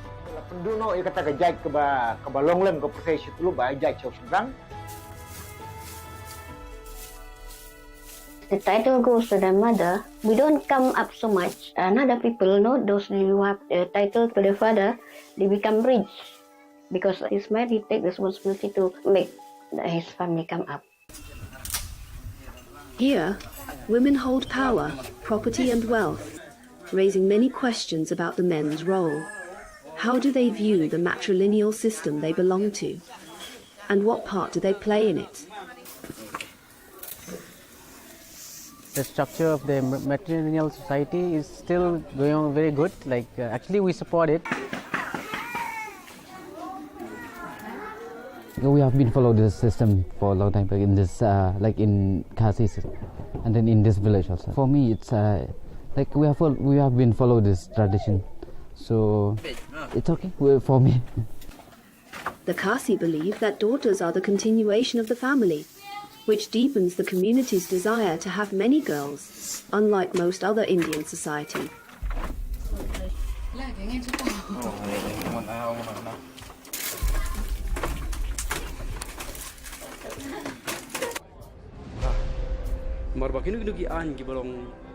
Zam, like Suyai Tebor, challenge female dominance. He runs an organization calling for the return of men's traditional roles. Men are not really made or born to be like that. They're born to lead, they're born to control, they're born to have authority on something. But he cannot be under authority of someone. So that itself hurts the ego of man. Till this date, as we have done some research, the lifespan of a general Khasi man is about 35 to 45 years age. Very low. Because most of them die of desperation.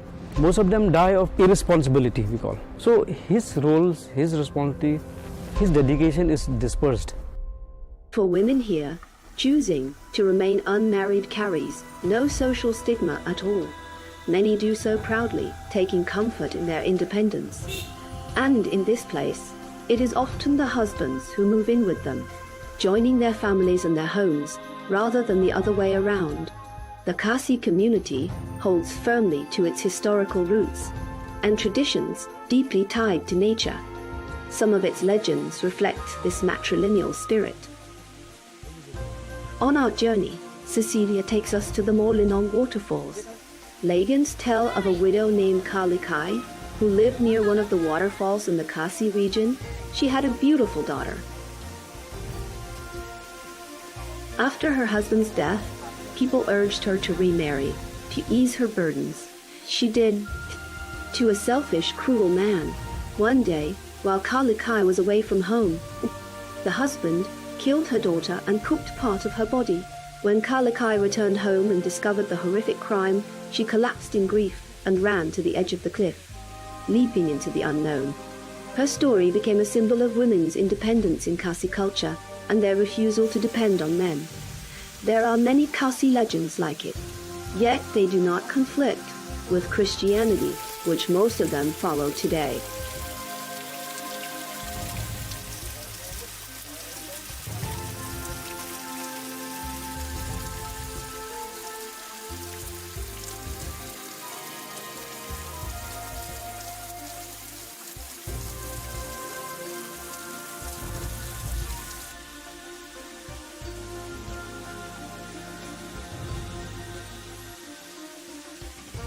Some Christians being, like obsessed or possessed by, some spirit or demons, okay?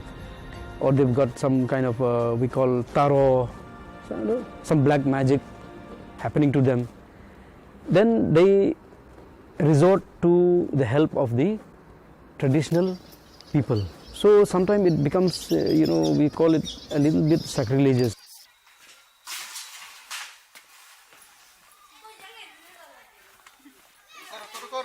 Now it's less that Christian will participate in all Khasi traditional rituals, very less now.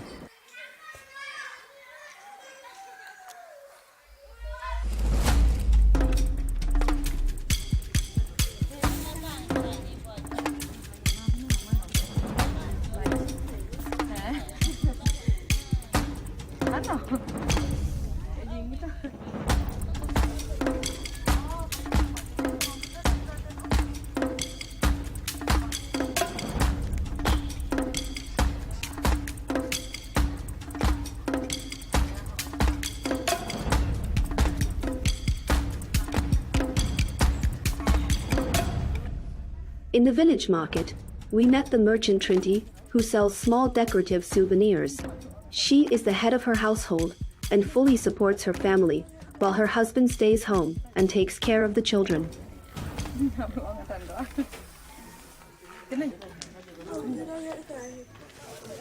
Khasi society, women is the head of the house. Yes, actually I am very proud to be in Khasi matrilineal society.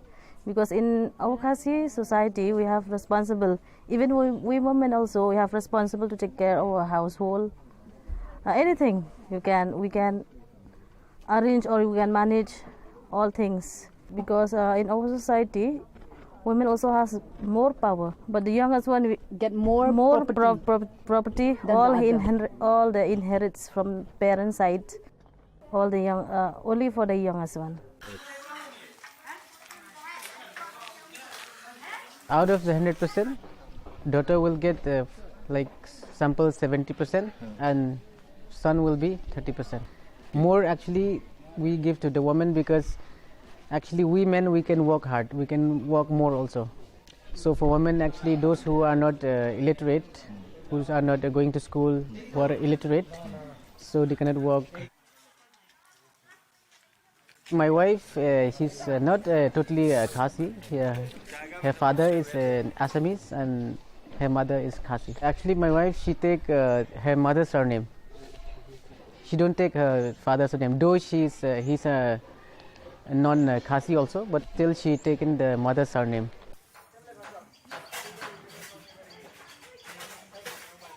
Those who marry our ladies, they enjoy, in fact, more than 200% of benefits.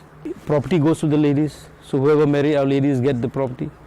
And the business they do in their wife's name. This trend is going through a dangerous phase, that I'm saying. Because if you continue to go in this manner, then one fine day, we will not find pure Khasis anymore. Due to mixed marriage, Khasi blood will be diluted. The social independence women enjoy here, this doesn't mean Khasi women have unlimited privileges or total freedom. Parents still worry when their daughters travel or move away.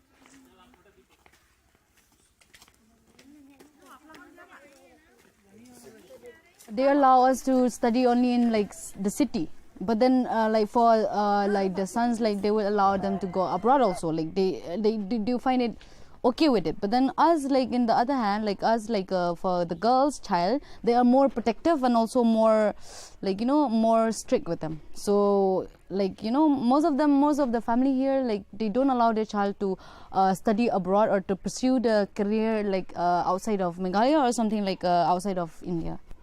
Maybe because they're like little protective of their child. That's the main reason.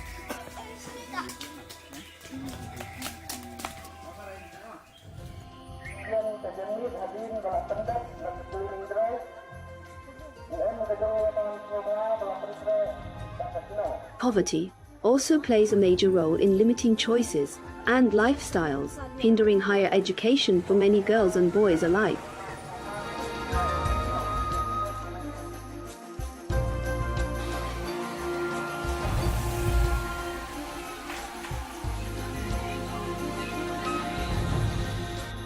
Here, young men and women do the same kinds of work. In earlier generations, the wife stayed at home and the husband earned a living. But in our generation, things have changed. Men now do household work, and women take on men's roles. अपना business अपना चलाते हैं आप.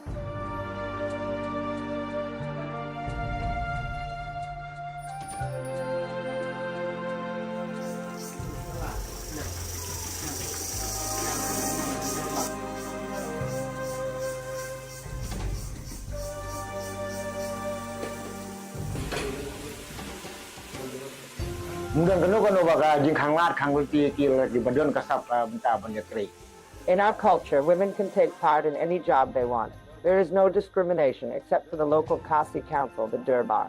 Although titles passed to the women, the Durbar, which sets the rules, fell under local men's authority.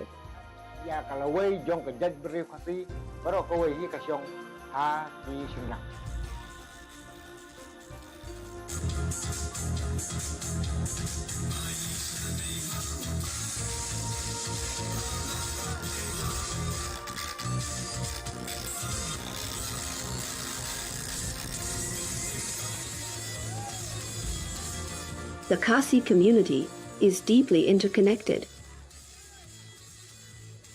Men and women participate together in all village activities, local celebrations, communal cooking, and sports that last from early morning until nightfall.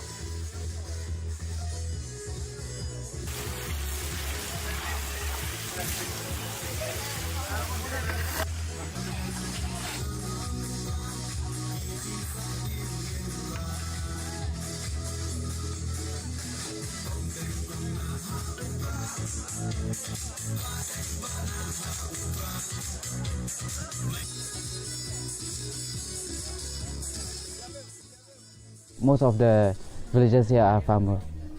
So in farming we have to contribute both men and women, like they go together to the field also for the field work.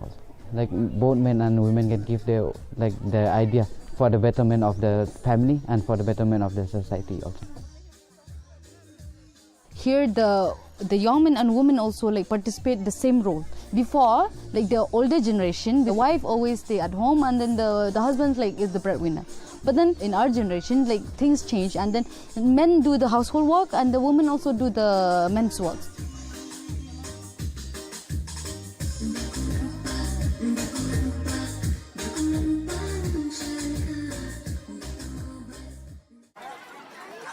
Everyone contributes and everyone shares the meal.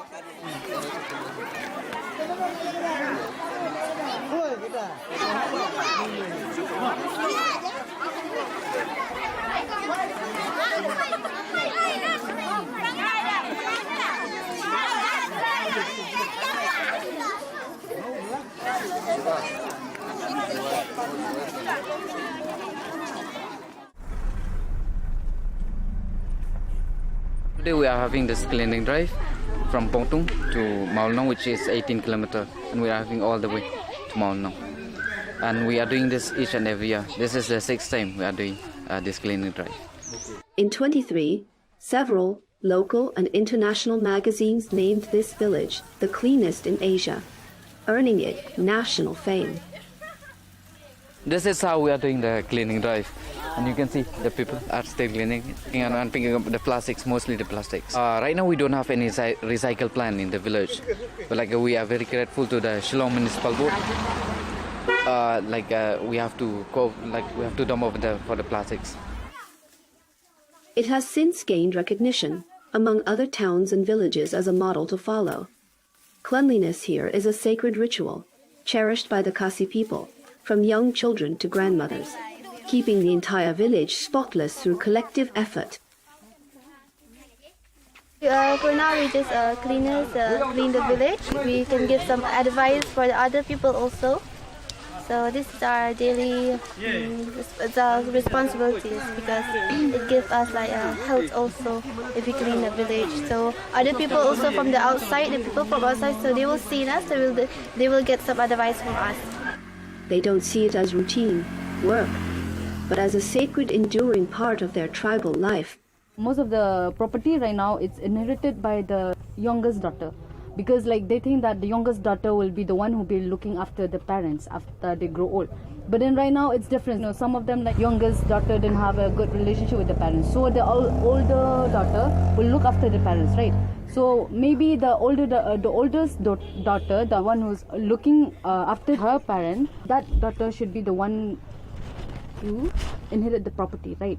I see, like in my areas also, like the one who look after the parents after they're old, that one like inherit most of the property, like golds and land and houses, because right now things have changed.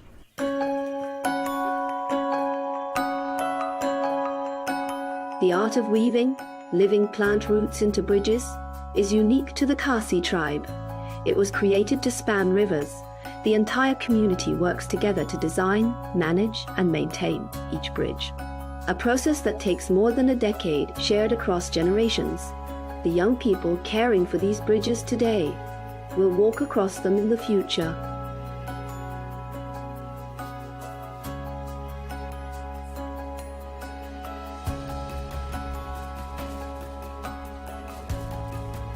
It's believed these bridges can last for hundreds of years, but will the Khasi traditions endure just as long?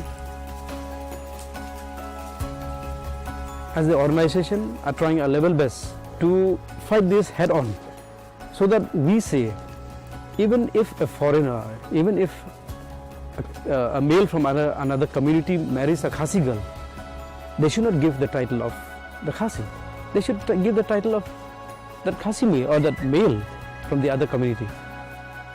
Material society, it will be different afterwards, but then material process will still go on. But then I think that some of them will also, like as I've seen now also, like some of my friends like inherited the father's title, their father's titles. But then I think that this will go on and on in our state. I think it will go on for ages, and there will be difference here and there. I mean, there will be difference in sharing property and in sharing like the power in the household and in the society.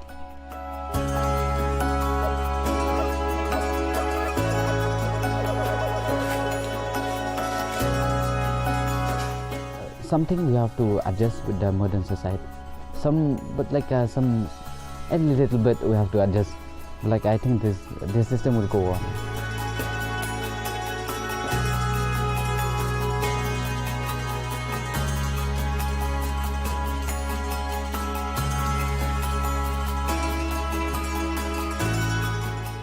Changes regarding to the culture, and then the way of livelihood, the way of eating, the way of literacy. Actually, it's almost totally changed compared to like the old ages, like long time ago.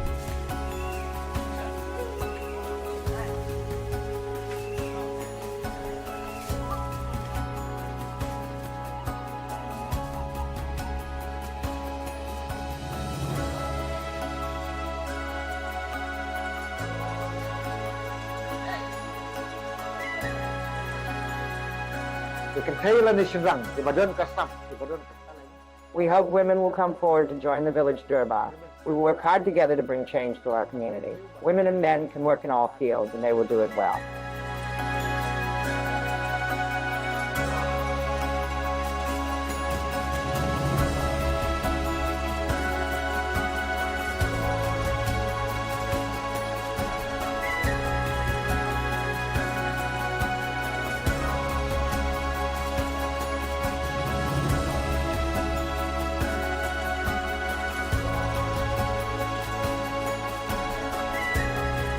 Everything will be changed because of this technologies also. No?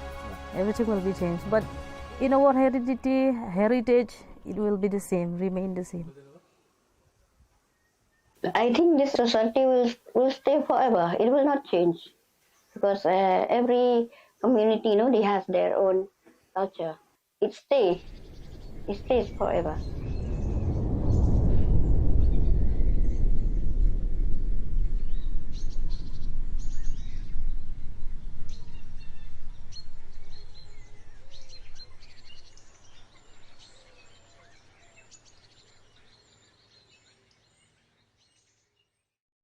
You keeping that coat on? Yeah, why? Oh, there's a little again fishing.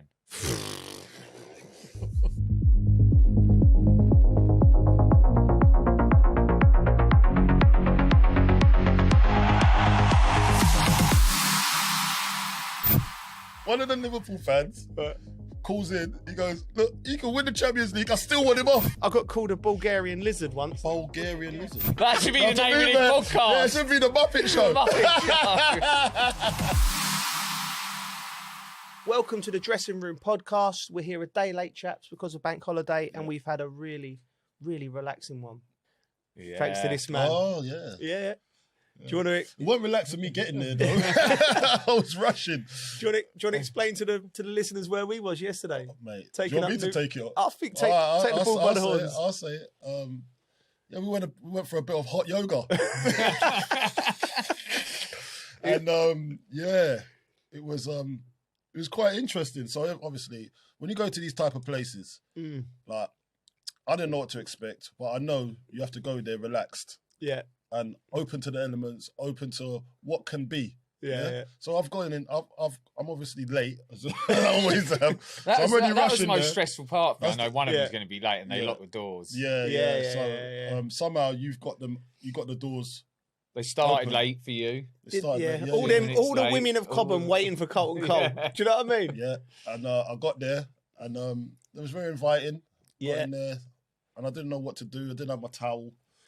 That was the main thing for me because I don't like sweating without having a towel to dab my face at least.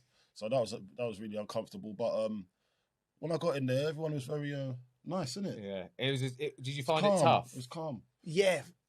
She messaged me the night before, right, and said, "Oh, shall I make it tough?" And I Why went, would you do it? Why not? See what I'm saying? Like, first time. I've never done yoga before, and I'm doing hot yoga, so we're doing extreme sports right now. At one point, I looked over and you looked like you was a pretzel. The way that your body was, like your arm was like, and I was like, hey, do you know what? straining your face. I wasn't far off it, mate. I was straining, man. I don't know. They done this.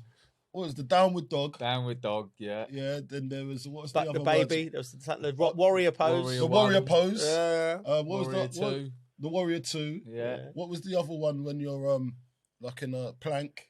Yeah, that's I've forgotten the And name. then you got now. to lift up your leg. You go down. Oh, I've forgotten the name of it. And then there's the other one when you got to roll your body up from Yeah. your chin upwards. Yeah. And you get dizzy, so you got to breathe out on the way up. He was Mate, breathing, I didn't- holding I on was for dear breathing. life. You were breathing heavily, to be fair. I thought there was a buffalo next to you. The breathing coming.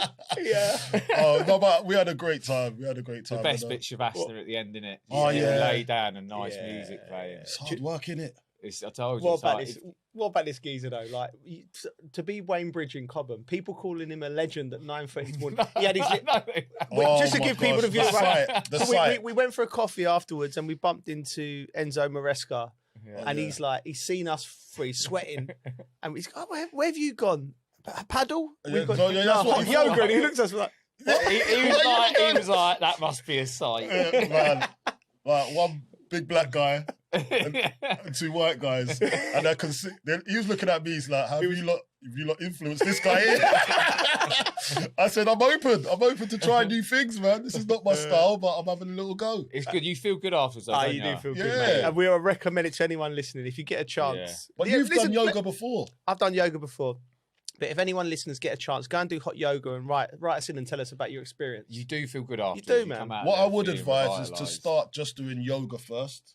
Don't just go into hot yoga because I didn't know I was getting into. Yeah, it's good, but you need that because I didn't know what I was doing. And you made it strong. You made it strong for me. It's bang out of order what you done. No, it's all right. Mate, you loved it. That's why you kept on laughing at me. Like, we're doing the plank, and then he just kept on looking at me laughing. I couldn't help myself. I was cursing in my head. I was actually cursing. I didn't want to say certain things, but you got to be calm in that situation. Yeah. But we had a great time in there. That was good. But we saw Enzo Maresca. Yeah.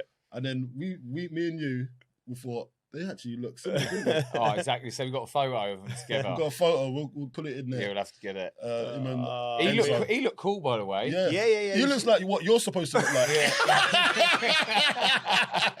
He had like these loose-fitting light blue jeans on, pair of Gucci green t-shirt. oversized t-shirt. That's what you're supposed to look like. All right, I want to be Enzo Maresca when I grow up. Right, okay. He's a nice guy. He's a nice guy. He's a good guy. I thought he was hard done by. Should we talk about football? People think they're on a yoga podcast here. Right, okay. Right, Arsenal, Bridgie. You was at the game. Yeah, what the a Grim day. Reaper for Arsenal turning up again on the sideline. You see this guy, he had his big cloak on the side of the pitch. Looked like he was dictating what was going on the pitch. You were the Southampton mob, wouldn't you? Yeah, but a good my time. dad obviously buzzing, just sat in the director's box, had best mate Luke and Aaron come. And your dad looked amazing, by the way. I dressed up waistcoat. He actually lost loads of weight and he ended up wearing a suit he ain't wore for about 15 years. Is it? Yeah, and then he had He's an happy old to get in yeah, and then he had my old Saints tie on. Oh, wicked. Little top hat, walking stick. Yeah. Oh, mate, he was buzzing. Yeah. Absolutely And buzzing. then to trot into the director's box as well with all the big dogs. Yeah. The atmosphere was brilliant, by the way. Yeah. So good. Yeah. Was it? Yeah, It's been the a bit build up to quiet the game down- was wicked. Really? Because yeah, I was it- surprised how it felt. 50 years to the 50 year years. since they last won the cup. And 50 minutes in between both their goals. Yeah. So Is 35 it? and 85 minutes. Oh, so, my God. Yeah. It's written You in know the what I stars mean? for the minute. my mate Luke's obviously fuming because you pulled City out the bag. I know. He's not happy. He's already So told me. he's not happy about that. But Listen, you've got to beat them to win it. Yeah. So Can we? We're going to talk about Arsenal because listen, it's the theme of the last 3 months. Are they every time they lose a game, lose a couple of games? Are they bottling it? The quadruple's gone. They're now out of 2 competitions. They play Sporting Lisbon tonight because we're recording this on a Tuesday. Do we think we're at the stage now where it's league or bust? Are they? What do you make of what's Saints going on? played well, by the way. They played really well. They did play really well. They did play really You know well. where Arsenal struggled with a long ball?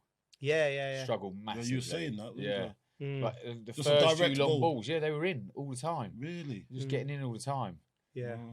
Sorry, my But bad. going back to Arsenal, Gabriel limped off, right? They've got a lot of injuries at the moment. They're coming into the most crucial part of the season. We've been in that position, Bridgie, like where you're. What was the crucial things do you think that we had that this Arsenal team haven't quite got yet that they need to show in these next few games because the pressure's on. I think the squad, whoever came in, slotted in all right. No matter how many changes there were. Yeah. I mean, sometimes you could change 4 or 5 players. Yeah. And it affects everything. But I always felt like at Chelsea, no matter who you change, everyone just slotted in all right. Well, there was a lot of changes. System. Is that because of the system, or is it? Yeah, but Arteta's very systematic. Yeah, but it seems to me when he makes changes, there is a drop off. Like you're saying, like Ben White coming in found it difficult. Is that the quality, or is it the understanding of the system for the player that's coming in to replace the player that was already in there? I don't think it's the understanding because I think Arteta's been saying for 6 years since he's been there, trust the process. And I think you watch them and they're quite rigid the way that they play. I just think when you take certain players like Declan didn't play at the weekend, you know, I just think he's so influential for what they do. Like so, still like any great team with a great system, and you can have 20 players at all level, but there's always 1 or 2 or 3 players scattered within that. That's just the soul of the team, and I think Declan Rice is one of them players. Do you know what I mean? At Chelsea, we were blessed with quality. Like centre halves, we had Gallas, Terry, Carvalho. So if one of them was injured, that would you didn't really miss the other one that much. Although they was all fit. The one player I thought with us that we couldn't quite replace because he was so unique was. No, I think Labs was good. What about was Drogba? Drogba, Because he was so like. I remember when we had to play. It was Drogba or Ida, so we had to make a conscious effort to change the way that we played. Approach the game. Do you know what I mean? There was no like for like, and I think Arsenal with Declan, there's no like for like in the midfield where he could because he does so much good work where he gets it deep and he drives through the lines, he breaks the play. I don't know. I'm trying to think of reasons why they drop off. I think Zubimendi's not been at it as well, and he's been brilliant for them the whole season, I'd say. Yeah. And look, takes a bit of pressure off Declan Rice as well when Zubimendi's at it. But I'd say the last 5 games, maybe Arsenal fans might disagree, but I think Zubimendi's not been at his peak form, and that midfield area they really need that to tick. Yeah. Do you know what I mean? Then you've got Odegaard that goes in there as well. He played deeper in that game, right? Yeah, that's what I'm saying. So, like, if they're not at it at the level that they should be, they can't replace Rice. Yeah, because Rice is at least.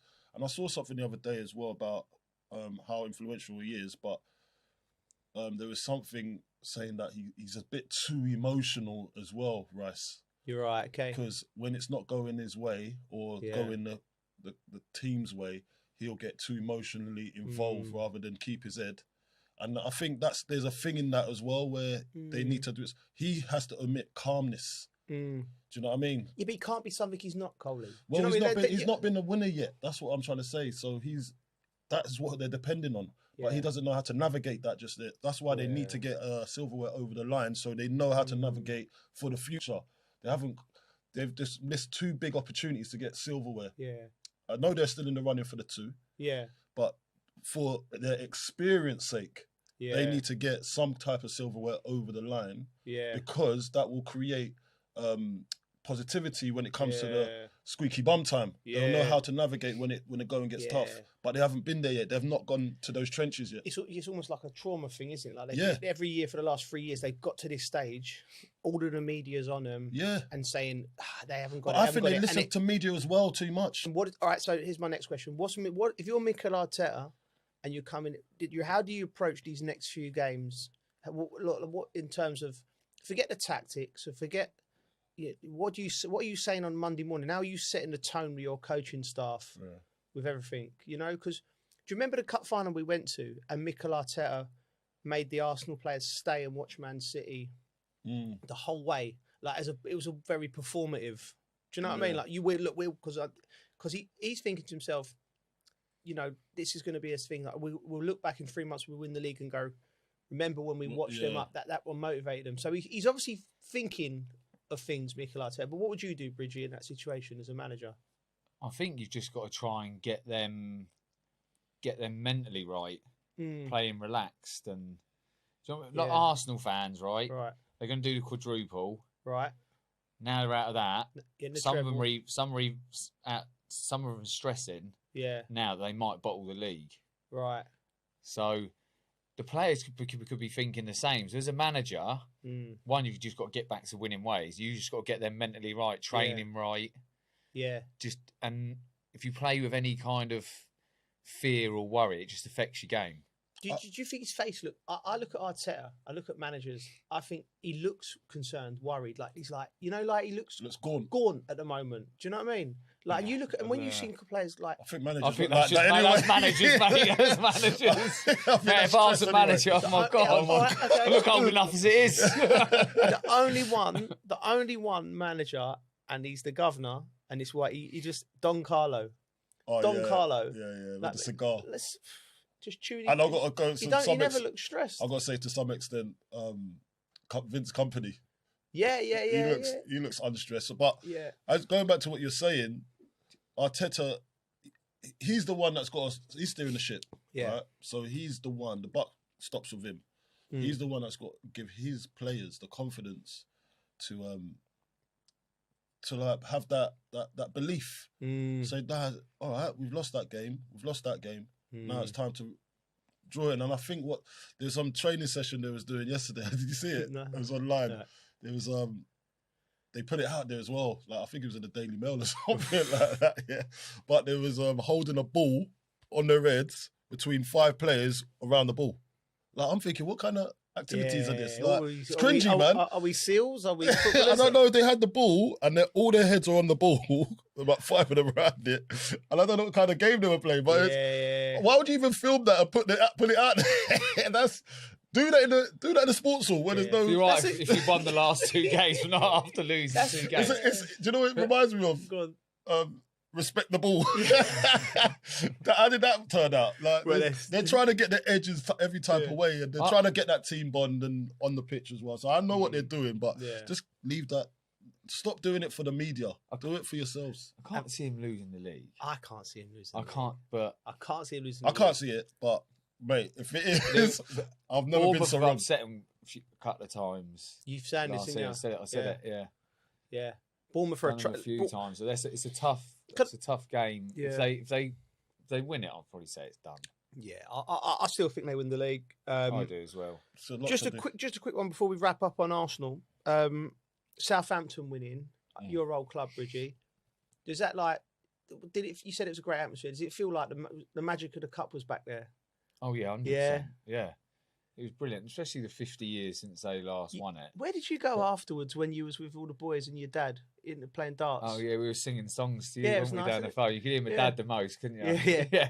We ended up back at my sister's house. Right. The husband's got little pool table and dartboard and that, so we were up for a few hours. The governor of Winchester. Weren't we? Yeah. The Southampton fans are happy. Then the FA Cup's mate, back. buzzing. They've been on fire as well. They haven't lost in Have you got the keys to the city over there? No, Matt the Tiz has. Me? You're having a laugh.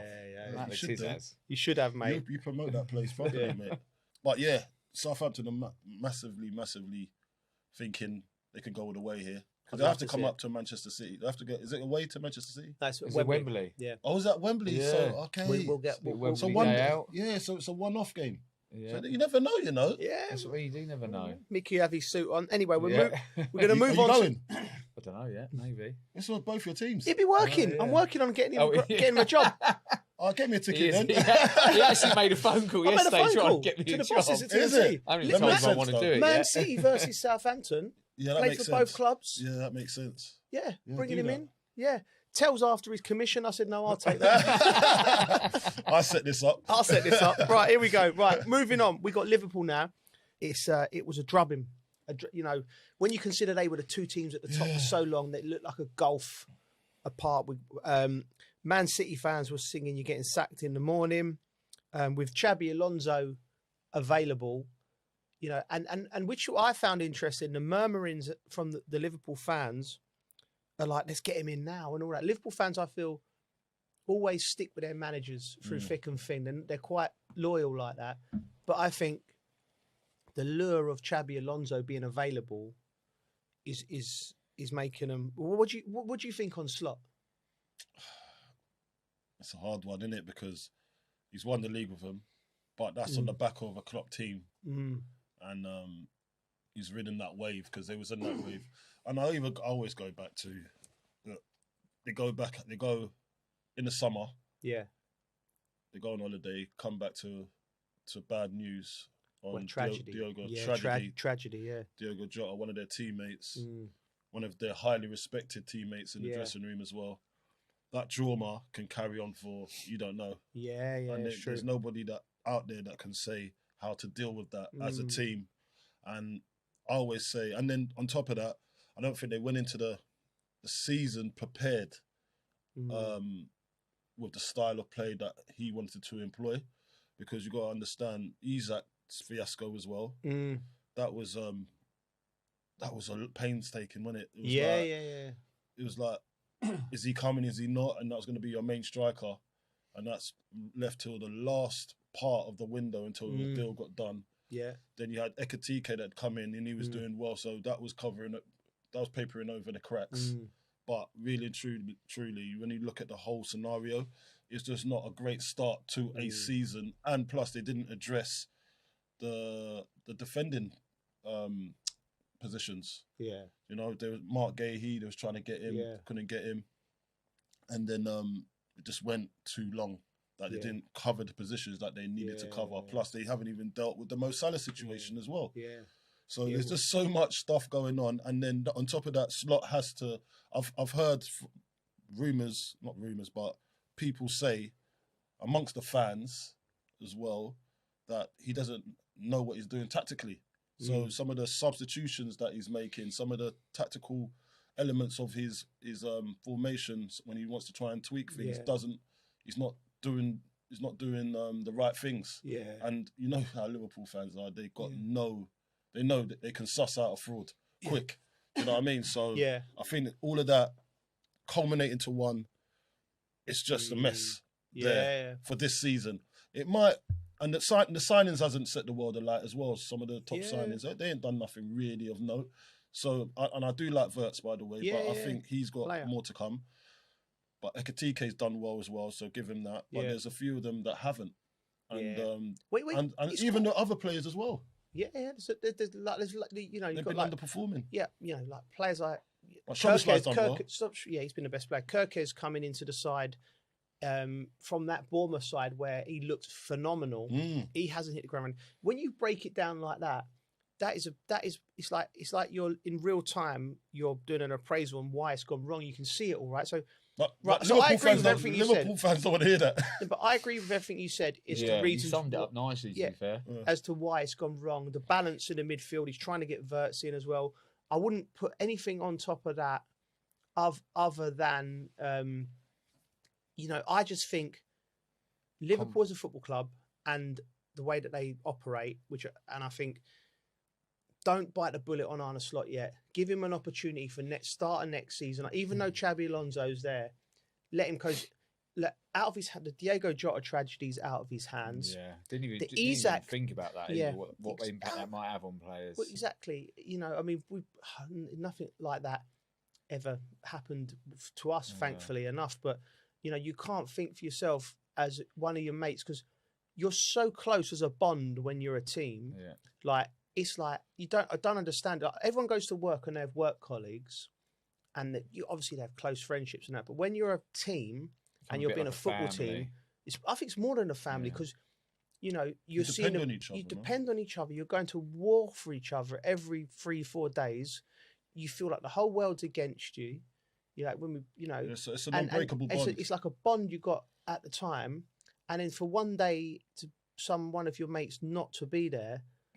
Like that, it's traumatic. And then it's sort of because football, we all know how important football is, right? But in the scheme of things, it really is not, is it? Right? When life and death and things like that are happening. But to be able to go to war and put your body on the line, you as a group have to think that you're the center of the universe and you're going to go to war. And we've seen players get injured. We can see players get injured and you go through things, right? So, but then when something actual, real happens. Yeah. It's very difficult then to have the same come on because you need to push yourself to that extra 10%. So I feel that's been if that's the one thing above all the other things that you listed, the Jota thing. I think they need to grieve and go they haven't away. had time. I think people have not just really been going to work like normal. People say it, but they don't really think it through for what it is, and that's exactly what it is. So I think. But fans, this is why I was going back to the fans now. The fans ain't got time for that. Yeah. Fans, it moves on quickly. Do you know what I mean? Yeah. But the people that's effective, they can't forget about it. It's just the way it is. Yeah. And then I said all the other stuff as well, on top of that, it's just piled the pressure on. And Slot, he'll probably never, ever have to deal with something like this ever again. And there's other managers out there that has never dealt with it. And who tells someone like that how to navigate and be around a big football club like that and still trying to please the fans, try and make sure that his players are happy. Yeah. It's a hard task. Definitely a confidence thing. Top of that, definitely. There's this thing that I always look at, with managers, great managers. When a great manager leaves a football club, the next manager that comes in, it's hard. It's a hard job. You've got to be something else, to live up to people's expectations. Because you're not Klopp, you're Slot. Yeah. Do you know what I mean? And they're always going to have that against you. It's true. It's true. You look at David Moyes, who's a great manager, going in after Fergie never worked. Unai Emery, did he go straight in after Wenger? And Unai Emery's clearly a great manager. It's so hard. Because everyone's such used to a certain way. Do you know what I mean? And then that happens, and then he ain't going to ever live up to him. Imagine you're at a great concert, right? And the support act is just blowing the doors off, and everyone's buzzing, and then the main acts go, "Oh God." Drop it down a gear, warrior. I'm going to come in. You're already at a 10. I've got to find an 11. You've got to find a different level. That was like when we watched Streets and Kasabian. Mate, the Streets were good. But Kasabian were really good as well. They were you had to bring your I was worried because when we went to Streets and Kasabian, I was thinking, we love the Streets. You love the Streets. A week don't go by without you in the background playing. Right? And I'm thinking, we were so buzzing at the Streets. I think, God, Sergio's got his work cut out here, but then he come out and smashed it out of the park. So big him up. Was it the pit? We was in the mosh pit. The mosh pit. I was in there. Only on this podcast can you go from serious talk to mosh pits in 2 sentences. Quick question though, Arne Slot, do you stick with him or do you go and get Xabi Alonso? Stick or twist. I don't. Do you know what? I don't know. Part of me's like, it's got to come down to players, and he's got to be able to give them the confidence and a boost. I feel like the confidence affects players a lot when they're playing. Yeah. I think they need a few good results. I don't know, mate. Honestly, yeah. I feel bad. A new manager coming in might give them a new lease of life. Do you know what I mean? I'm it's thinking harsh, isn't it? But that's the world. You're living with football now. I think it's harsh on him. Yeah. But it's business. Yeah. I think it's harsh. But it's business because I think could get Alonso and they could be flying, mate. I think the players need a change. I think the players need a change because obviously this traumatic event what we're talking about, I think they just need a new scenery. Let's start again next season. Can I say I want to throw my 2 piece worth in it. I think go to the end of the season and then sit down and I would probably do it if he's available. Not now. Let Arne Slot try and win the Champions League because he deserves that. So not now. That's a question in its own, right? Coley. Go on. If he wins the Champions League, he's got to stay. He stays. Of course he has. All right. Of course he has, right? Do you agree? Yeah. Okay. Yeah. I was on the radio the other day. One of the Liverpool fans calls in. He goes, "Look, you can win the Champions League. I still want him off."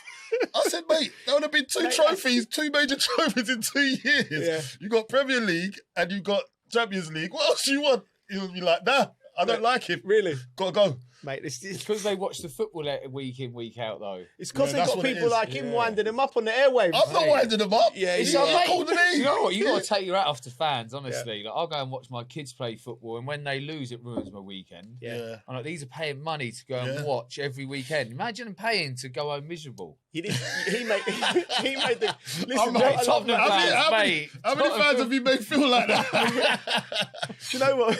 You said something right. This is when I say you've got this weird way of looking at things. Yeah, I can't argue with you, right? Yeah. He said, I can't remember who it was. I think it was at the final when you went, I hope nobody. It's going to be horrible. Someone's going to lose. We was in the box, and because we're in the box of both fans. Yeah, and he was like, "What?" He said, "Why would you bother going to football?" Right? He said, "Why would you just not go to a gig or a rave or something? At least you know when you pay your 50 quid, you're going to have a good time. Football, you can pay your 50 quid and go home miserable." But I guess the times are really good when they are good. Yeah. It's like playing bingo, isn't it? It's like playing the lottery. I tell you, it wasn't good for the other day on TV. Danny Dyer. Oh yeah, what happened? Where it kept panning to him every time with the West Ham. Oh, and yeah, then he thought they scored, and then they hadn't scored. Mate, he went for a lot of pain. We will get onto that. So listen, anyway, Liverpool. I'll bring Alonso in, and I'll tell you why. I think Alonso tends to play with that sort of 3-4-3 system. I think Frimpong and Kirkes, Wirtz in behind Isak and Ekitike, Szoboszlai and McAllister. Maybe as a 2 in there. He ain't turned up this season, McAllister either. He hasn't. He's but yeah. But anyway, I would do that. Moving on, Chelsea now. Listen, lots going on, Coley. They dispatched Port Vale 7-0. That was lovely, by the way. Lovely dispatch, but it's off the back of a bad run. Yeah. But the news coming out is Enzo Fernandez has been dropped by Chelsea for 2 games after comments he made about his future are deemed to have crossed the line, according to the manager, Rosenior. Now, when Rosenior come out and spoke to the press, he said it was a club decision to give him the 2 games ban. He's under contract until 2032. And he wants to leave, right? It seems like he wants to leave. That's funny in itself. It's mad, isn't it? Right. While he was talking, I was thinking his contract's up at the end of the season. Like, 2032. So it's on us, right, as ex-footballers, to like try and give the fans a perspective, the listeners, to give a perspective of did he cross the line? Is his punishment fair? What are Chelsea thinking? So first of all, I think Enzo Fernandez is a great footballer. He's a great footballer, and when he's on the pitch, Chelsea are a better team.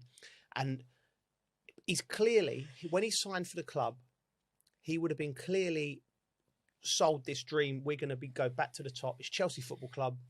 It's global. He's thinking to himself, fantastic, 100 million player from Benfica. I'm at the big league. and he's been there 2.5 years now. He's probably looking around and he's playing with young players, not really competing with your Arsenals, your Man Cities. And he's probably thinking, he signed this 8-year contract of what he signed, which Chelsea, and he's probably thinking, this ain't happening for me.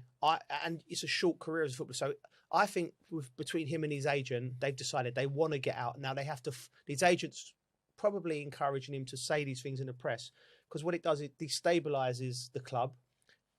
But like you said, when you've got a year or 2 years left, you'll hold the power in the contract because you are a valuable asset. So the club's perspective is, right, we've given all these players these long-term contracts. We've had some where we've given it to Mikhail Mudryk, who's had the drugs thing, can't get him off the books, paying him a lot of money. So that's a negative for giving him a long-term contract. Your Cole Palmers, your Enzos, you give them a long-term contract and it secures the value on the asset. But now you come to where the rubber hits the road, where, Enzo, you got him for another 4 or 5 years, so he's secured, but you're going to have an unhappy player for 4 or 5 years. So this is where I think the ownership group, they don't have anyone in that group who's been a top player, who understands the mindset, understands all the intricacies.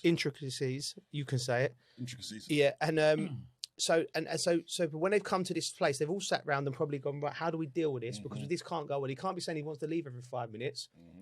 So they've gone, right, we're going to ban him for 2 games. And one of the games is the Man City game, right? So, I mean, if they've had someone in the room, you need to preempt this type of stuff because you can't just be banning players for talking about their opinions. If he wants to leave... Sure, they would have had a chat with each other before they decided to ban him for 2 games. They said it was a club decision. So for that means it's the owners, maybe the board, maybe the directors of football. So how's his one such a big deal and Cucurella's one not? Good point. I think with the Cucurella point, I think Enzo's done it before. I think there's been some like misdemeanors previous. He's got previous. This guy, every time he goes away on international, I bet. Yeah. But the thing is, you have a little breather. You have a breather. I don't know, man. I think it's pretty much. Listen, you're not. If you're sitting there going, I'd like to go and live in Real Madrid. No, Madrid. Madrid, mate. It could be Rayo Vallecano. By the way, it don't have to be Real Madrid. It could be Getafe. That's in Madrid. Yeah. So it could be these other teams. You might not just say, I want to go to Real. It could be Atletico. You know what I mean? It ain't Chelsea. You know that. Do you know what I mean? Chelsea ain't in Madrid. That's true. That's true. Right? So far from it. Right? So the question's here: did he cross the line? You just shouldn't come out and do it, should you? Really? You shouldn't come out and do it. But if you're thinking, I wouldn't mind to live in Madrid, but he's saying it was. He was saying it was innocent. Like says, the weather reminds me of home. Yeah, but that's just that's the lyrics. That's the lyrics he's coming out with. You know what you're saying. Well, if that's the case, then I would say, listen, Enzo, you need to come out. If my dealings with it would have been, first of all, I think you made a rod for your own back with these long-term contracts because I think they sound good in essence, but they haven't thought about what happens when you get a player, a top player who wants to go, and how that affects. They must have had a chat with him before banning him, surely. Well, it's an easy one. You say, listen, Enzo, why are you saying this? And he'd go, oh, sorry, I didn't mean it. Go, all right, then no problem. What about this statement saying you're committed to Chelsea for the next 4 or 5 years and you're not interested in leaving no matter where, you know what I mean? And then you go, all right, but that would have been the first move. Then if he says no, then you know he's not said it accidentally. And you go, all right, this is where we're at. And then it becomes a thing, well, then listen, I just think I could have said this was coming down the line 2 years ago with these long-term contracts. 100%. Decided they're going to try and get out of it. Of course, players are going to try and navigate. We see Isak in the summer. If you're going to do it, fine him. Yeah. Don't ban him for 2 games if he's a player that's going to play. You're hurting yourself and still really. give you everything. Because no matter what, whenever you go on the pitch, you're still going to give everything. You're never not going to go out there and not give everything, are you? We would think that. I'm assuming Enzo is that type of character. But we have seen some wrong-uns. We have seen some wrong-uns. But would you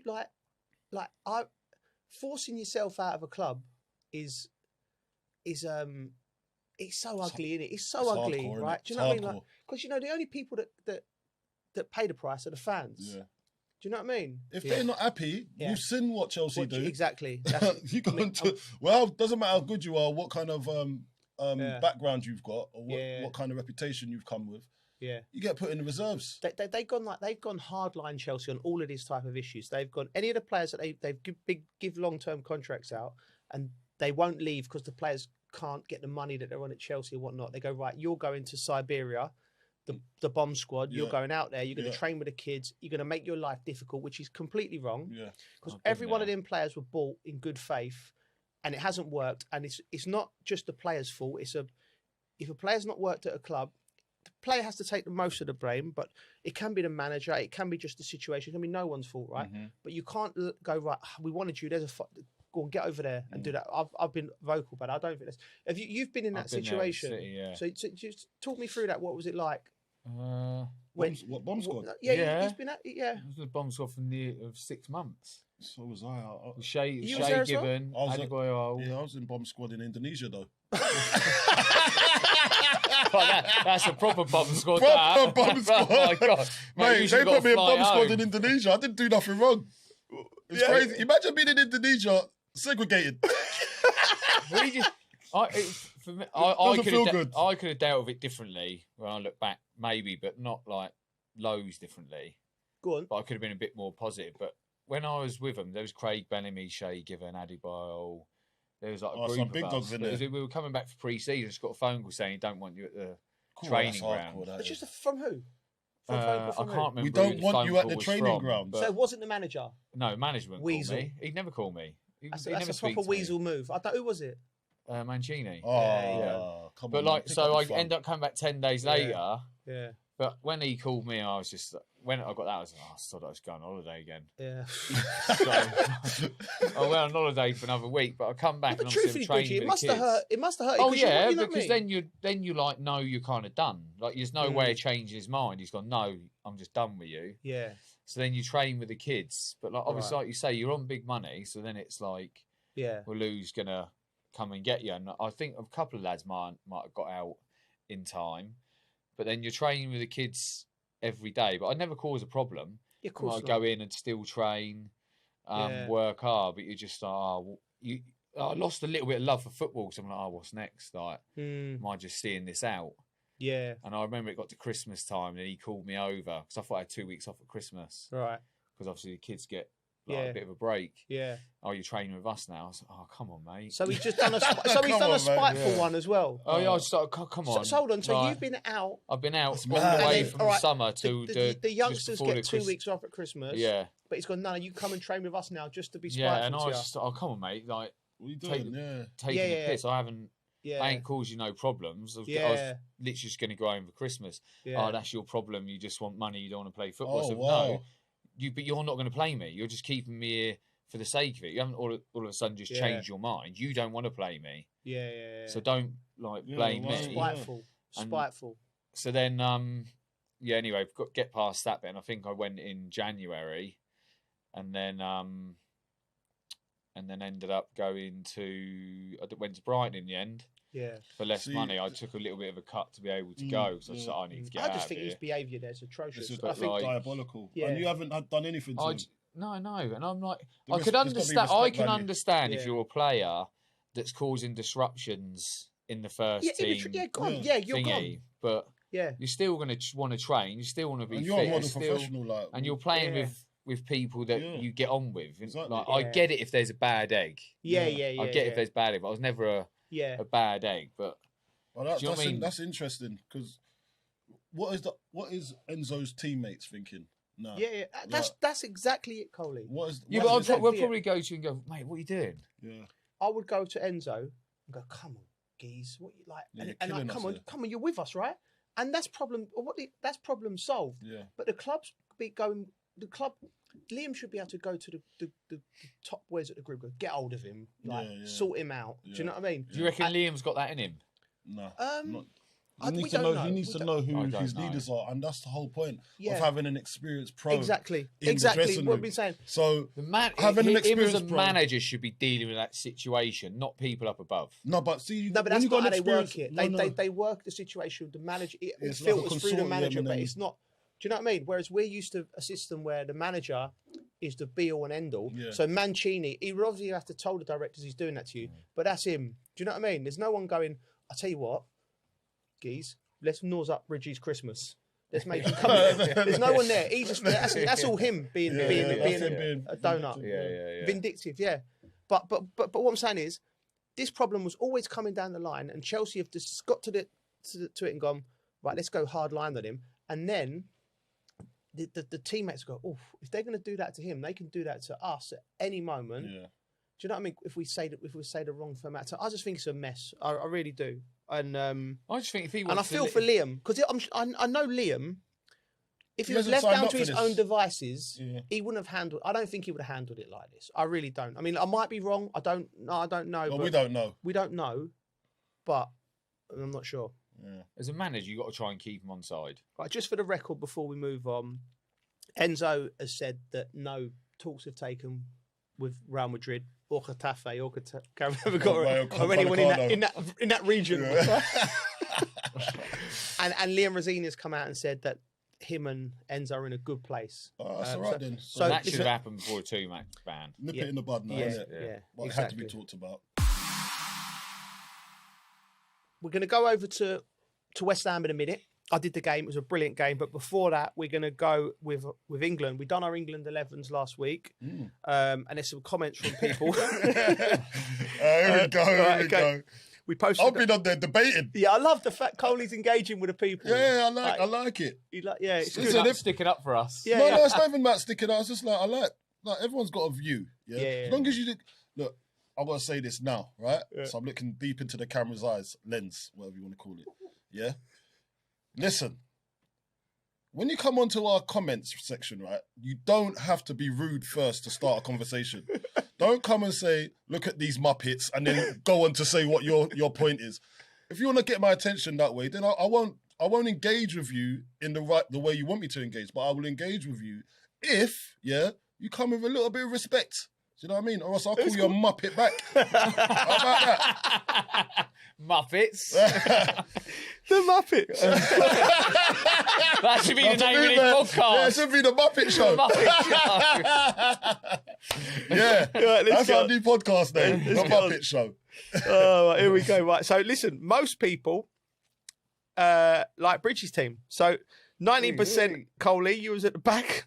Yeah, I got 35%. That's the team that will win, you know. Okay. Right? We'll never know because it won't happen. It's tactically, it's a spiritual team that is. It's in the unseen world. All right, I do pick my teams on What did you get? spirituality. Was you second? No, I was second with 35%, but Bridgie smashed it, 46%. Is it? Now, Carlton, Yeah. you had Madueke in your team. Yeah.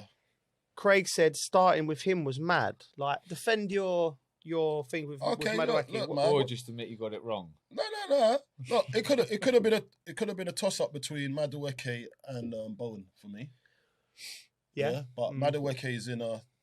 My reasoning for going with Madueke is because he's in a title challenging position, so he should be on a high, right? Yeah. And I'd have loved to put Bowen in there. I was not going to put Saka because I think Saka closes the space. Yeah. For Kane to operate. Right. Where I think, and Bellingham, where I think we need runners on the outside that can take on players on the outside and in the inside. A little bit of unpredictability. Yeah. That's why I've gone for Noni Madueke. And he's a willing runner to go the other way because Harry Kane comes to feet quite a lot. So my choices are actually tactical. It's not that he's my favourite player. I just thought what player is going to complement the best player on the pitch, which is Harry Kane. Yeah. Okay, it's fair. It's a fair point. Yeah. And on the other side, I've gone with Rashford. He's a willing runner. I see him against... Scored at the weekend. Scored at the weekend for Barcelona, playing really well. He's going to get a lot of football from now to the end of the season because Rafinha's injured. So I looked at that. I thought, listen, man, there's a spiritual guidance to my selection. Yeah. You might just see it on paper and think, maybe not. Yeah. And I put Garner in there as well. Yeah. It's all spirituality, man. Yeah. You know what I mean? That's why I'm a manager, in my head, and you're not. Fair. It's well said. I think he's even put... Craig's even put Madueke in his team now. This is from I Beatles said, how are people picking stones? He's played 18 games in 2 years. I must say, that's a fair point. Yeah. That's a fair point. But I just think he's got the experience to navigate. Me too. I think what people don't underestimate is in these tournaments and these situations, having somebody who knows what they're doing at the back. You know, next Mark Gerrans is the number one centre half, but he's not played in a tournament, right? Yes, but not regular. Not the the level main guy. That, like looking around, he's always had Stones with him or Maguire. Even club level. Yeah. Do you know what I mean? Club level, Stones has been there, done it, tried it, tested, won things as well. And they would have trained together. Yeah, consistently for 6 months. So all these things come. We don't just throw these things. People, we come with receipts. Right. This is from Chris. This isn't necessarily. It's about Bridgie, but it's not necessarily. What is it? Is it? Bridgie is so anti-Arsenal. It seems like a fair comment to me. What is it with Arsenal, mate? It's quite a fair comment, isn't it? Do you know what it is? I've met quite a lot of Arsenal fans over the last few years. And their bells. No. The actual these ones are all right. Right. It's just, you know, when like you've played against them a few times, you get abused a lot. And then just all of a sudden you don't like some of the players you play against, and all of a sudden you just do you know what? Name names. Like just when that Chelsea Arsenal rivalry, like he's actually right at Boué, but he used to do my head. He used to do my head in to play against. It's like Gary Neville. I like Gary Neville. He used to do my head in to play against. Okay, so it's left a bit of sour taste in your mouth. It's you know what I mean. I don't really hate. I reckon you'd like a Boué on a night out. I reckon you would. I don't really hate them. No. I kind of just dislike them a little bit, and I like it when they lose. Okay. So you don't like them then? Mate, they're good. You're happy when they're miserable. Yeah, but it's just certain things in your life, and like if they went and won the league, I'd actually be happy for the people that I like. That we love. The people we love would be happy. But everyone else, I won't be happy for. Okay, that's what I mean. We've got a guy that follows us, and he's quite vocal. I didn't know Marlon King was an Arsenal fan. Really? Ex-Watford striker. Okay. James Puentes as well. He's he follows us religiously. But he's an Arsenal fan. But they're reasonable Arsenal fans. Right, okay. We've got Simon Swifty. Right, okay. Simon James, my mate, Arsenal fan. Very unreasonable fan. So this is why I do it, for fans like him, and get under his skin. And I don't think it's a hate thing either. Do you know what? There's something about them. They always celebrate, and they're always texting. And it's their season. They're going to win this digitally active so early. Yeah, they're digitally so early than any other team I can think of. They go. So like, then I'm just like, I'm just going to see you eat these words. Do you know what I mean? Listen, they got to win something. Banter is funny. They got to win something. They're going to win the league. Time will tell. So what else have we got on there? Time will tell. No, that's pretty much it. Like, so like, well, we're gonna. You was getting the Cristiano Ronaldo one last week. This is weird to me, right? I don't even remember. I said something about Cristiano Ronaldo. But you said if you say something bad about Cristiano Ronaldo, mate, there's a he's tribe got all that these come little after you. minions that bounce on and do all that. You said something about him, and someone came for me about it. Yeah, that's true. You're just dropping bombs, and you don't even read it. That's the worst thing. Yeah, he don't read it. Yeah, so stop coming on our page. Looking for him because he doesn't care. Carlton reads it all the time. Go for Carlton. Yeah, come for me. Like, I don't mind bouncing back and forth with you. Lot. Yeah, I just found it weird. Like, anyway, Cristiano, you know, I don't mind him. He's all right. Leave me alone. I think a lot of these people as well sometimes, you know, like they see it and they think of a reply straight away rather than slow it down and think. Yeah. It's all about it. Just chill out a bit. And then write something if you really want to. Really? They've just gone boom, straight in 2-footed. Didn't see it, anyone. Yeah, don't even see it. So there you go. I'm hurting. Coley's my guy. Yeah. I'm going to start sending them all to you. Okay. Thanks, mate. No, my mates do that. Like, I got like I got called a Bulgarian lizard once. My mate thought it was brilliant. Lizard. I said something about Liverpool and Turley they didn't like. And this geezer, it was quite funny actually. He went, look at him, he looks like a Bulgarian lizard. I don't even know what a Bulgarian lizard looks like. But there you go, we're moving on. We do now. Yeah. Right, moving on. West Ham, I was there. Can I say, Colton, what a game. Like, it was a good view. It was a good view for the mutual. Yeah, before I go on, right, you know, I don't know if it's my old age what it was, but I get really when I go to West Ham and a big night like when the crowd they were singing Bubbles, I get really emotional. I was like, because you know, like I remember that song when you make when you're there and you're a kid and it's all new and it's all fresh, and the fans were so up for it. Yeah. They were so up for it for the game, and as we come down from where we was watching the game, God knows why they do this. They put us like right between the Leeds fans and the West Ham fans, and we got to stand there for 10 minutes and just watching them scream abuse at each other. The passion, the from the top of their lungs, running from the top. I saw one geezer. He must have been about 65, limp. And I saw him running down like it took him ages to get down, just to blow out some nonsense. Yeah. And then there's all these other West Ham fans, and I was watching it. It was brilliant. It's their stress relief, isn't it? Yeah, I thought it was brilliant. And I'm like, listen, you're right. It's a stress relief, and that's what they come to football for. That's the whole point. But that's what they're paying for. Yeah, that's what they're paying for at the end for West Ham, when you see the Leeds fans going absolutely mental. What about the West Ham fans that left 2-0 down? Yeah. When was that, half time? No, it was 2-0 down. Just like there was 10 minutes to go, and then they're all creeping out, and then if anyone knows the Olympic Stadium, it's a long way out. Yeah. Right. So it's a little bit there was a portion of them that went out, and then they tried to get back in. The stewards give them you ain't coming in tonight. Yeah.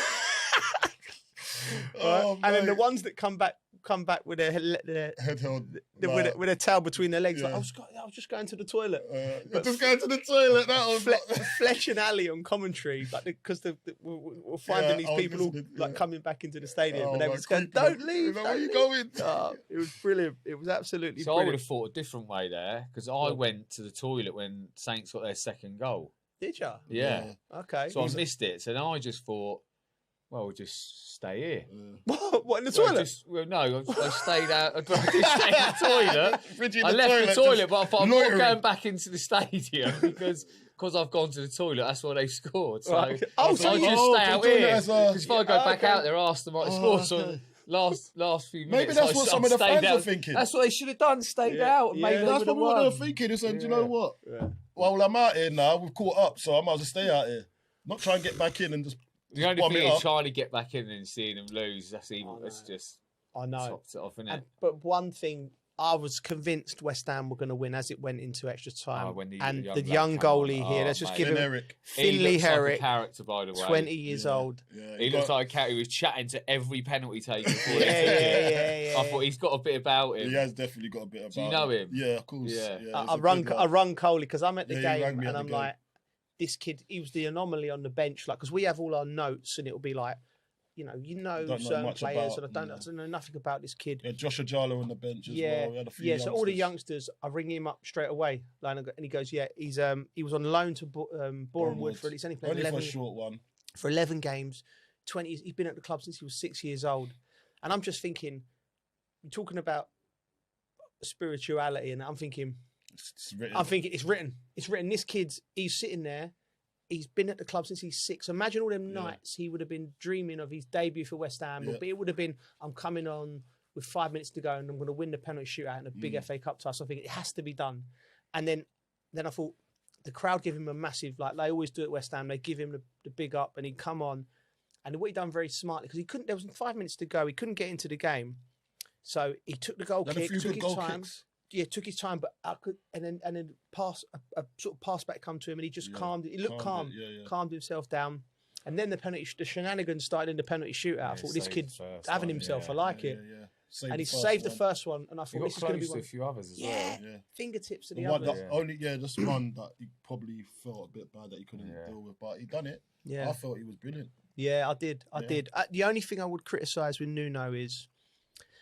And it's hard because I don't know the situation with Wan-Bissaka, Mavropanos. Maybe you know Coley and Somerville. Was Somerville ready? I think he picked the team. It looked like a team that was slightly edging towards the Premier League, and I just think he underestimated. I think he would have sat there when the atmosphere was kicking off at the start and thought how up for it the West Ham fans were, how important the FA Cup was. I think he could have picked the stronger side. From the start, it was a day out in Wembley. People forget that. Yeah, you know what I mean. I think he underestimated that, and I think it was a broad financial decision. It's hard as a manager if you think it's to weigh up that one. Yeah. Where do you find a biting point for your strongest team, and saving your legs as well for the charge that's already to stay up in the league as well. You'd rather stay in the league Of course. than win a cup, right? Of course. Would you? Would you? What? You'd rather go down and win an FA Cup? Too much. No, Coley, it's too much money. No, you got Where's to the win love? league. Where's the love? No, Where's I know the what you're spirit? saying, but Where's the spirit, mate? Them too boys much might not money. win anything No, ever but again. I know, not for the boys. FA Cup. Listen, I get it. I'm not. This comes from my soul, not from my bank balance. I get it for the purist. That is the dream. As a manager, be honest. As a manager, would you rather win the FA Cup and go down or stay up? No, but you don't know what your remit was at the start of the season. I'd prefer to win the FA Cup and go down. I'll bring them back up. Listen to this. But I'm a romantic. No, but winning the FA Cup, when you were signed and you were trying to save us, you're trying to save us. It wasn't. We should your put this remit, out there. But your remit wasn't. Ask people what they your would remit to come rather win the FA Cup and go down. No, or stay up. Your remit was to keep us up. That was it. Not go and win the FA Cup. That weren't on the. That weren't on the forms. That weren't on the forms, mate. When you're signing that contract, the owner was saying you better keep us up, and then we'll give you a nice. It's not to win the FA Cup and go down. Corporate greed. Corporate greed. No, but you have to. He's doing his job. He's doing his job. No. I'm not having it. No, you're not having it. I'm not having it. He's doing his job, mate. I'm not having it. Listen, I'm not having it, mate. The FA Cup would have been a bonus. It would have been a bonus. It's no bonus. All right. Okay. I think you'd rather stay up, I reckon. Okay. You're just saying it. No, I'm not. 100%. Mate, I'm not having it. Well, we can ask the people. Stay up. Because Your money if West Ham goes- go down, they'll come straight back up. Money comes and goes. I like what you're saying there. I'm going to remind you about this. Listen, I'm the romantic. These capitalist people next to me. But listen, it's one for the viewers, other viewers, listeners. We're going to do a poll. Would you like to go down and win the FA Cup, or stay up and not win the FA Cup? I think it's a no-brainer.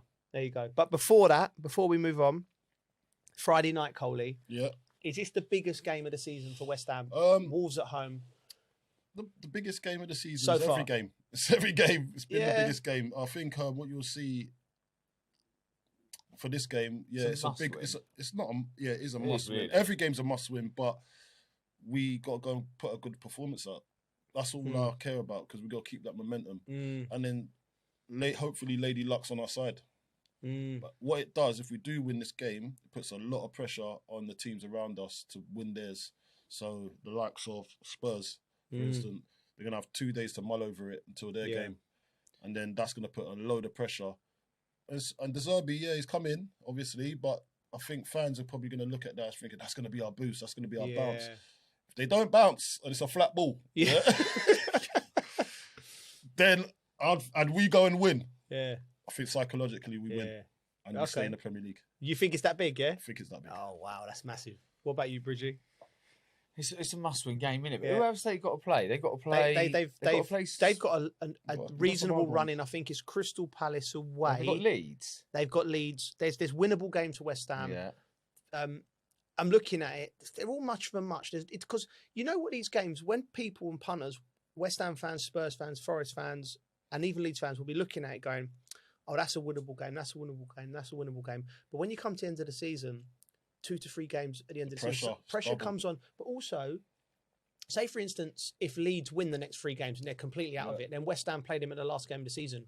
You'd like to think they're going to be on holiday. So it changes. So you just got to win the next game. Need to win it. They've got to win it. Moving away from football, we all love our golf. It's the Masters dinner. Rory McIlroy will be choosing the meal this year. I'm just thinking, if we had a master, a champions dinner for our teammates, what would yours, starters, mains, and desserts be?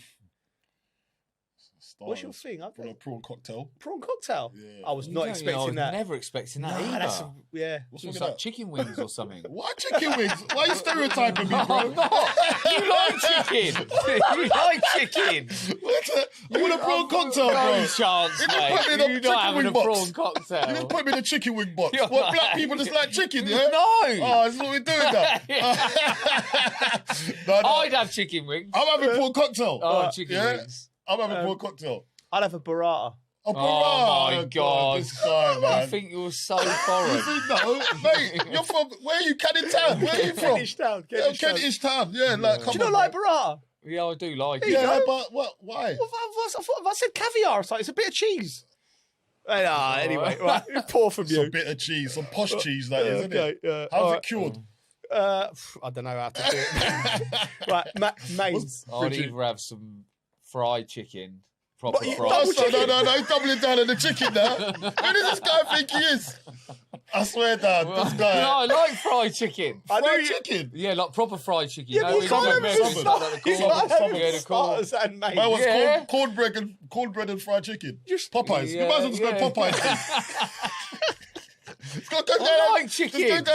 Just say he just wants KFC. No, not KFC. Proper fried chicken. All right, okay. Proper homemade fried chicken. I'm going mains. It's a bit of steak.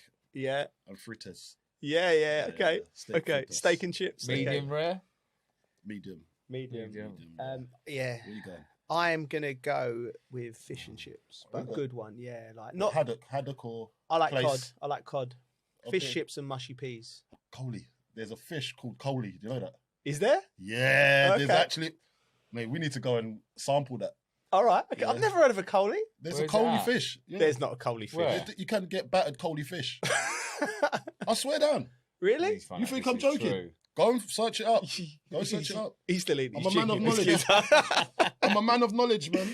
There's coley fish. I've never been to Sainsbury's and seen salmon, trout, coley. I've never seen. It's not in them type of. It's not in Sainsbury's. Are we rare? It might be in Waitrose. Okay. You know what I mean? This has gone sideways. No, it's not. Okay. So what, you want a bit of so haddock, battered haddock? Cod. Cod, mate, yeah. I like cod. I like cod, yeah. And but a really good one. There's a great little one in it's one in called the Seashell. I used to go as a kid. So it's in Lesson Green, Edgware Road, just down there by Church Street where I used to live. And I used to go there every Friday night as a kid. So like, you know what I mean? That's my thing. Anyway, dessert, Bridgie. I think I'll be full up with all chicken. You're gonna get chicken for dessert as well. Oh, how much chicken do you want on this plate, bro? I don't know, dessert. I'm not really like a dessert man. Like chicken maybe strippers. like a little Chicken chocolate eclair or something. You know, the fitter roll towers. The fitter roll towers. Yeah, maybe one of them or something. When you eat, right? When I eat, Yeah, right? when I eat. Yeah. When most things I do, innit? When I'm like doing he's it, bulking. when I'm doing it, I'll do it. Yeah, exactly. He eats like he's bulking. Yeah. Training for something. I'm gonna go old school. Was it old school cake with custard? Yeah. Okay. So the school, remember the school? Yeah, school cakes. School Yes. cakes. Yeah. The old school sponge cake kind of thing. Yeah. With the sprinkle on top. Yes. Go with that. Love that, mate. I don't mind cheese board, to be fair. Cheese okay. board is good. Until the chicken is consumed. Until the chicken is consumed, he wants a cheese board. Chicken and cheese, Bridgie's sweet as enough. Right, okay. All right. I'd have apple crumble. Apple crumble. Apple crumble. What drink? All right. Okay. This ain't even on the notes, but I'm enjoying this. What drink would you have? Oh, I don't know. I'd struggle to stick with one drink. I'll go for Peroni. You know what I'm into. Probably the one beer. Tequila. Mezcal and ginger ale. Not mezcal, I don't like. It's the only drink he doesn't like. I love Smoky tequila. Smoky tequila. For anyone out there, it's just beautiful. Well, that was fun. Right, next week, Carlton's away in Bangkok. Yes, okay. Going to be looking for some train stations out there. Carlton's away days in Bangkok. Well, it'll be a bit different to Braintree, but we'll see. Yeah. Okay, right. So, but we got another Premier League great, one of our friends, Ida Good-Johnson, the Iceman. So if you've got any questions for Ida, email them into the usual things. A reminder, we drop every Tuesday apart from this week, and you can watch us on YouTube and listen to us wherever you get your podcasts. Please follow us on socials. We'll be back next week, so please like, review and subscribe. I'm on absolute flames today. See you later. Flowing.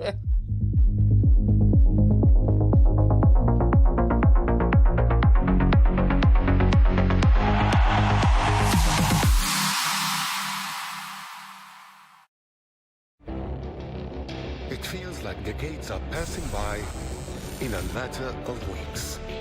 Seismic shifts in the world order. Never, ever will be part of America. With so much happening and so much noise, Whether it's political upheaval, Canada has been ripping us off for years. economic shifts, or social movements, And no one wins from tariffs. I think America can be more friendly to the rest of the world. For in-depth analysis and all the latest developments across the globe. To have an inclusive policy together. The meetings with Hamas gave me some hope. We're in another nuclear arms race. the most important developments straight to your screen. Welcome to the dressing room. I'm on my own.